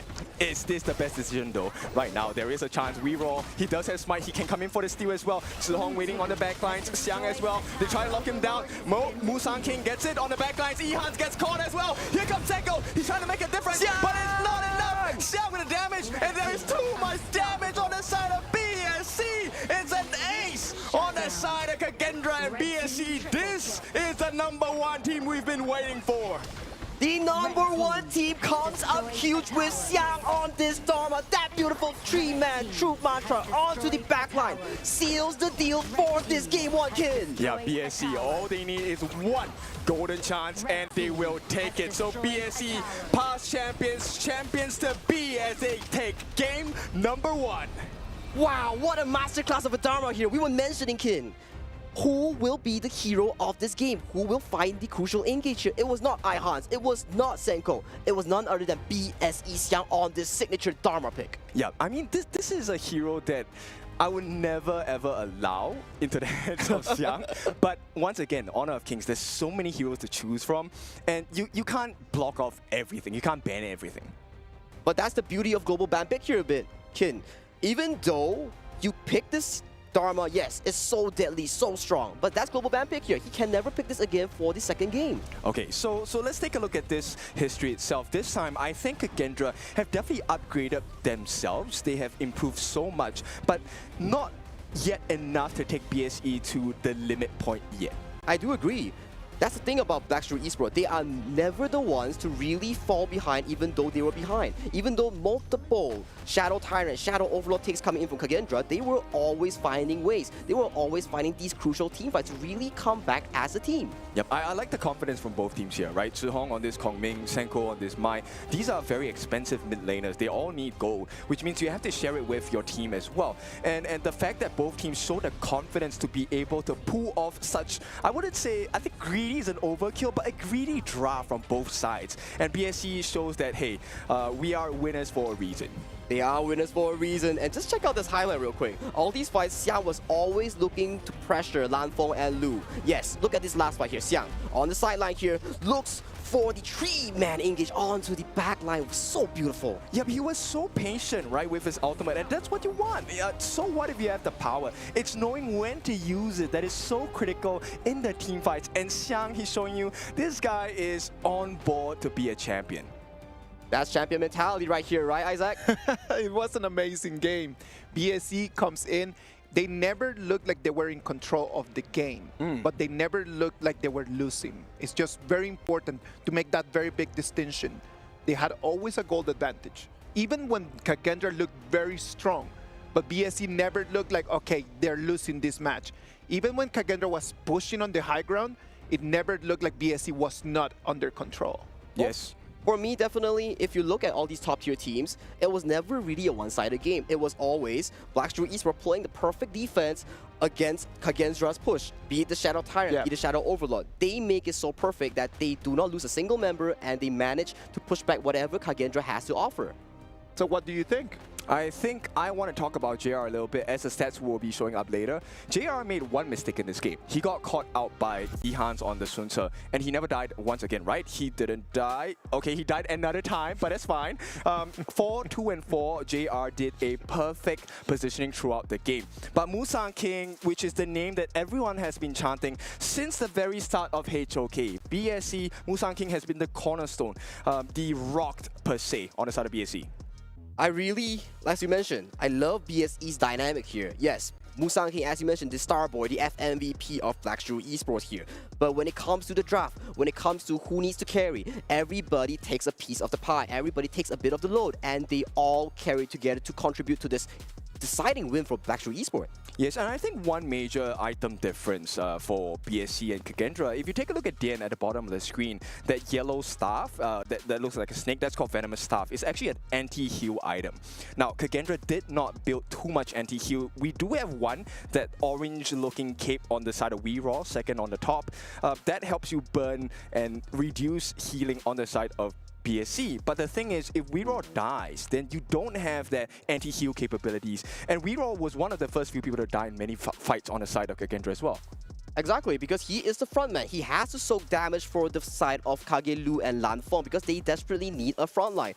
But we gotta give props here. Look at Zihong here, 35% damage. When we talk about the draft, who is gonna be the secondary carry? We're thinking, oh, it might be Nua or might be some utility mage, but no. We go in full burst, look at 35% damage. This shows you the confidence, right? Picking up a Kongming is actually a really huge risk because if he falls behind, it's very rare that Kongming comes back into the game unless it hits like that 20-minute mark. And it was actually very interesting to see that Kongming with Trihong never actually had free access to the Azure Golem. It was always just kind of like fighting to try to get the Azure Golem because KAGENDRA did have control of the map. KAGENDRA had control of the vision, so they had priority over invasion of the jungle. So it was pretty difficult for him to actually control that. But no, we cannot just be talking about Trihong. We need to be talking about Xiang as well, who's going to be our MVP. Xiang with a 0, 1, and 8, and I will give that on that 8, that Dharma 8 assist, on that last one is a 4-people crowd control. I'm so happy this is the stats because, look, I get to say again, KDA is not important, 0, 1, and 8. Look, Xiang, the way that he was maneuvering around the map, every single truth mantra was on point. And sometimes the truth hurt, but for this one, it was Death's Door. It was Death's Door and 018 KDA. As you mentioned, KDA does not really matter when you were making these decisive engages here. Yes, very good. I mean, that last catch really allowed them to take the win from there. And BSE is a team that you can't give not even half a chance. You see an opening, they will tear it open. It's a brand new hole. This is a new door we're going to walk through, and that's the door to the crystal. So a very impressive performance, not just by Xiang, who's the MVP, but as a whole, BSE. This is why they were champions before. It is important for everyone at home just to understand the reason why BSE is able to win in here. They're able to win because even in the moments where KAGENDRA was pushing at the high ground, they never lost composure. and composure is super important. You saw the BSC in the moments that they needed to fight, it was 5 people fighting in there. It was never a 2 or 3 people. It was the whole team trying to defend and trying to attack at the same time. And I think this is the beauty of experience, right? When you gather so much experience from all these past international tournaments and achievements, this really brings back to BSE standard. Yes, they are champions, but why are they champions? It's the composure, it's the experience. All these elements form a real championship squad. Okay, so let's address once again our dear Indonesian friends, fans of KAGENDRA as well. This performance by KAGENDRA, it's not bad. It's not bad. Actually a decent performance. They just need to kind of polish their performance a little bit, and maybe this game number 2, we could tie things up. May I add up to that? I sincerely believe at the beginning of the game, Senku had a couple very good openings and got a couple kills for the team. They did not go to him, but they went to the team. I like the way that KAGENDRA played. We need to be a little bit more decisive in the right moments, because there's a couple moments where they need to manage the wave a little bit better, so they crash at the high ground at the same time. So then BSE needs to be thinking, do I defend this one or I defend the other one? It's important to understand that the difference between good teams and amazing teams comes down to being able to level up in between. How do I manage the waves in order to jump into high ground and ask the super minions to get in the game? Timing is of the essence, right? Yep. This is why we take fights at certain moments in the game. We don't need a fight all the time. You need to fix your waves first. And if you manage your waves properly, even if you lose a fight, the opponent team can't really do much because they have to try and clear all 3 lanes of minions. And that's it. All 3 lanes of minions, all it burns down to fundamentals here. And talking about fundamentals, we gotta check out the draft once again. As expected, burning the early in game 1, Black Shrew Esport has to take that ban after looking how Lanfeng was so dominant in lane just now. Yes, and BSE, they're gonna continue that train wreck here. They ban out the Dharma, one of the big win conditions available. But this opens up the doors to Fatih, maybe. Bati, Pei, all these key picks here are still up for grabs for the side of BSE and KAGENDRA here. Clock's ticking. We gotta see what's the decision here coming in from Coach Reflect on this second ban. I want to see WeRaw pick up a tank jungle. I think WeRaw has shown us consistency in playing, especially heroes like the Ogren, right? So right now, KAGENDRA, they ban out the Jing. Let's see what they want to start off with. BSE, take one of the most damaging burst heroes. This is the Lung, the Dragon of Pain right now. Dragon of Pain, flaming palm towards your face, instantly deleting you off the map here. So Long here being prioritized for BSE JR, who had a fantastic game 1. On the side of KAGENDRA here, there's still the Pei here, there is still the Zhangfei here, or Byron that we've seen frequently. So definitely, we have to see what is up for grabs here. It will be the Dolia and Dune combo. Oh, I love this. Okay, KAGENDRA with the Dune and Dolia combination. Once again, to our new friends, let me explain to you what Dolia does. Dolia is able to give you short amounts of heals as well as refresh skills that are on cooldown when necessary. And this opens up a couple more doors. You could pick the lane for KAGENDRA. There are so many ultimates you can refresh, and hopefully that will be one big marker of success for the side of KAGENDRA. Exactly, and looking at the following draft here, Pei, Byron being locked in for the side of Black Shrew Esport. Against the Dune, that's just spelling one thing. Whoever gets the early game will dictate the pace of the game. Okay, so another combination here shown to you by BSE. This is a team you definitely want to learn from, right? Pei and Byron, this is a stock standard combination. They crush that clash lane very early. Less than a minute in, you potentially can get the first blood. Exactly, because there's still options of starting towards the side lane, moving towards your jungle, all these jungle start options, right? And outside of KAGENDRA, they notice the fact that, hey, we talk about Dolia combos, we cannot forget about Yu Huan. Double unending sorrow on the ultimate, so much room for error. Yes, it not only offers you heals, it also damages the enemy, which is why it's so painful and so scary. And KAGENDRA, very smart ban, they take out the Liang, this third ban available for KAGENDRA. And this opens up so many doors for them because suppression is something you can't control unless you hit the hero himself. Which means Dune and Yu Huan, these two heroes, have a lot more freedom coming in from the side of KAGENDRA. Okay, question for you right here. Any interesting picks you want to see for the South BSE's draft? BSE, what they're missing the mid, they're missing a roam as well. I know a lot of people don't like this, but I would like to call on Isaac. We played a ranked game yesterday. Yes, sir. Yixing, roam. Just based on the rank from yesterday, it was good. It was good. It was solid. It was solid. I'm telling you that easy and roaming there was pretty good, but it was pretty good because Sagi wasn't the Luna, my guy. Okay. Now, I would still take that as a compliment, right? But you should. End of the day, right? I like the control because at this point, BSC, their draft offers you a lot of burst potential. I think they just need someone else to bring that crowd control ability besides Xiang on this Byron. That's all. That is a very good point here. Looking at BSE's draft, they are coming for an angle where they need a utility from the mage or the roamer to really force this team composition to a new hole. Yeah, you want to burn out, this mid lane Senko Yuhuan's ultimate. You want to burn it out as fast as possible, right? Because you're killing two birds with one stone.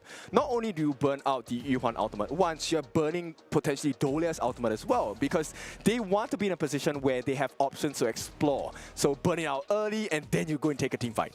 Exactly, that is the kiting style, the front to back sort of style that we are looking for. And talking about crowd control, talking about the utility, we gotta talk about Mozi and Lady Zhen. So much crowd control, so much utility being brought onto the table for the last two picks of Black Shrew Esport. Yeah, it's a lot of control. This is the exact formula that they need to play on, right? BSE, once they have this more to the Cannon Blast, that is his second skill. Once he gets the stun in, this can be complemented by 2-3 different stuns, the Lung, the Byron, the Lady Zhen. Everything to set up a perfect team fight for the side of BSE. Exactly, so much crowd control like you mentioned, but once again, KAGENDRA, your last pick, it's a Consort U. The Wind Blessing coming in from Spell 2 of Consort U gets to block out such a heavy physical team composition that has been drafted by Black Shrew Esport. May I ask a question? Yes. This is the second time today that we see that Consort U facing long over there for the farm lane. Is that a counter pick? Is that something that the coaches have analyzed? What is going on with that? It's a perfect formula because, look, it is a predictable sequence of events coming out from the Lung. You wait for the 3 flaming shots coming in. That's the massive burst damage, right? Yep. And if you time your second skill right, which is called the Protecting Winds, it makes you physically immune. So you essentially cancel out a huge burst available by JR. All right, boys, the game is already there. What about we start casting and bringing the action of this game number 2 of this match number 3 of today? Ooh, game number 2 between Black Shrew Esports and KAGENDRA. Loser goes to the lower bracket. So KAGENDRA, you gotta fight on this. Yes, they definitely have to, but Musang King has other plans straight away. And within the first minute, he goes in straight for the Azure Golem. And there is no defense coming out from KAGENDRA. Guys, you have to do something here.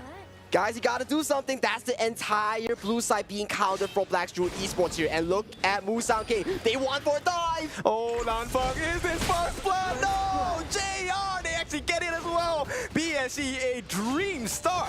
A dream start, just 1 minute short, and they already got the first blood on the key member of KAGENDRA. Lanfeng shut down on the first minute. Yeah, farm laners actually take a little bit of time to grow, but this time Lanfeng is going to have a long time to grow because BSE, this is tested time and time again. They are so strong when they get the advantage, and now they have a huge one. Man, BSE just mocking KAGENDRA, but look at tournament predictions. It has already started, so if you get all these tournament predictions correct, you get to get free heroes, free skins, or even borders. So check it out in your game, ladies and gentlemen. Yeah, you can actually get the recall. That's the one I want, but unfortunately for me, I am 1-3 on my predictions so far.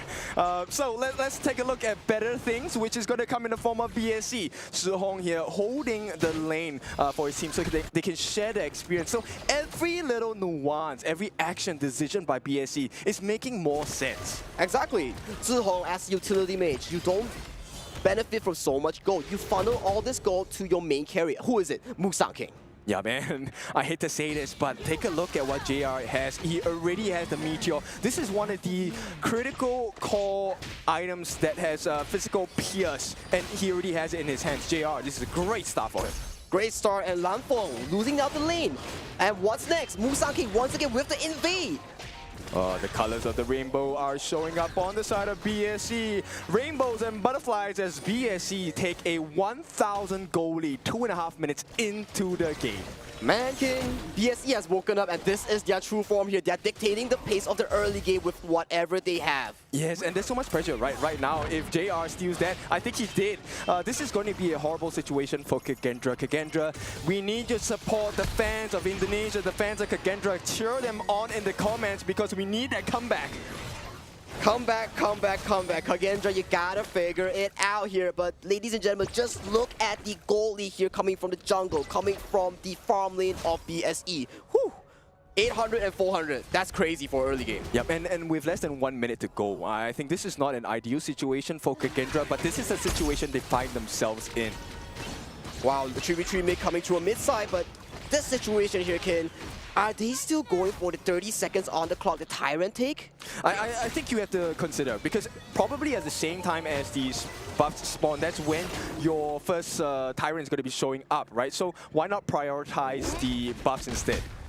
Okay, prioritizing the buff is also an objective. If you can get a buff while training the Tyrant here is still an equal trade here, but will BSC allow that? Let's find out. Okay, Zhihong taking quite a bit of damage, but there is potential of regen coming in here. Lu gets caught out for the time being, but it's all push pressure coming in from BSC, right? They want to be in a prime position to be able to take this first Tyrant of the game. Lan Feng, okay, he does get his protecting wings. Oh, but what a catch! The flash as well.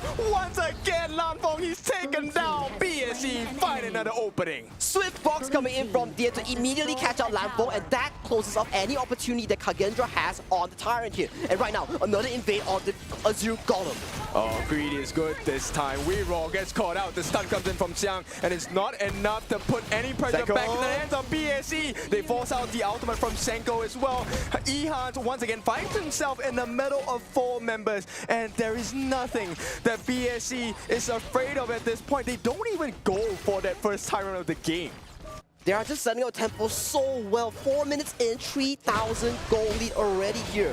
BSE coming up with a statement match showing that KAGENDRA, if you want to go through the Giants, if you want to go to the playoffs, you got to go through us first. Look, they took less than 15 seconds to take that first Tyrant of the game. This is a strong showing of how far ahead BSE are at. Look at the goal chart here, Ken. Musang King rocking the 4.4k goal against the jungle. Only 2.8k coming from KAGENDRA here. Yeah, Musang King is the tech selector at this point, right? Pay me my money because he is way ahead.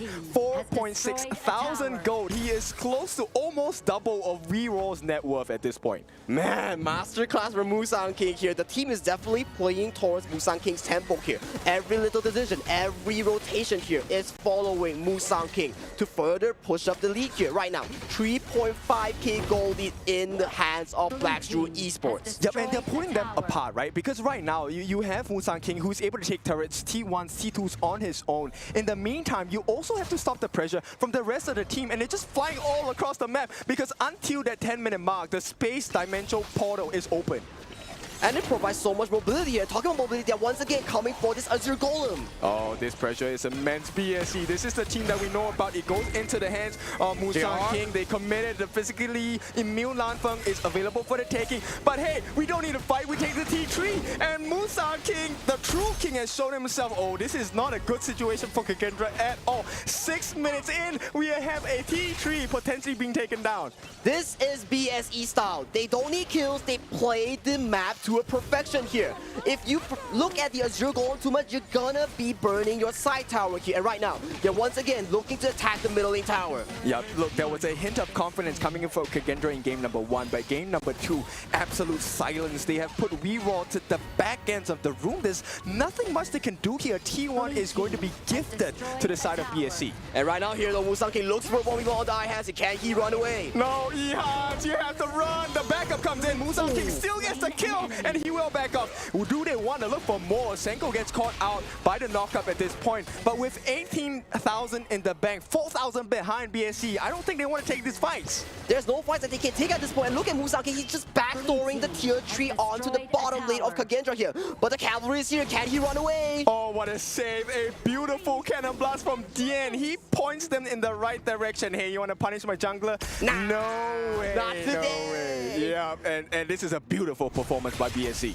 And talking about Honor of Kings, this is the beauty of it. You don't need kills. You just play the map to a perfection, and this is what it rewards you with. 3 kills on the board, no problem. But you have 5 towers amounting to a 5,000 gold lead for the side of Blackstrew Esport. And if you take a look at Xiang, he was taking quite a bit of damage, but it doesn't really matter to him at this point. He does have access to his ultimate soon, and there we go. Force field suppression available. He pushes Weroll away. They don't even have to fight. They're just pushing them back off from the T2. And once again, T2 secured by the side of BSE. The map gets even smaller for KAGENDRA. Man, the room is smaller and smaller. There's lesser farming space. Another tower goes down toward the mid lane right now. They're rotating towards the top side. What do? You get the Crimson Golem. You get the tower here. Right now, BSE is looking to formulate this until the end of the game. Okay, so do you see what I see? I see something purple, and that's open for the side of BSE to take suit. Well, that's definitely their formation here right now. Get the top tower, get the Crimson Golem. We did back, get the Vanguard as well. Yeah, the Overlord is going to be pretty important at this point, but we haven't hit that 10-minute mark yet, so it might not be of maximum priority for the side of BSE. Right now, the top prio is one of these remaining T3s. They get the stun onto Lanfeng at this point. They have managed to stifle a little bit of that pressure, alleviate it for now, but it's kind of like a bad headache, right? You want to relieve that pressure, but it's so hard to do so. If you're KAGENDRA, the headache is definitely on you because BSE just biting on you, making sure that if you don't react, you're gonna suffer more and more and more. Yup, they try for the last one. Weroll overcommits. There is too much damage. Can he get the save at this point? Will manage to get out, but his stun stops him for now. A little bit of pressure. Nobody dies just yet. But I think KAGENDRA, they're shaking at their boots because they can't find an opening. Even though they laid down so much damage, Xiang and JR are the only ones taking damage, and they're not even dead. And that's the beauty of it. Damage, just look at the damage though. Zihong on this control mage, 51,000 damage on the Lady Zen. Yep. You know what? Revenge is a dish best of cold, and unfortunately, revenge is not on the menu for the side of KAGENDRA. BSE, they're here for the revenge. They want to get into the playoffs of KWC 2025. And it's definitely looking like the case, right? Because just look at the pay here. 9 minutes, 40 seconds. 9.3k gold on this carry jungle here. Guys, that means GPM gold per minute, he's at 1,000. That's a lot. He's a rich guy. He's rich, he's bathing in money right now, and Xiang goes in for the engage. He gets a stun onto Senko. Senko forced to use his ultimate. The refresh comes in. Not enough time. They wasted the ultimate from Lu as well. And this is an opening that BSE will definitely appreciate. T3 under pressure on the top, looking for that big opening. Musang King finishes the job. Do they want to go for more? They want it. Ehans, you are gone, and it's going to be BSE. Once again, a double kill for JR. But hey, once again, restraint is the call of the order. We don't need to overcommit. The win should be ours. We just need to play steady. Steady is the game. They go towards the bottom wave right now. The super minions are slowly marching towards the crystal. Here can KAGENDRA defend. They are going to give it a try, but it's not going to be enough. Hang on, there could be a chance here. Senko tries to win it for the team, but it's not enough. BSE, they take it clean 2-0. This is the BSE we're talking about. This is the MKL second seed team. The champions of KC 2024 coming back once again with such an important win to bring them to a further step towards the playoff. They are hungry this time. The 5 boys along with the coach, the manager, Joker, I'm pretty sure they were ready for a win today. And BSE, what a performance as they take that very short walk down to, give their thanks for this amazing series between the two giants of their own respective regions. But gotta give props to KAGENDRA as well, Kin. That game 1 was immaculate coming from them. It may be due to experience, it may be due to their stage frights, but in that again, they played so well until the end of the game. I think you can't really blame them for this because the draft on the side of BSE is one that is very fast-paced. It's very early game. And the fact that it got Lanfeng down right within the first few minutes of the game, that was actually quite a big death blow. Well, I gotta say, like you mentioned, shutting down Lanfeng, that was BSE's game plan. Maybe they went behind the stage. They were like, hey, Lanfeng was an issue back in game 1. We gotta shut him down. Dian was like, copy. Immediately invade into a dive with Musang King. That was just pre-planned all along. Which is why we were talking about Dian earlier today, right? Dian as a new addition into BSE as a support. Look, he's so steady. He gives so much space for JR. And every time he lands that cannon blast, that second skill, it's so detrimental to the side of KAGENDRA. They can't do anything. Exactly, and we talk about this all the time. If you want to dive the enemy, you got to win through laning prowess, and JR showing us why he is noted as one of the best farm lanes from the MKL. He won the lane against Lanfeng, resulting in Lanfeng being dove by the roam by the jungle of Black Shrew Esport.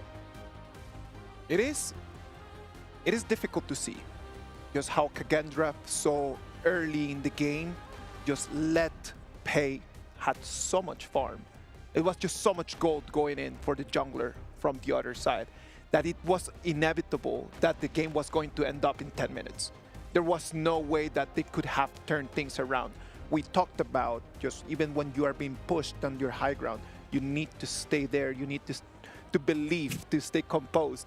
But was there any composure left in there just to be able to turn things around? It was too big an advantage, wasn't it? Yes, I mean, you can have all the composure in the world, but with that goalie that they had, dude, this guy, Musang King, he was farming 1,000 gold a minute. How do you compare that? He was 9,000 gold at, what, 9 minutes? And he has essentially his pseudo 6 slaughtered. You can't fight him. This is the beauty of Pei, right? Why do we keep saying Pei is such a good pick? It's because high mobility, high damage, and his clear speed is immaculate. Going from side lane to side lane, going from side lane to mid lane, using the teleport shrine. Everything was pre-planned by BSE. Every wave that was contributed by Zihong on this Lady Zhen was providing so much gold to Musang King. That's why he was so high in the gold. Okay, so talking about Musang King, let us pay our respects here, and we'll throw it over to Mara. Please let us know who we are interviewing today.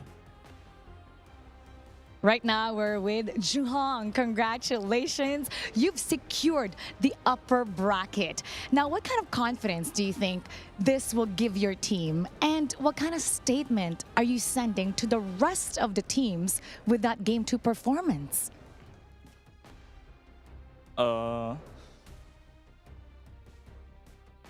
This winning gave our team confidence to revenge Nova, because last time NKL we lose Nova, so this winning give us confidence to beat them.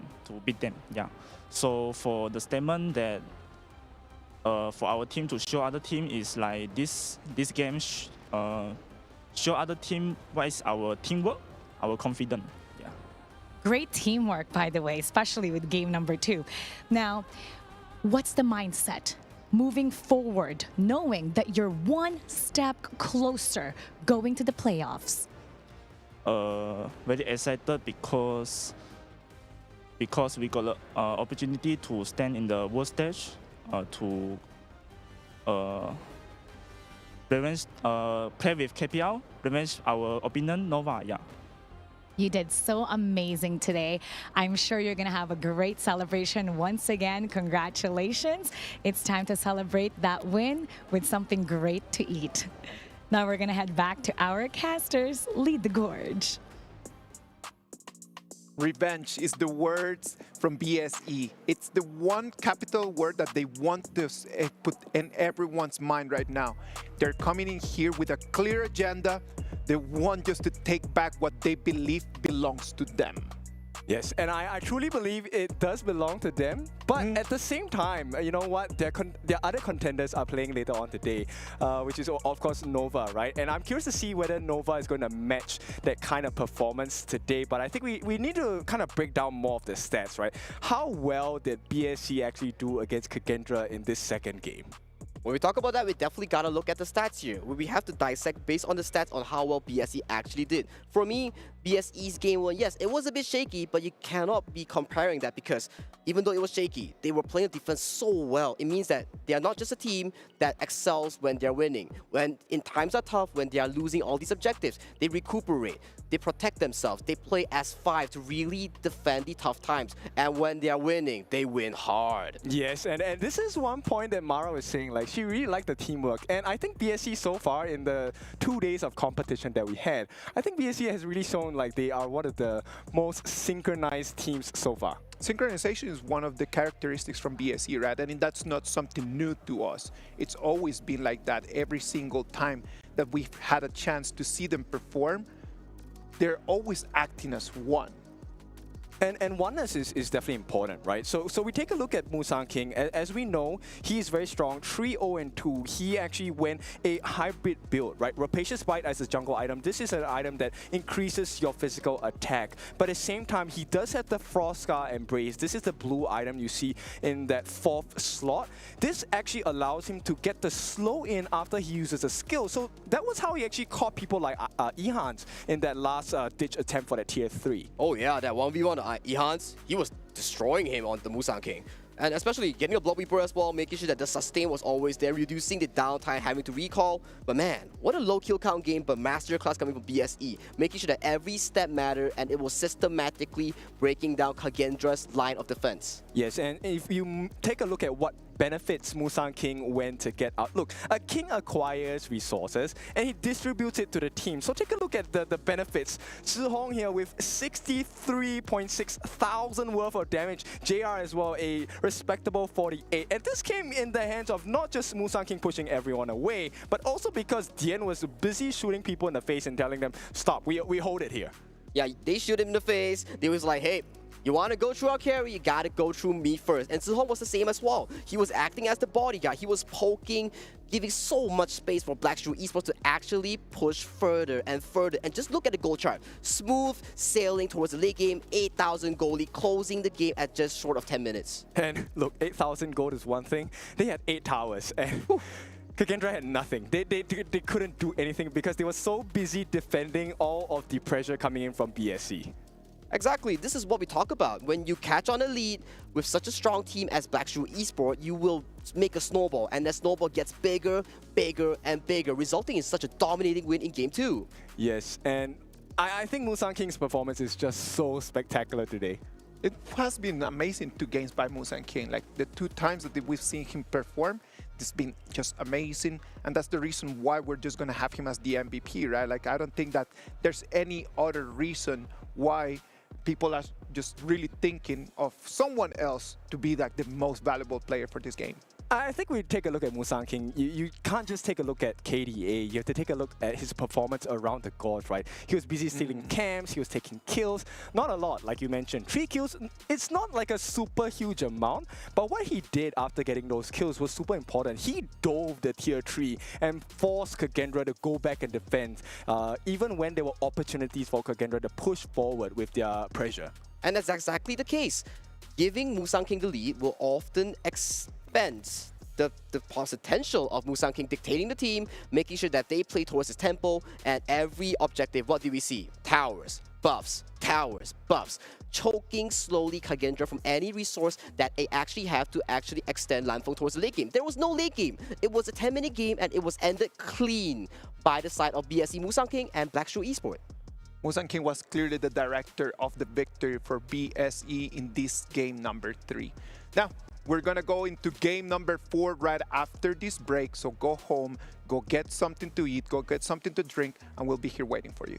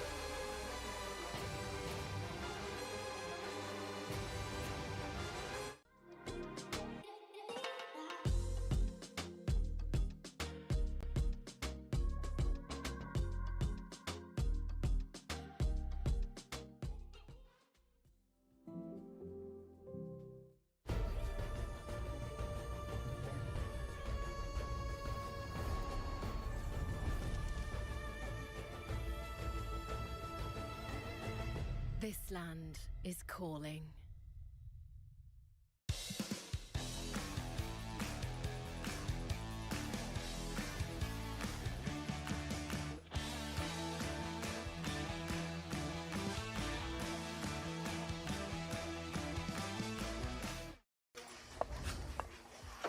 Come on, let's go. Rush mid now. Come on. Jungle combat. Rotate back to low HP. Victory!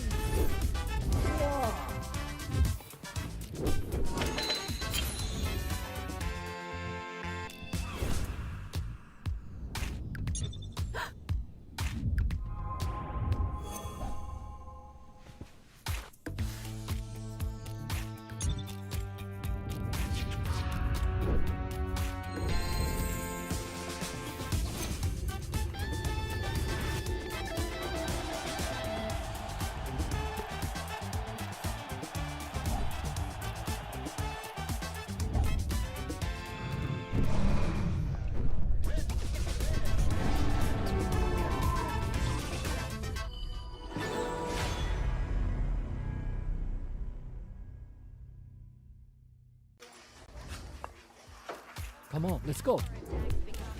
Rush mid now. Come on. Jungle combat. Rotate back to low HP. Victory!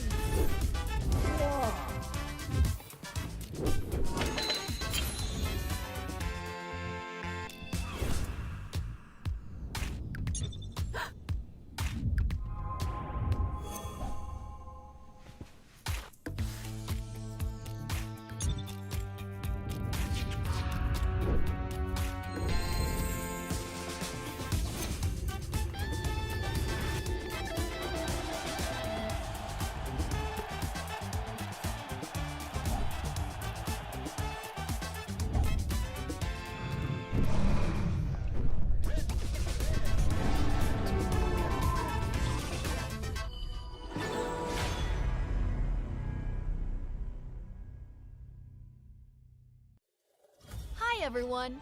The Honor of Kings Flowborn Outfit Design Contest is officially underway. We've always wanted to make HOK more fun for players. We hope the highly customizable outfit feature of Flowborn becomes a way for players to express themselves. In this contest, we welcome all players to submit their ideas through original outfit designs. Create your own exclusive hero. Outstanding entries will win cash prizes and may even be implemented in-game. The submission period is from July 4th to July 25th, so don't miss out. Before submitting, please make sure to download the official template to keep your submission format correct. After completing your design, follow the steps to submit your work.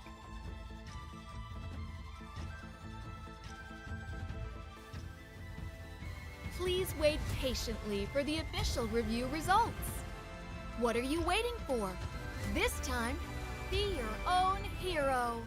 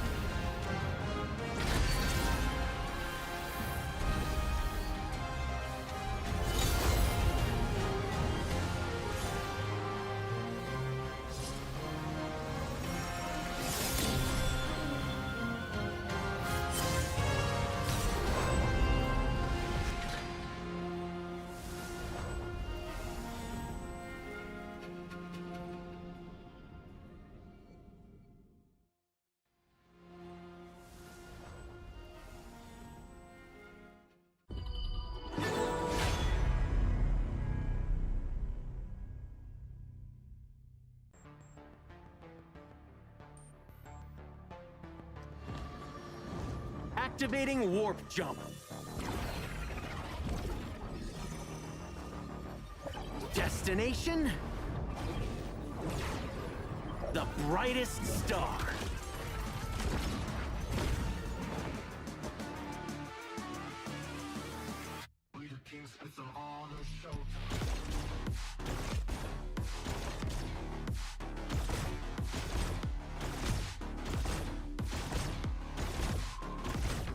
Pulse gun charged. Scope calibrated. It's a quantum party. Ignite the stars. Into the nebula. Cosmic shifts. Supernova pulse. Woo! Right in the core.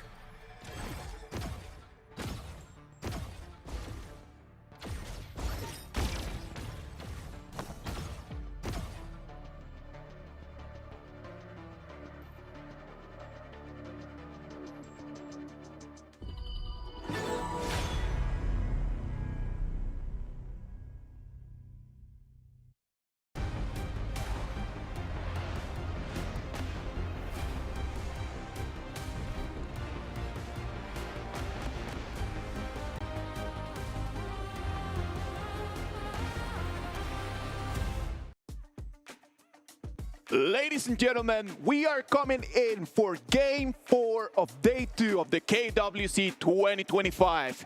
One of the highlights of the day, Twisted Minds against Nova Esports. Is going to be our last game of Day 2, but you know what? It is gonna be an amazing feast. Yeah, these are the number ones of their respective regions. We have the number one from MKL, Nova Esports. We also have the number one coming in from the major West, Twisted Minds. Sagi, what do you think about them? Both teams, historically, they have very high achievements here. And coming to this tournament, KWC, one of the biggest tournaments we have for Honor of Kings. Both of these teams definitely want to look for a win, to prove themselves on the stage. Okay, so let me pull you back to the interview we had just now. There were a lot of tough words coming in from the BSC boys. Revenge. Talking about revenge on Nova. Yeah. And now this is the time for Nova to kind of put their performance to maybe let them know, hey, revenge is not that simple anymore. But I love that, man, because at the end of the day, BSC comes in with a very clear plan. This is what they want. Does Nova Esport really need to reply back? Is that something that they have to do? Because revenge is something that someone else wants to get from you. It's not something that you need to serve. True, true, true. Because once again, there's opinions and then there's facts. And the fact of the matter is Nova is number one in their region. They don't really have to take too much comments from the lower sides of the tables, per se.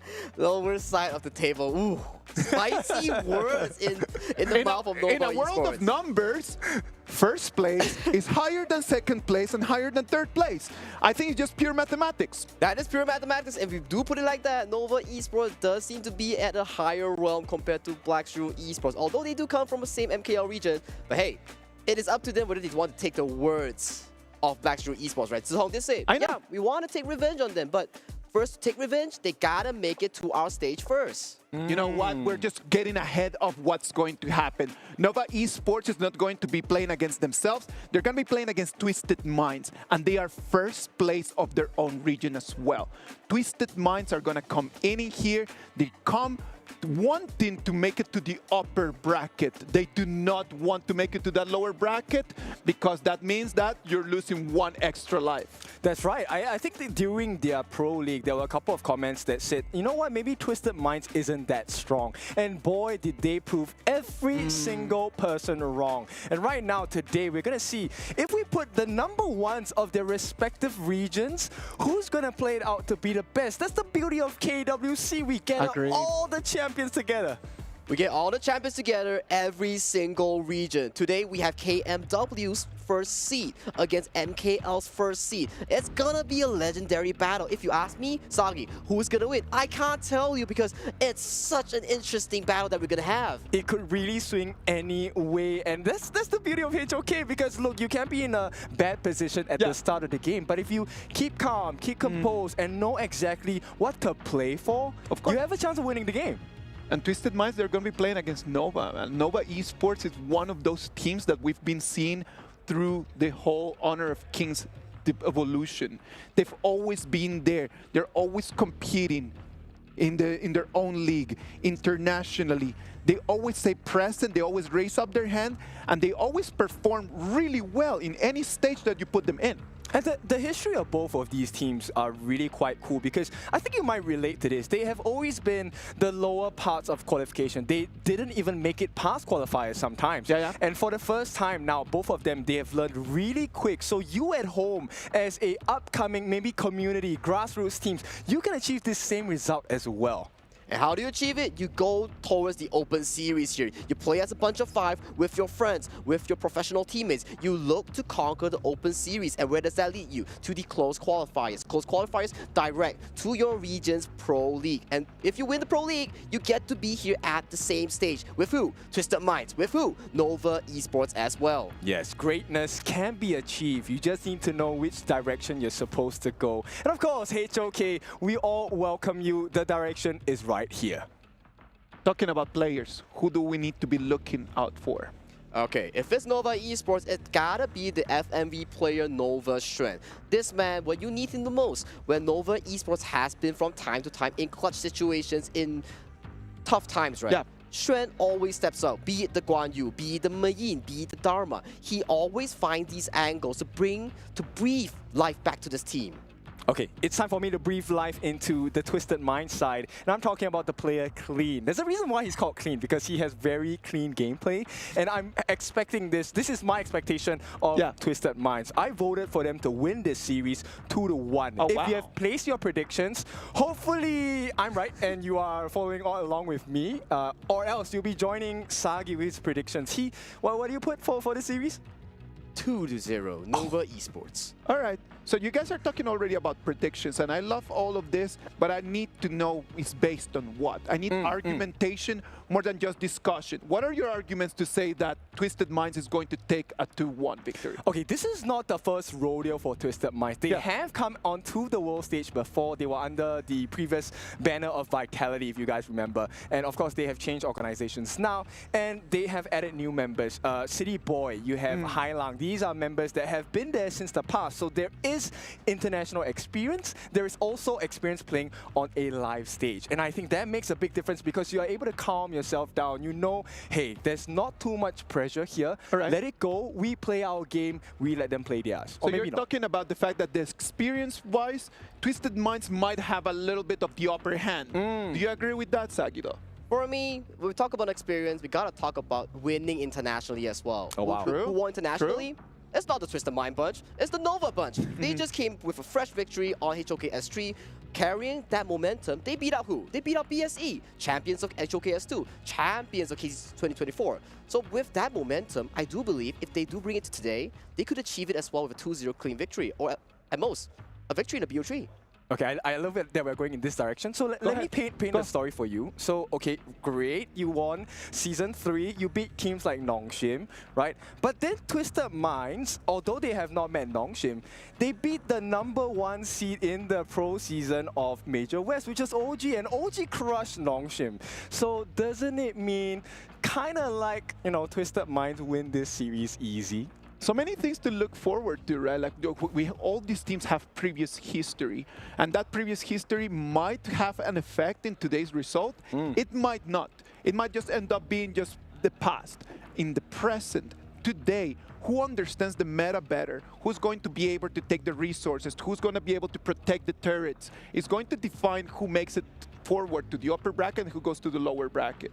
I agree. It's really about who learns faster, right? At the end of the day, HOK is a game where you need to really learn fast, right? How do you learn the patterns of your opponents? Do you know what their weaknesses are? If you've never met this team before, can you formulate a strategy to put them in a difficult position? Look at how they react, right? And then you pinpoint, maybe this is something we can try to take that win, get that advantage. That advantage doesn't need to be big, as we all know. A small advantage can give you a big win. Exactly, I do agree so as well, because one thing's for sure, growth matters. When you factor in growth, any past history is just history, because we are looking at the present here. And the present here, Nova versus Twisted Mind at KWC 2025. That's right, a present is a gift. And the gift now is going to be in the form of this best of 3 between Twisted Minds and Nova. Both very strong in their own rights, but maybe let's talk a bit more about Nova before, I gloss over the side of Twisted Minds. Okay, for me, I want to keep it neutral here. Yes, there are times where Nova looks like gods, but there are still times as well they have sloppy gameplay here. We look at BSE, yes, their game wasn't the cleanest, even though they won. We kind of might have been expecting for Nova Esports to have an unclean game one, because it is the first game they have ever played right now in the KWC 2025. It is also their first appearance in KWC 2025, so maybe that will factor in some moments of like jitterish or like some nervousness coming to this day series. Okay, I'm going to give you some good things about Nova. Nova is very strong in best of 3s, best of 5s. They kind of struggle at best of 7s because their history, Nova, they have been pushed to best of 7s all the way. But because today is a best of 3, I feel like Twisted Minds can really blitz them, get a sucker punch in, and really get the 2-0. I voted for a 2-1, but there is a potential for 2-0 here. Okay, adding 1 point, yes, they always get pushed to best of 7s, but they always come out on top. So that's the key thing we gotta put focus in here. But of course, today's a best of 3. I do agree a point for you as well, which is Twisted Mind might give a sucker punch, a surprise towards the Nova bunch here. Definitely, it's an open game for both. Man, we have a series here, Ken.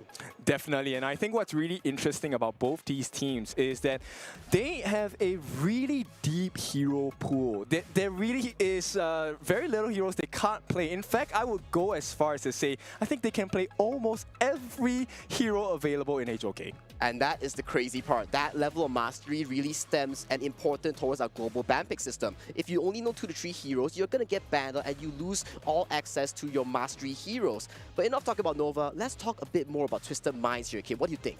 Okay, so Twisted Minds, I mean, for those of you that are familiar, Hai Lang, also previously known as Highland, he was one of the core members on the side of his team. So Twisted Minds, I think he has done really well in the mid. His signature picks like the Heino, the Mai Shunui, as well as the Shangguan, these are big picks and they offer a lot of different uses in the draft, especially for a ban pick as such as ours, which is global ban pick. You only get to play those heroes once.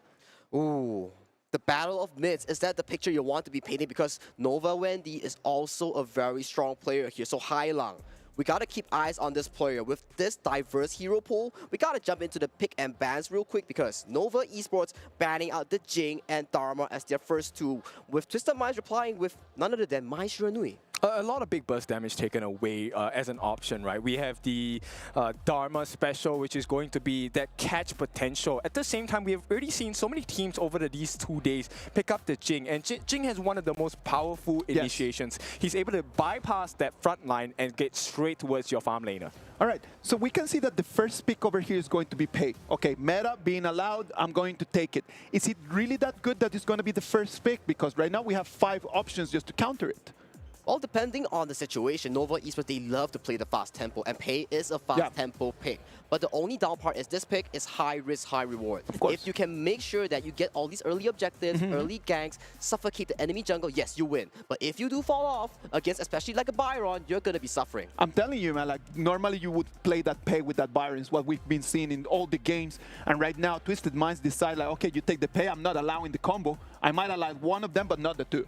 Yep, at the same time, they also complement this. Look, if we don't have that kill potential in the clash lane, never mind, we'll have it in the farm lane instead. Yes. The Lung and Zhang Fei combination, one of the scary ones, a very straightforward one, which all players of any rank, you can pick this combination up and make it work for yourselves. It is one of those combinations where you do not... You're not afraid in the first 4-6 minutes of the game, right? Like, you know that laning phase is going to be for you. As long as it is a 2v2, it is going to always be for the 2 of them. Because Zhang Fei has that shield, right? The Leaping Savior. that big shield value allows you to stay in the lane a little bit longer. But yeah, when we talk about these picks, we gotta talk about Ukyo Tachibana here. I think that's the first appearance for Twisted Mind here and the KWC 2025 stage here. This is a hyper mobile pick that is used to counter the pay, that is used to match the pay because of his mobility, his damage and burst here. So definitely, Twisted Mind coming to this draft, thanks to Coach ZKS, they're coming in strong. Sagi, you are the hero master right over here, man. Ukyo Tachibana, since it is the first time that it just shows over here in the KWC 2025, why don't you explain to us a little bit about this hero? What are the main characteristics of it, and what do people need to be looking for? We're talking about Ukyo Tachibana, you can always line up onto one thing, fast burst. Okay. And pay, you come in, if you leap onto me, I'm gonna land that confirm, that instant stun onto you on spell 2, and you're coming in, I'm gonna burst you instantly. So we know that that pay is going to be fast paced, so that Ukyo Tachibana is just going to be just a direct counter to it? That's right. So, one of the things about Pei is that he's a pseudo melee character. He actually has a range mode as well, right? And this is actually playing to the strengths of Tachibana as well, because he has a long extended reach, of which the further you are away from him, actually the more damage he does. That is exactly true. With that spell kit alone, if the Pei does look to hop onto the front line or to the back line of Twisted Minds, he's going to be punished heavily here. So definitely a smart pickup coming from Twisted Minds. But look at the ban phase right here. For Twisted Minds, they are looking to ban out all these mid laners from the side of Wendy's pool. Yixing and Shi has been banned out for the side of Nova Esports here. Yi Renjie and Lady Sun, the counters for Long has been banned out as well.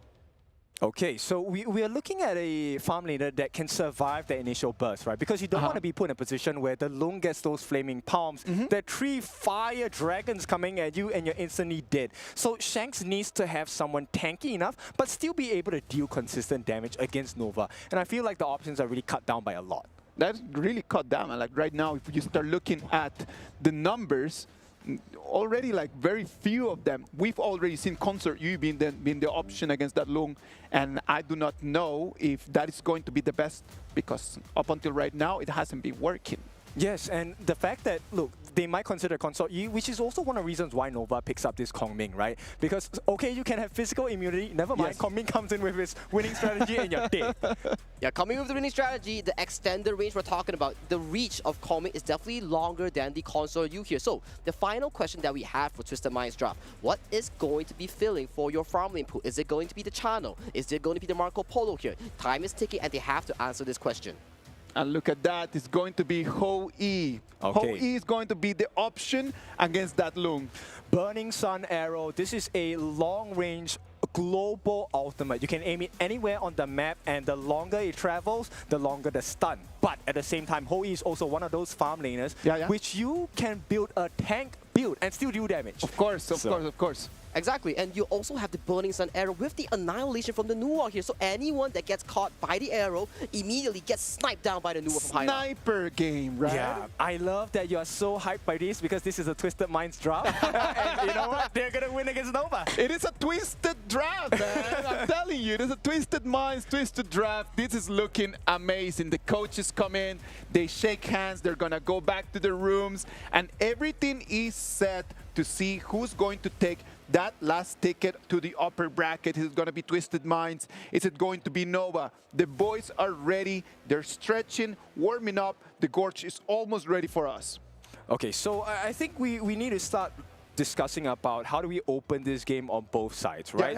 But I think both sides, Tachibana, you have to pay. They are very early hero-centric base, invasive heroes. What can they do to kind of like amplify this growth? So definitely when you talk about pay, right, you need the resources, but right now you drafted the Kong Ming here onto the Wendy, so you gotta figure out the resource distribution here, so whoever wins the early game will dictate the early to mid stage here. All right, ladies and gentlemen, this is going to be our game 4 of the day. We're gonna have Nova Esports against Twisted Minds. I am Isaac Peña. I am Kendofu. And I am Sagi. All right, ladies and gentlemen, let us go. Take it from here. So it is an expensive lineup coming in from both teams, and Hai Lang straight away already taking quite a few hits. Well, the season honor pass as well has arrived in the Gorge right now. Log in and claim it for free for anyone that loves Honor of Kings right here. But looking at the map right now, Kin, what are we looking at? We're looking at fast rotation, right? Both the junglers actually made the full commitment to not over-dive, which I think is a very smart thing. Because if you make a mistake here, the other team immediately capitalizes on that gap. And right now, though, Muji as well, he secured the first ever Fire Beak of this series. And as we know, Kin, Fire Beak, once it gets taken down, it disappears from the map eternally. Jungler paths are going to be important in here. Look at how Pei already level 4 is going to make the rotation up, trying to put some pressure on that Vire that still has not made it there. Oh, 90, he's forced to use a flash. Not the ideal situation you want for Twisted Minds, which means this space fight going to go into the hands of Nova. With that, Nova just secured both of the early game objectives here, cementing themselves a very smooth early transition towards the later stages of the game.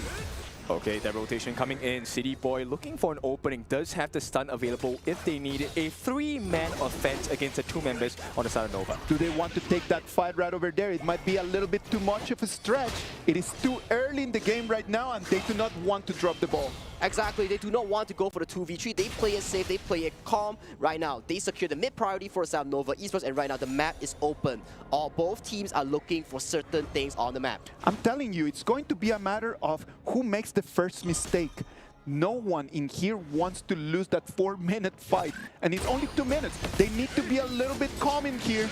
Yep, the arrow almost hits the mark here, but the almost doesn't count. So Nova to make it out, and they're looking for some space to take things away. CY actually gets the first steal. Not the biggest, it's just a ball camp, but still, little things matter in HOK. Little things do matter, and that's how you accumulate a lead right now. Looking at the draft real quick, a 3v3 commences bot side. Yeah, a stun coming in from City Boy. Nothing too much at this point. We're about 1.5 minutes away, so I don't think they want to take too much of a risk, right? Everything is about clean, everything is about CY. Exactly. Look at that. Like, both of those blue buffs are going to spawn at the exact same time. But right now, Yukio Tachibana is going to have the priority since his is going to spawn at about 5 seconds before Pace is going to do. For me right now, guys, I want to see the 4th-minute fight here. We got the signature pick coming in from Shrew on the Guan Yu here. If he can find these flanks onto the likes of Hai Lang, onto the likes of Shanks on these immobile carries, that's going to be opening up. But hold on, though. Yep, Unbridled Outburst opening up. City Boy forced to use the ultimate at this point. The support comes in 4 different members on the side of Nova. Nothing too big. They don't want to overcommit. There's still about less than 60 seconds to go. It is so scary when you see that Guan Yu jumping in on you. You don't know what to do. Just sprung your ulti and then just get out of there. Yeah, just get out of there. And right now, 30 seconds on the clock. We will have a new refresh of ultimates from both sides. Fully fledged. And once again, as you mentioned, Kin, slow but surely they get mobile. Hold on. Yep, the stun comes in, but CY, he's very mobile. The Burning Sun arrow does land onto Waypit, but it is Waypit. Changfei doesn't care too much. Now 15 seconds to go. Do they really want to go for it? Shen, he finds the opening on the City Boy. He gets him down. First blood goes to Muji as well. What a way to get that lead. Muji opening the door and allowing us to see a little bit of an opening for Nova Esports as we move to 4 lane. Yep, Shanks is in danger. Second kill. Nova, what a start to this game. What a start to this game. Immediately landing 2 kills, and right now he's chasing the Yuan. Yep, City Boy, he makes it out for now, but CY, punishment coming in, 90, he gets a return kill, a beautiful trade. They delay the Tyrant, but can they actually secure it? Now they're gonna have their eyes on the Tyrant. It's gonna be clean, the first that's gonna take the Sewer Golem. He does not want to go for the Tyrant first because at 2-1 right now, we need to stop and analyze what is going on in here.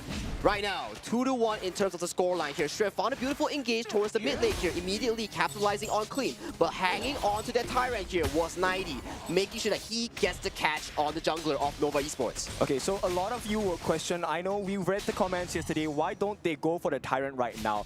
At this point, it's actually more efficient to get the buffs instead. And Shrew, he's gonna try again, gets a knockback. Shanks, you're in no man's land, and Wendy comes in with a support.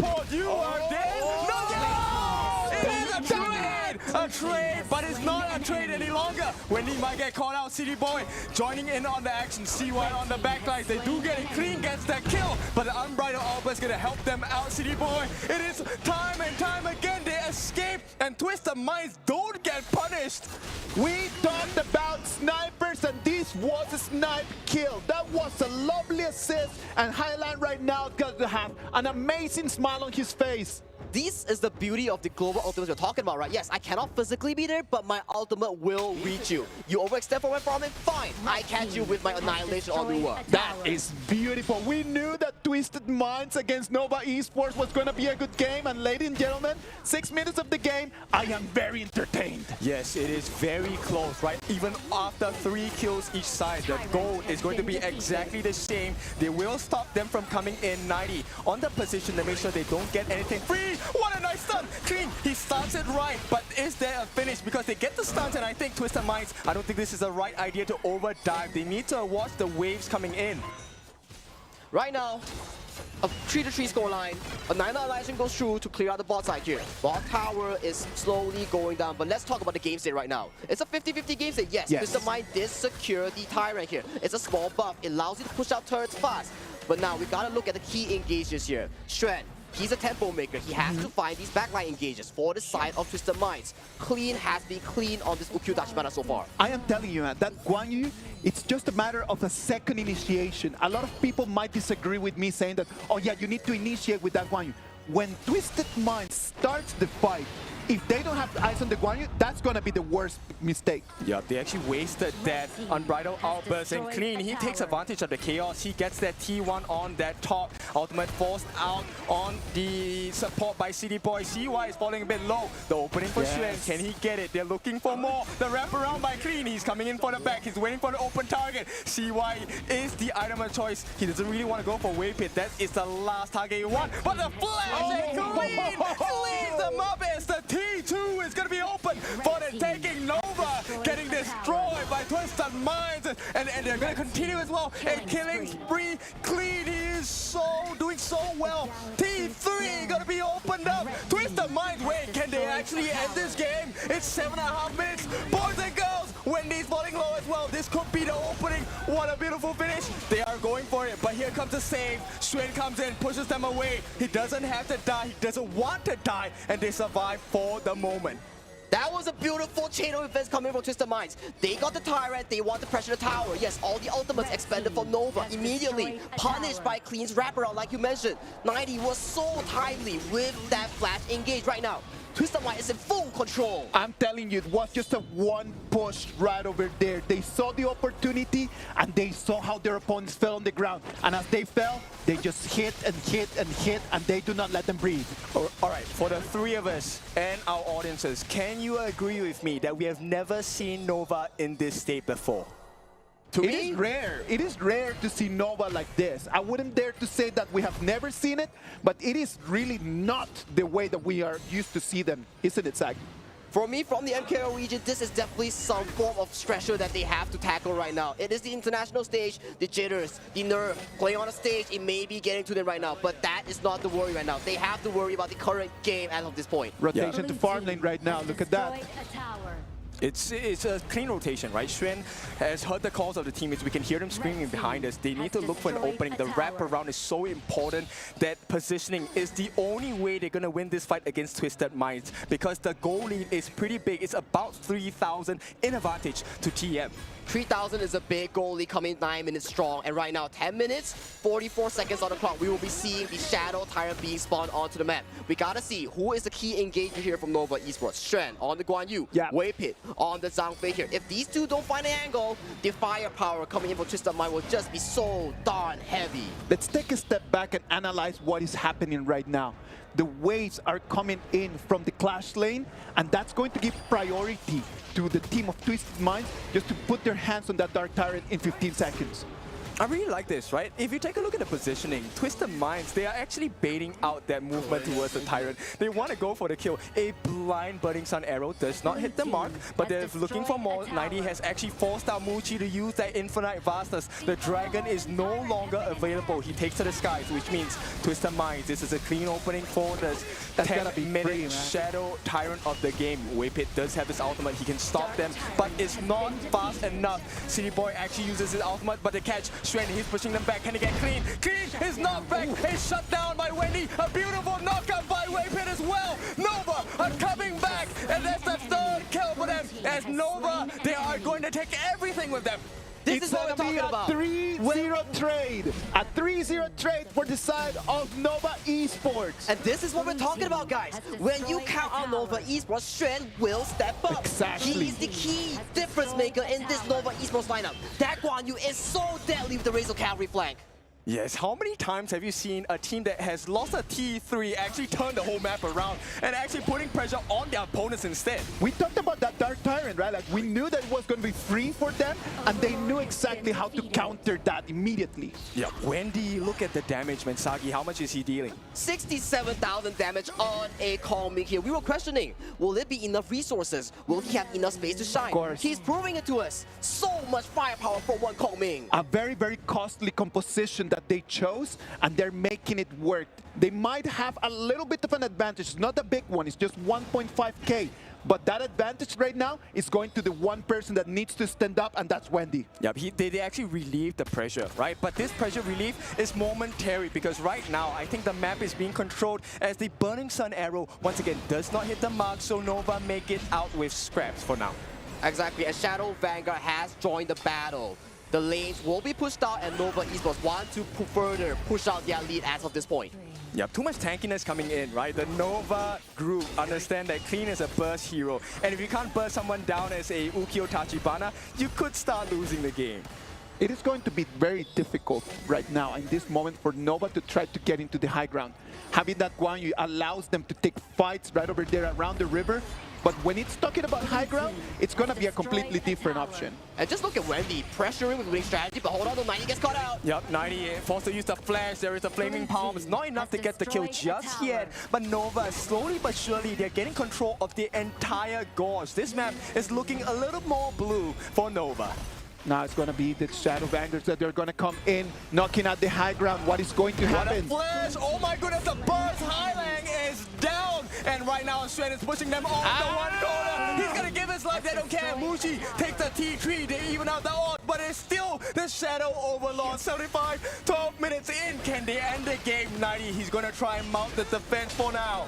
Right now, the last push might be commencing right now. Or Nova, do you want to play it safe? There is still a tier 3 though. Are they looking for a fight? Nice start, Waypin. He is going to be pushed back at this point, but 90, he will have to back off. So right now, TM, they lose more than they have gained. There is going to be that Tyrant, and the buffs are open for the taking on the side of Nova. The priority right now is for Nova. They came in, they took 2 high ground turrets, and right now it's looking grim for Twisted Mind. Boys, right now it is 13 minutes of the game, 24 seconds for the Tyrant. What is going to happen? It's going to be a disaster because CY has gotten the Doomsday. Why is this item so important? Look, there's not a lot of tanks on the side of Twisted Mind. Yes. And if you melt down 90, who's going to protect you? No one else. No one else. If 90's gone, there's no more people over there. 90, goodbye. And look at our firepower from Nova Esports here. 10.7k gold, almost full slaughter right now. If this Calming is not scary, I don't know what is. But ladies and gentlemen, Tyrant has been spawned. Okay, look, they have been put in a similar situation. Nova has recovered. They get 2 T3s off on the side of Twisted Minds. Can Twisted Minds return the favor? Let's wait and see. It's all gonna come down to Guan Yu, man. If Shrew can find a good opening and come in from behind, that's gonna be the end of the game. For sure, and you also have to pay attention on the top side, right? It's actually in advantage to Nova. So right now, everything going in the strides of Nova. They get that steal? No, they don't. They didn't. See why he secures it, and they have been called out. Clean, Highlang, 90, they're all gone. City Boy as well, the next one to fall. And then Shanks, the Lord Ranger. What can you do? He's running away. Man, Twisted Minds, you are gone as Nova are coming in for the kill. That is a 4-0 trade, and Nova right now has only a whole E in front of them and their victory. What is going to happen as the waves are coming in? Oh, it is a lost cause. Shanks, he can't do anything here. They're going in. They get the final. It's an ace. And the Crystal is taken down. What a game by Nova Esports. And as I tell you, when you count out Nova Esports, Shrew will step up. Razor Cavalries after Razor Cavalries, pulling the team back from deficit and solidifying the first win push for Nova Esports. Yeah, you need to have so much confidence, so much competence to play a Guan Yu. And if there's any play you need to watch to learn how to play Guan Yu, Xuan is the man. Man, that game, breathtaking. I was a bit worried for my MKL boys. That was an amazing early game coming in from Twisted Minds. They secured such a beautiful early game despite the first blood. But definitely, look at this replay real quick. Yeah, I mean, take a look at the way that they play the game, right? They understand, look, one of the win conditions on the side of Twisted Minds is clean. They have huge bursts. But the fact that they take clean out first is a huge impressive feat in every single fight. Because you know for a fact, Hailang, Shanks, they can't fight alone. There's no one to protect them. There's no burst damage. They lose instantly. If you analyze the replays right over here, that was a clear moment where Twisted Minds, like the whole morale, was at their top. They're right after that fight in there. And this was a key moment here for Twisted Minds. They caught out CY in the jungle immediately, breaking apart Nova's defense. And at this point, they had a clear angle. If Wendy were to drop here, that could spell disaster here. And this was also the turning point for Nova Esports. Xuan, after Shadow Tyrant fighting that 4-man flank was just nasty. Yes, and they even isolated 90 on his own. That's the big marker of success for Nova, right? You take away the burst damage of Clean, you take away the tankiness of 90, and it's free food. It's a buffet for you on the side of Nova. Free eats, no? Yeah, free eats. I mean, delivered to your doorstep as well. This one, a huge catch by Xuan. I mean, this is so impressive. Yes, I wanted Twisted Minds to perform a little better, but how do you perform well against a guy like that? This is the clutch factor coming from teams, right? We have BSE Musang King, we have Twisted Mind Hailang, and then we have Nova Esports Xuan. This man on this Guan Yu, oh my god, so deadly. Yes, very deadly, and this horseback rider did the best performance. I mean, if Xuan is not the MVP, I don't know who I'm going to choose, because he really was that critical turning point. He gathered everyone as a gift because we are in the present. And the present fact is, look, Nova are leading 1-0. We were a little bit worried about the composition from Nova, and I want to explain to people why we were worried about that. When you have resources are always limited, and you need to be around and just distribute those limited resources into the heroes that you pick. It was a very costly performance in there. It was just such a composition that everyone needed gold. Yes. So we were worried about that. But at the end of the day, as long as you have enough resources, you can make everyone in your comp to be rich. That's right. I want you guys to pay attention to the way that this game was played, because Nova, they were trailing by a lot. They took a huge risk. They gave the T3 to the side of Twisted Minds. Yes. And I think that was the huge gamble.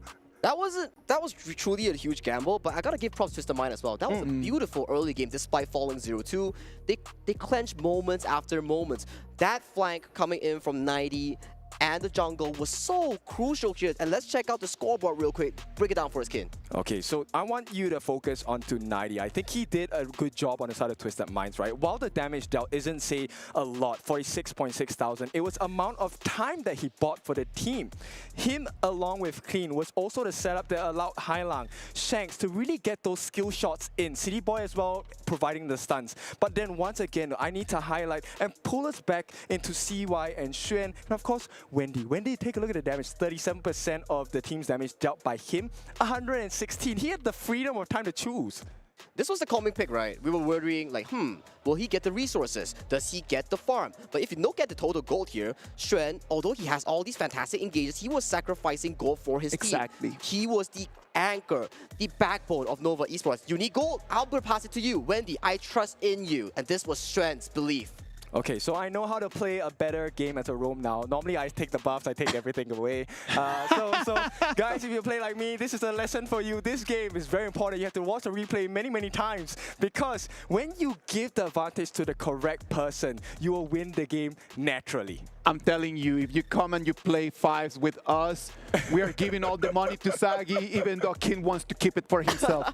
But you know what? Even though this person did not have all the money in this game, this person is going to go home with the MVP. And the MVP for this game is going to be Nova Xuan. Yeah, there's no way. It has to be this guy. Come on, Shrew. I mean, the way that he was looking around the map for an opening, that's one thing. He's taking a risk as a Guan Yu because there were moments in the game where he was blind. He didn't know where the members of Twisted Minds were at. And this is why Wei Pit is so good as a roamer to assist him. Him as a Zhang Fei going into brushes, just diving in, allows Xuan to know that I'm safe, I can engage. And guys, when he made the catch, he caught the most important members. He caught Clean, he caught 90. The two big win conditions on the side of Twisted Minds. Exactly, and we talked about all this time, KDA, damage dealt stats, it don't really matter when you have such a big influence, such a big impact, such as Nova Xuan on this Guan Yu. He single-handedly turned the game on to the tides for Nova Esports with such a deficit. Shadow Tire was secured by Twisted Minds. If that flight was not there, that was a disaster for Nova Esports. Exactly. I think you are presented with a lot of situations where things might not look ideal. And this is a mark of a champion team, right? This is why they're #1 in their own regions, right? The ability to recover, learn from, hey, I made this mistake, never mind. Here's an option I explore. I can turn the tables around. Well, we've been talking about Nova Esports a lot, and what about if we talk about Twisted Minds? I don't think that they play badly. I actually love the fact that they brought in the Yukio Tachibana as a good answer for that pay. And I love that counter pick in there, because in the moment that Byron just came in and allowed Yukio Tachibana to get the kills, it allowed them just a free clash lane all the way until the high ground, didn't it? So one thing's for sure that we have to break down on the Twisted Mind draft that they didn't really touch on is one thing. If they don't get the early game arrow on the side of Ho Yi, they couldn't really snowball. Yes, they did snowball, but it wasn't enough. If we look at the picks, Ho Yi, yes, okay, and then you look at the Byron, you look at the Ukyu Tachibana, it spells one thing, early towards mid-game. If they don't end the game within 12 minutes and they lost the lead back to Nova in that phase, Nova has so much firepower in the late game, such as what? Kongming, Dilong. These two power picks, they scale extremely well. Just remember, Muji, he flashed inside and took away Hailang on the new one. That was one thing that he had to do. Immediately spelled what? Disaster for Twisted Minds. And it's a high-risk, high-reward play because if you take a look at the composition, Ukyo Tachibana, the Byron, and the Yi Huan as well, these three members need to land your stuns. If you miss your stuns, it's game over. You instantly get countered by the lineup of Nova, which is what happened, right? So Shanks as well, Hoi, I love the hero, I play him a lot, but if you miss your Burning Sun arrow, you put your team at a huge risk. It is a difficult skill to land though, don't you think? It definitely is. I mean, yes, we've seen, you know, on TikTok, on Facebook, on YouTube, all those clips where you have the TP arrow and then you get the kill. But these are, you know, ranked, casual matches. In professional gameplay, the risk is much higher. And I think Twisted Minds, I love the fact that they have the confidence to take this risk, but it just did not work out in game #1. Game #2, do we still have a chance? Of course, Twisted Minds is going to come back. I think that they do have a chance because they did not spend a lot of very meta heroes. There's still a lot of the junglers, a lot of the assassins that are going to be out there available for Twisted Minds that is going to be really easy for them to get their hands on. And hopefully in this ban and pick phase, they can come up with a clear strategy of what they need to do. Sagi, if you were the coach, what would be your strat right now after seeing what Twisted Minds can do and after seeing the way that Nova Esports just responded? Well, looking at the draft real quick, that's going to be up. We got to figure out a few picks here. There's still the Mai Shiranui. Yes, you have to bind out the Mai Shiranui and Arlie here. But if you're Nova Esports, you got to figure out one thing. Okay, we don't have to ban the Mai Shiranui or Arlie because we have one of the best users in our team. So we open both, and that's when the clash happens. For the side of Twisted Minds, what do you secure? Is it the Mai Shiranui? Is it the Arlie? What do you give over to Nova Esports? It's a 50-50 trade that they have to take and really perform with the pick. Let me add on to that. I think, you know, game 1 was really won by the clash laners of each team. Right? So why not take it in a perspective that let's focus on the clash laners. Let's give them what they really can shine with. And I think based on the ban so far, Dharma is open.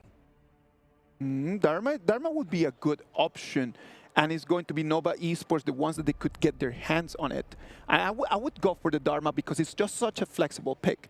You can pair that Dharma with anything else, and they decide just to go the other way and just go with the Arlie. Well, I'll take that as well. It's a signature pick, right, Sagi? I know you're so happy. Your MKL representative #1, Muji, this is his signature hero, the Arlie.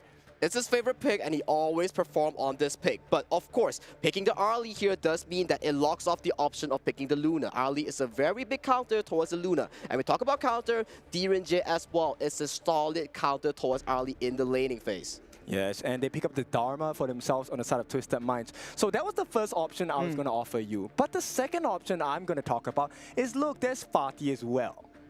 Fatih has been so gigantic in this whole 2 days, man. By now, if you were to ask me, after Dharma, for me it's always Fatih. Like yesterday's performances, today's performances, the way that he's just dealing so much damage, it could be an option right over there. They decide to go with the Majin though. Okay, so Mayin, here's how they want to play this. They're expecting the Dharma to dive them, right? So in order to mitigate the pain that this Dharma brings, they're going to try and get this Xuan Mayin to jump onto the backlines of Twisted Minds instead. So counter catch. You can catch my members, but I'll catch yours instead as well. The picture we're painting right now is also the same thing. Whoever's Clash lane performs better will secure your team a lead. The first game, yes, it was Nova Esports. Second game, we might see Twisted Minds. They are Clash lane. Come on top. Okay, but Hailang, he locks in the Yixing for himself. Hailang, in my opinion, is one of the most respected mid laners out there. And I think you cannot underestimate his Yixing. I think at this point, Twisted Minds, they have a pretty strong draft. And it works in great synergy. Imagine having a small box, walls all around you. You have your free truth mantra for the Dharma. All right, you've been talking about Yixing, and I know that you play Yixing. Do you want to explain that hero to the audience right now? What are some things that they need to know whenever that they choose that hero, Yixing? Okay, so Yixing is actually a very good team fighting hero when he's safe. The first skill, he throws stones on the floor, those sliding stones. It can pass through people when you activate your second skill as well. And for every 4 stacks, you do damage, continual damage to your opponents. So if Hailang is able to get them in his ultimate, which is the board, lock them in, S1, S2, S1, S2, gone case, you are going to win the team fight. All right, but that board could be a big board, it could be a small board. How does that work? The bigger the board, the longer your cooldown. So ideally, you want to have a small box, right? That's the ideal situation. But you don't always get what you want in life. It's gotta be so difficult to land just a small box in there, isn't it? Exactly, because it's based on your positioning. Wherever you stand, that's where the corner of the box is going to be. So you have to put yourself in a risky position. And when you're placing yourself in a risky position, you're offering yourself up for grabs for 3 different members, the Yuan, the Arlie, the Mayin, 3 of which are happy to oblige. Okay, that's definitely a very fair point coming in from the side of the Yixing pick. But I gotta give props to Nova Esports. They're still leaving Yuhuan mid an option here, as there's still the Dahlia up for grabs for the side of Nova Esports here. We might see a signature Yuhuan coming in from Wendy, thanks to Wave Pit's Dahlia pick here. It might be a potential here. Yes, definitely a potential. Twisted Minds, they're going to play the cards first. It's a Zhang Fei as well. Zhang Fei works in perfect synergy with the Yixing, the Dharma combination. Also provides a lot of value for Direnjie in the lane. Now, we're talking about like setting it up in a way where Dharma or Zhang Fei can get the initiation, Yixing can get the board in, and then Direnjie can deal all the damage left. That sounds like an amazing control CC.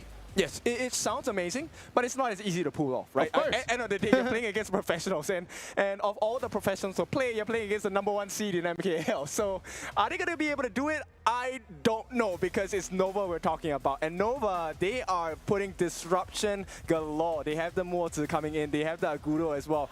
Furball dropping down, Cannon Blast from the Mozi, a lot of stuns on the side of Nova. But oh, this last pick, talk about it, man.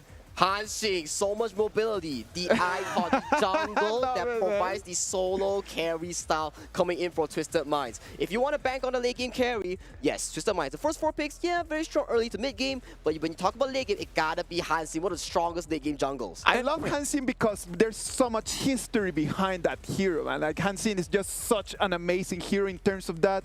It can just go, roam around, get the jungle, run away, deal damage. Very, very mobile. What is the down part to it, though? The down part to it, we gotta talk about the amount of gold that he needs. If he loses the Azure Golem, that's gonna be the crucial part where he falls off. By spamming so much spells, you gotta use the Azure Golem. That's gotta be the part that we need to be looking at as we move into the next game. It's going to be Nova Esports on the left side to Twisted Minds on the right side. Okay, no bias. I'm just going to add one more point for the Hansing. You cannot ignore him. He has to be taken care of. So if you can't deal with the distractions, Twisted Minds might be able to come in, but oh, Wendy actually gets the steal. Nice steal. So clean, maybe not of too much of a clean start here. And a 2v2 comes through the bot side. Both teams want to secure this fire beat. The Zhang Fei on Choi has the smite. Okay, it's an important marker, right? And getting the stuns in, getting the disruptions in, like you said, there's only one chance to get this neutral objective at the bottom, and it goes into the hands of Twisted Minds. So 1v1, what is 90 doing? 90 is going to have to run away, go and get the HP back because Xuan just kind of caught him over there in the bush. Okay, the multiple punches coming out does provide you some healing factor, health recovery on the side of 90, but I don't think it's enough because CY has joined the party here. And CY has joined the party here. If 90 does not choose to recall, he might be a bit of a danger, but he respects the fact, and top lane priority has been given over to Nova Esports here. And right now, a 2v2 comes towards the mid side. Yep, and gold advantage slightly in favor of Nova. They've taken that space right on the top side. City Boy able to get that shield down, and you can start to see those shades, right? Clean, yes. Like you mentioned, Isaac, T just comes in. He doesn't have to have the full combination. Slaps you a couple of times and gets out. And that's it, it's just moving around. And that's the thing, that's one of the beautiful things about Hansin, that he's just so mobile, that he just can just move and rotate around so quickly. Stunned is going to be down by Shanks. Yeah, they wanted it to open up the space for Shanks to really get some damage in against Waypit, but it's a mod, so he has many stuns to deal against you. Exactly, and right now we're looking so much pressure from both sides putting their priority onto the front, and Modes once again with another Cannon Blast securing this lane for the side of Nova Esports here. That's so much pressure on this DRNG. Yeah, Waypit has not missed a single time, and I think this is a cause of concern for Twisted Mind fans here. On the top side though, Clean is making a little push and pressure to help his Clash Luna out. And once again, another Cannon Blast. I feel like Waypit has a vendetta to make sure that he gets 100% skill shots on the goal. He's just having an amazing day, man. Like, look at that, like the ability just to be able to just land that every single time. It is not an easy skill. Yeah, and you know what it means? It means he's locked in. He is locked in indeed, and is the second game of this series. Winner goes to the upper bracket, loser goes to the lower bracket, and 1v1 goes to top side. Yep, 90, he will commit, but it's nothing too much at this point, right? It's CY is here. I don't think you can do anything. Maybe they want to delay this movement from that rotation on the space right, so they do open up the ultimate on the side of Highland. The board has been laid down, but they can't do much with it because support is coming. Support is coming, and immediate flash away coming in from Nova, respecting the board, but hold on a minute, what a catch on the side of CY, but here comes Clean. They get the first blood. Goes in the hands of Highland. CY is very low. Highland, he does have his passive. He doesn't care. It's a trade, but it's a 2-for-1. Wendy gets taken down, and no, CY gets taken down. A double kill for Clean. We talked about the fact that Hansi was mobile, and he comes in, says double kill for free. Give me that. And Clean is his name. That was clean stuff coming in from the Hansin. And once again, Wendy, we've been not really happy about that play, immediately punishing him with another Cannon Blast. Okay, so it's about close to 4 minutes now. Whippet has not missed. So let's see how long it takes for him to miss, because he is definitely locked in. And once Whippet is locked in, you know Nova always have that comeback potential. And Tyrant right now has spawned onto the map. With Clean's amazing performance here, are we going to see a 5v5 brawl on this Tyrant? Yep, there's a little bit more manpower for the side of Nova. The board has been laid down. Oh no, it is not you getting caught, Xuan. He forces attention upon him, and it looks like that is enough attention. CY does get it. Oh, the unbridled alpha is going to be landing on the backlines on the side of Twisted Minds. 2 members down, Highlang down, Shakes down. There is more to come. City for the next one of 4, and still they can't do much. They trade Xuan for it, but they'll have it any day of the week. Clean, caught in the middle of 4 with the help of the tower. Still will get windy, but he does not manage to defend the T1 in the mid, and he has to run back in the limping format. And once again, in a losing situation for Nova Esports. Yes, they just lost the top lane fight, but immediately they came by recuperating, getting their Tyrant, and getting such a beautiful team fight, resulting in Tyrant and a mid tower.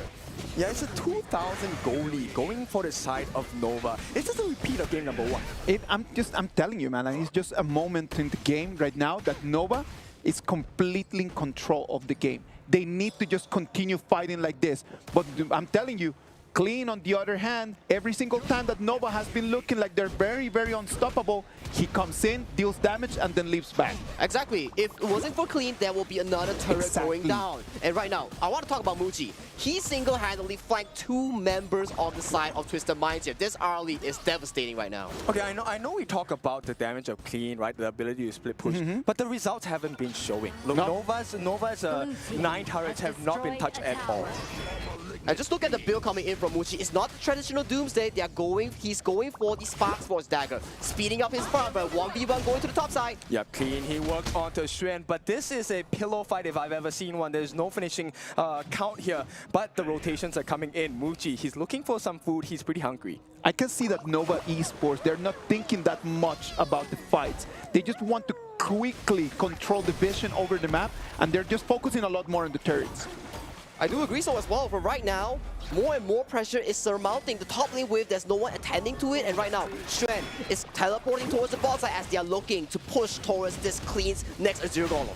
Yeah, look, the wall growth, it's so detrimental. Okay, clean, he goes in, he forces out the board is laid down, catches no one on the backlines. There is no opening. 90 is looking for an opening, but there is none presented. He comes in, flashes, what a nice Shrew! He gets the kill on Muji as well! The turnaround for Twisted Minds has been available, and it could be an ace when he caught in the middle of two. And then last remaining member, Shrew, the MVP on game number 1. What can he do? Absolutely nothing, because the cavalry is here. Clean, he wants to push him away. T1 in the mid, also taken by the side of Twisted Minds. Nova thought that they had the bag, but no. Twisted Minds turned it around, and Clean pushing them away. What a twist of event by Twisted Minds. They go for the immediate counterplay. That was beautiful by 90. Immediate 4-man engage from this signature Dharma. And this is what happens when you play against high-tier teams. One mistake, take a look at the map, right? They've taken 2 turrets away from the side of Nova,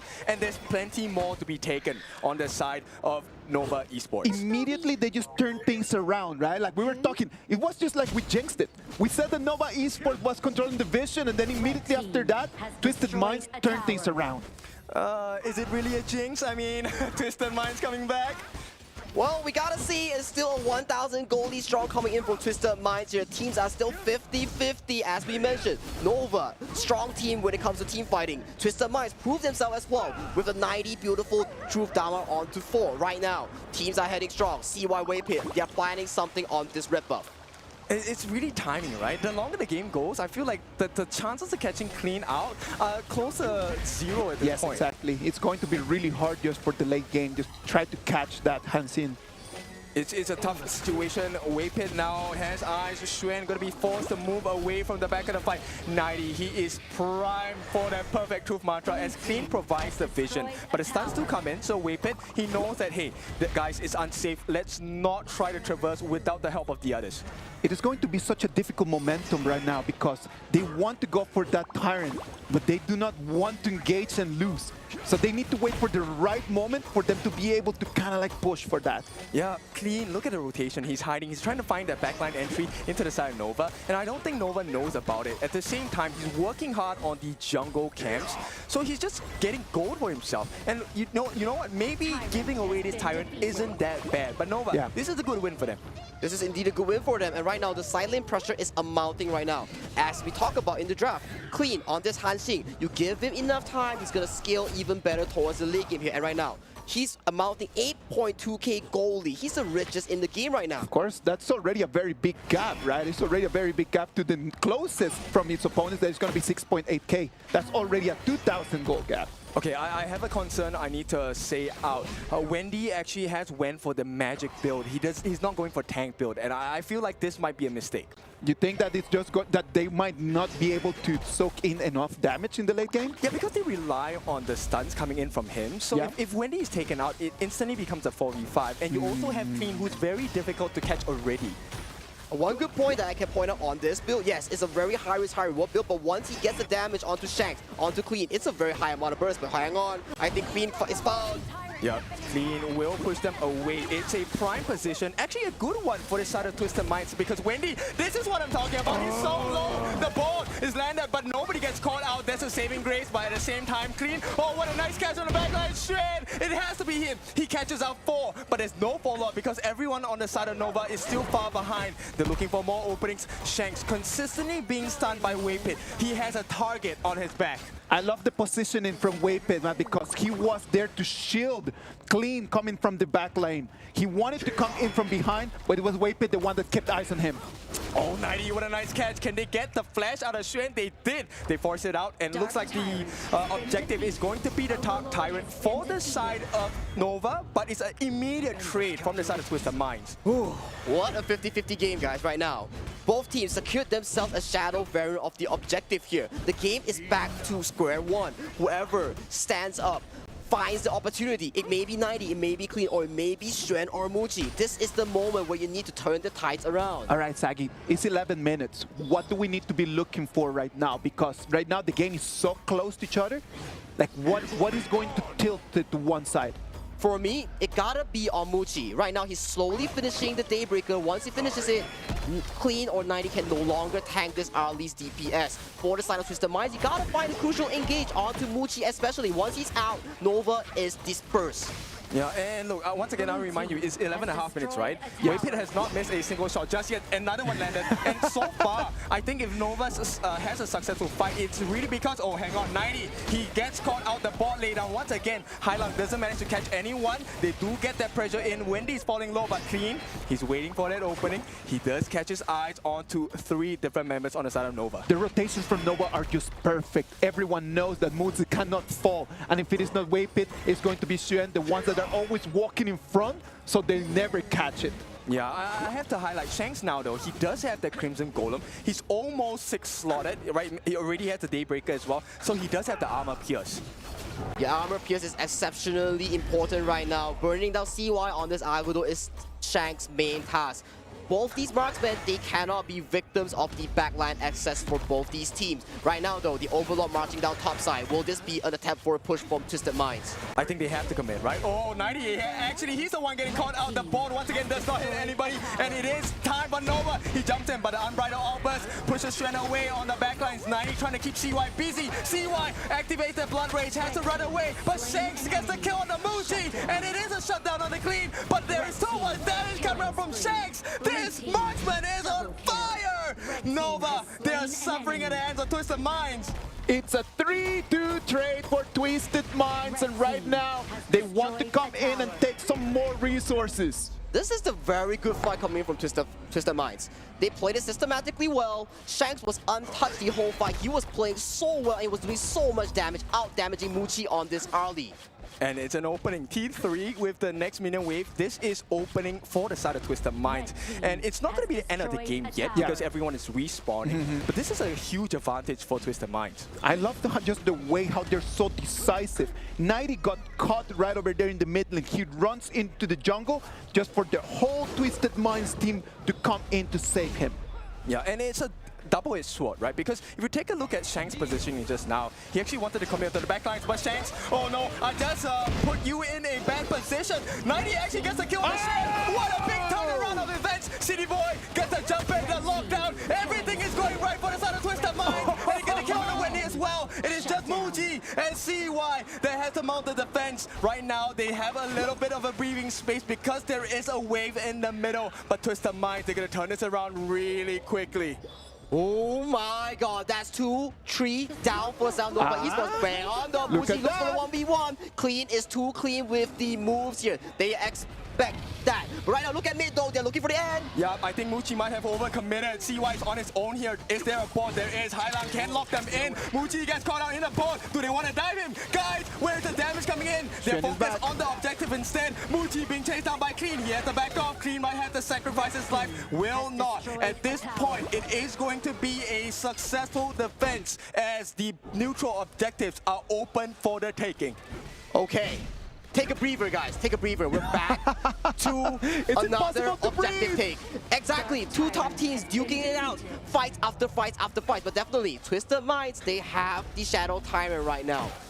Nova Esports have to play it safe and settle the waves first. Okay, so a lot of people are asking, why do you take the Tyrant? Why don't go for the Overlord? Now with the extra fighting prowess, you can actually stop Nova from taking that Shadow Overlord. You can also pick a fight with Nova as well, and if you win the fight now, you win the game. Exactly, they're literally zoning them away from the Shadow Vanguard, making sure that Nova has no way of taking this. And right now, under the influence of Primal Bond. They want to take this as well. They can. They have a lot of damage. Clean and Shanks, the two of them can actually melt this Shadow Overlord down, even though they have 50 seconds worth of Primal Bond. It's taking them too long time, but there's too many things for Nova Esports to think about before coming and contest this. Ooh, spicy. Shadow Vanguard has been spawned onto the map. Twisted Minds are setting up themselves for a clean base from the side of Nova Esports. They want to clean them with the Shadow Overlord. Waves are coming in strong. Okay, both teams have equipped themselves with whatever buffs they want. Shanks as an MM, Muji as an MM, they both have the Crimson buff. They have true damage, they have burning damage. Clean and Wendy, they have the Azure Golden buff as well. They have cooldown reduction, they have mana regeneration. The board is laid down. Clean on the backside, he's going to be founding creeps at this moment, but at the same time, they take the T3 on the top. There's a little bit more pressure coming in from this other TM. It is going to come down to controlling those Vanguards. As they come in at the same time, that's going to be your cue to cast this fight. Yep, Waypit, this is the first time. 16.5 minutes, he missed his first cannon blast. Will recover, but this T3 is no longer available. It's a barren base. It is the Vanguards coming in. Saggy, what do you think? What do I think? A fight is about to break out! Yep, they go in the back lines. Clean tries to go onto the Mayin. Shen pushes him back, but there's a lot of damage. Holy furball! They get the knockup. Waypit is still healthy, but it's a rampage for Shanks. The MM is doing the work. The Vanguards are coming in, but there is no one alive. But it's on a twist. There is nothing. It's they can do. Nova, they defend. They survive. They have a lifeline. I'm telling you, everyone thought the Twisted Mind had that in the bag, and right now it's going to be Nova, the ones that they're going to have to split. They need to clean the Vanguards at the same time that they can take the turret. They can come back. They definitely can come back. 20 seconds. That's a long time to come back. Death timers are really long. Nova Esports, they do not have a single minion to back up this push. They take this tier 3, they have to back off and recuperate. 10 seconds for Clean. Yeah, 10 seconds for Clean. He can probably get some work done, but still, the base is being traded. The T3's on the top. This is why you picked Agudo. Ladies and gentlemen, this is the KWC 2025. Are you not entertained? Yeah, big moments, and right now we are at a tripwire, a line, right? We're dancing on knife's edge because any fight won now wins you the game. Oh my god, so many of the towers being dropped down right now. Both teams are on knife's edge. Whoever pulls off the perfect fight right now, Tyrant is not even important anymore. Shadow Vanguard, whoever gets that will control the waves. They can control the map even better with that. Where are your Sage's Sanctuaries, guys? Where are your second lives? Nobody has it. They're all gone. They're all gone, right? So it's all about this final fight. Your positioning must be clean. Exactly. When we talk about Sage Sanctuary, you know what? They want to bank on their APM. They swap their items last minute to enjoy any items that they can get. This is the top league we're talking about. They are testing themselves in this moment. Okay, the difference is in inches at this point. The knockback, that Rider offers the board. Finally, they lock CY though. That's a big moment. 90 at the backlines. He's trying to handle Shen as well. It is going to be CD Boy. Oh no, there's not enough damage, not enough life. Clean and Highland, they fall back. Nova, they're looking for the win. There is a wave in the middle as well. Okay. The final push might be commenced. You still have sufficient wave clear coming in from Twisted Mind. And this Dharma still has flash. Is it gonna be enough? 3 people only to clear that wave. Oh, the sun comes in 90. It doesn't do anything. It's a rampage for CY. The board can be laid out, but the crystal is gone. Nova, they win this 2-0. A beautiful finish to this game. Just when you counted out Nova Esports once again, someone will step up. But I gotta say, Twisted Mind, they were too excited, they were too rushed to end the game at that final push. They got everything they needed in their arsenal. There were no towers anymore for Nova Esports. Oh, you have to feel, man, for the Twisted Mind fans, this one was so heartbreaking. But for Nova, they are showing you what it is like to play at the highest tier, how to deal with the difficulties that your opponents give to you.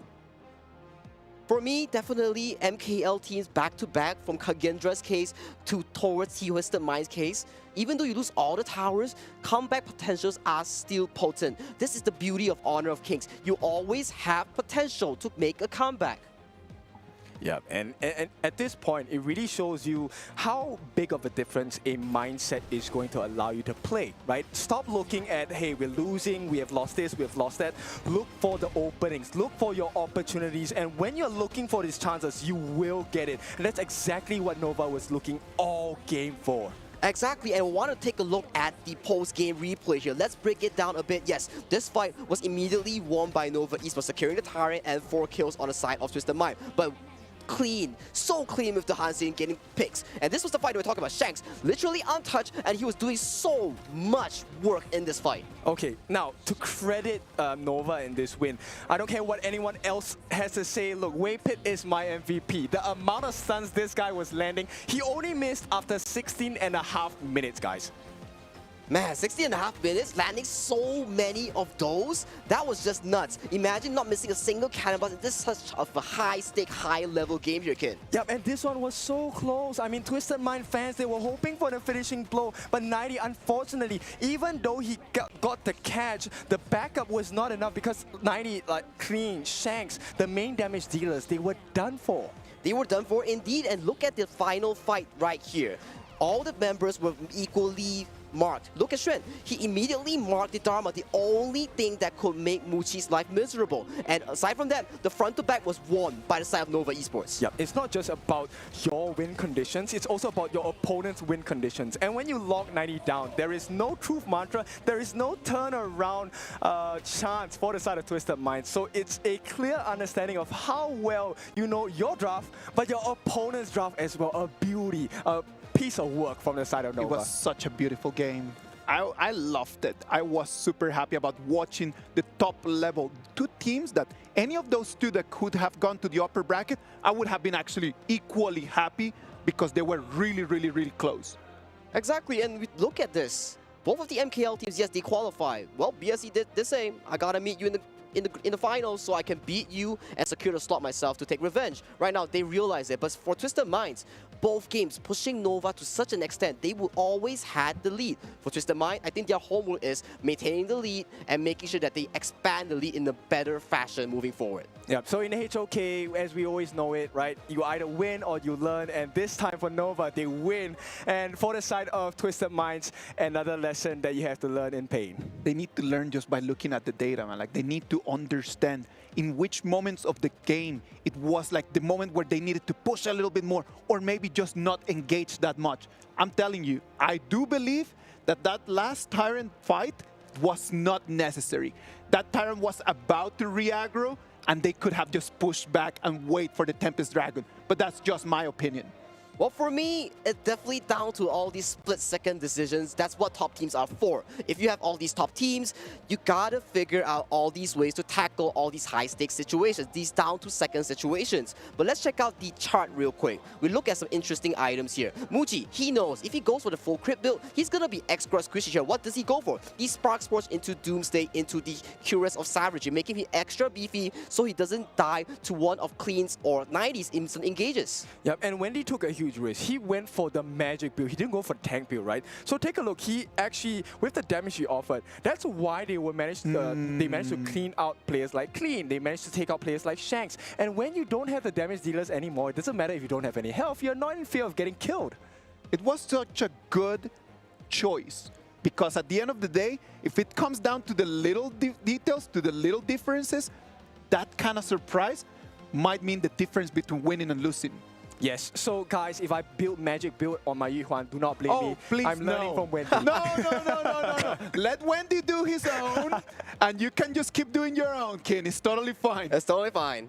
Okay, but of course, this one was fun as well. That gold swing, my goodness, this game, I mean, if there's any team you want to look at to learn how to be calm, composed, and really just concentrate on how to win the game, Nova is the team for you to look at. The way they played this, look, it was a very difficult position. Did they have an easy time at all? No, they did not. All 3 turrets, inner turrets were down. There was no turrets at all for Nova Esports. The final fight, all 3 lanes, Vanguards, Overlords were just marching down. And in the end, Nova still came out on top with a beautiful and composed team fight. Yeah, oh my goodness. I mean, there were so many things that could have gone wrong.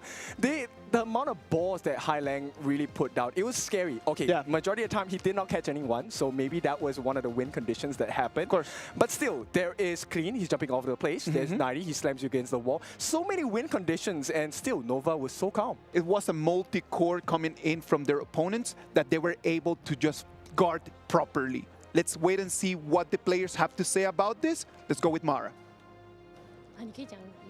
From Nova Esports, here with me is Shrew. Congratulations. That was a very exciting match. Now, coming into this match, a lot of people expected your team to dominate, given your reputation. But there were a lot of moments there in Game 1 and in Game 2 where your opponent was controlling the pace of the game. What exactly happened there? Is it being too overconfident? Was it the communication? 我觉得，因为刚来到这个赛场嘛，就是可能我们还没有适应，然后都有点紧张嘛，就是第8打的。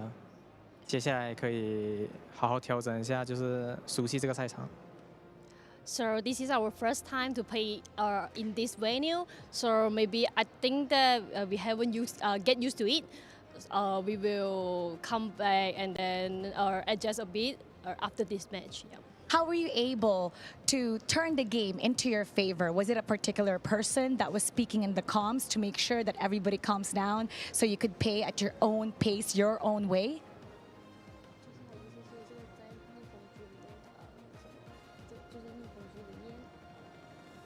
他的意思就是说，就是在逆风局当中，是不是有谁就是负责就是操控这一个局面，就可能在沟通上面，或者是在什么上面去稳定军心这样。我觉得5个人都有做到互相去提醒、互相去沟通这种重要的信息吧。然后主要还是要相信队友吧，就是5个人都做好自己分内的事情，好好，只要不要太紧张吧，互相理解一下大家的心情。So what Shrew is saying is, we didn't have any particular person to take part on it, but we will believe in each other, and then we talk more and then communicate more, and then we will try this game to get to win. Now, a lot of people have their eyes on you. You seem to be the team to beat in this group stage. What do you have to say to all the other teams that want to bring you down, that's preparing to bring Nova down? 就大家都觉得我们会是拿小组第1的，每一个队伍都就是视我们是一个劲敌，想要把我们就是拉下来。那对于这样子，你跟其他的战队有什么话要说的吗？我觉得我们自己也不敢保证吧，就是我们还是觉得最大的对手是自己吧，就是我们只要做好自己该做的，成绩应该都不会算太差，所以我们也不会在乎外界怎么看啊什么的。So we will try our best, and then we think that our biggest opponent is ourselves. It's not any other teams. So we will try our best to dominate the game and also keep improving, and also and then we will not nervous in the next game. So I think we can do better. And we can't wait to see Nova Esports in their best form. It's going to be very exciting. Thank you so much. Once again, congratulations. And now we're going to head back to our casters. Lead the gorge. Thank you very much. Nova Esports is going to move into the upper bracket, but let's talk about Twisted Minds before we just keep the spotlight over there. You know what? Twisted Minds played such a well-designed game. They came in, they were really, really close, but they were just stopped right over there on their breaks by the MVP of the day. The MVP for this match is going to be Wendy on that Yuhuan. You guys were talking about it. That Yuhuan with that gamble over there, not going for the defense, but actually going for the attack, completely different. This is the style of Nova Esports. Wendy was never known as a utility mage player. He's always the secondary damage or primary damage coming into the draft. Yes. So him building the full magic build onto Yuhuan perfectly makes sense because he trusted his mechanics. He trusted his capability to dish out damage when needed. So that is the full game plan here. Look at the damage now. 31.2% damage now on this Yuhuan. There's a lot of confidence, a lot of damage as well. Wendy, I think, you know what, end of the day, we need to trust the professionals as well. And as Nova has already said just now, as a team, they trust each other. Even though, look, the KDA may not be beautiful, but it's really less about the KDA. It's about your efficiency and how effective is your play in that particular moment. And with Wendy's performance in this game, I think I have to say, number one, I'm very impressed. Number two, I'm so inspired. I'm going to play more Yuhuan in mid. You're going to start playing Yuhuan a lot more? With mid, with full damage items, guys. Do not blame me. Is that what we're going to expect when we go back to the hotel and we have our 5 casters rank of the day? You know it. And we're going to win our ranked games. Trust. We'll come back with that and we'll tell you tomorrow how did that go. So please, Sagi, help us out with that. Well, if I have to carry that, I have to carry it, right? Just like any other MPL teams, we gotta carry, we gotta carry. I love it. It was so nice. We had so many amazing matches today. It was a great day. It was an amazing. We had A first. We had Group A going in. They had amazing performances yesterday. You can see Blacklist International, they lost to Pulse Gaming, and Genji Esports took the victory over Boom Esports. What about we go group by group, just showing everyone how is it going to look like? Yeah. So if we look at this group right now, PKL Finals re-happening once again, but it's a best of 5 in the bottom stage here. So PKL fans, you gotta be worrying. Which of your representatives are gonna be going to face on Genji or Pulse? The loser will be facing you in the lower bracket finals. Yes, and look, Blacklist International against Boom Esports. The last time the Boom got the win, it was a best of 7. But this time it's a best of 5. So will the fates and destinies of these two teams be changed because we're playing lesser games? We're going to see that as we move into Group B. The Group B had a different performance. It had Team Vitality winning 2-1 over Dominator Esports, and it had Alpha 7 Esports moving into the upper bracket by taking it 2-1 against Loops. Okay, this one's a big one for me because Team Vitality against Alpha 7. Obviously, there's a lot of love between the junglers, right? Danny as well as Zankyu, the Mok and the whatever stuff. But I think both teams have improved tremendously over these few months. So I want to see what the result of those training and those growth is. At the same time, we also have Dominator against Loops. This is a regional battle. Chop BR versus IKL. Whoever wins in this gets the bragging rights here. It's gonna be interesting for our Chop BR fans and IKL fans. So these two teams, these two series are the series to watch. Definitely. All of this is information from yesterday, right? And today we had Group C and Group D that they had action. Let's start from Group C, because we just saw Nova Esports take a 2-0 victory against Twisted Minds, and at the same time before that, we saw Black Shrew Esport against Kagendra, 2-0 victory for BSE. You know what, Kin? When I told you that it was gonna be 2-0, I didn't know it was gonna be this close. Seriously, this is one of the closest games so far. I like that. Exactly. It was 2-0, but it was extremely, extremely close. Exactly. We gotta keep it humble. We gotta give credit to wherever it's due. But definitely Nova Esports and Black Shrew Esport. MKL fans rejoice as both our representatives will pace on towards the upper bracket finals here. Okay, I love a good rematch as any fan that we have seen, right? BSC against Nova Esports, this one I'm super excited to be able to cast and watch at the same time as well. But we also have another exciting moment, which is the Twisted Minds against Kagendra. This is also a regional battle, but let's take a look at the next group. Group D is going to be Alpha Gaming. They already took the victory against ACT. 2-1 was that game. And OG Esports completely annihilating Nongshim RedForce 2-0.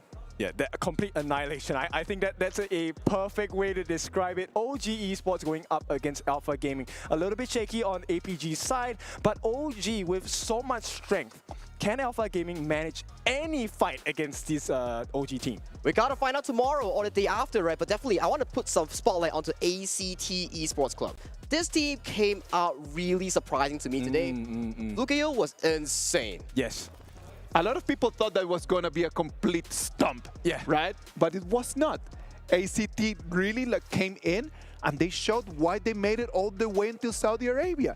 They were not here invited just for free, just for them to travel. They came here to compete, tomorrow we're going to come back with a lot of action. We're going to start at the exact same time, and we're going to have 4 amazing games.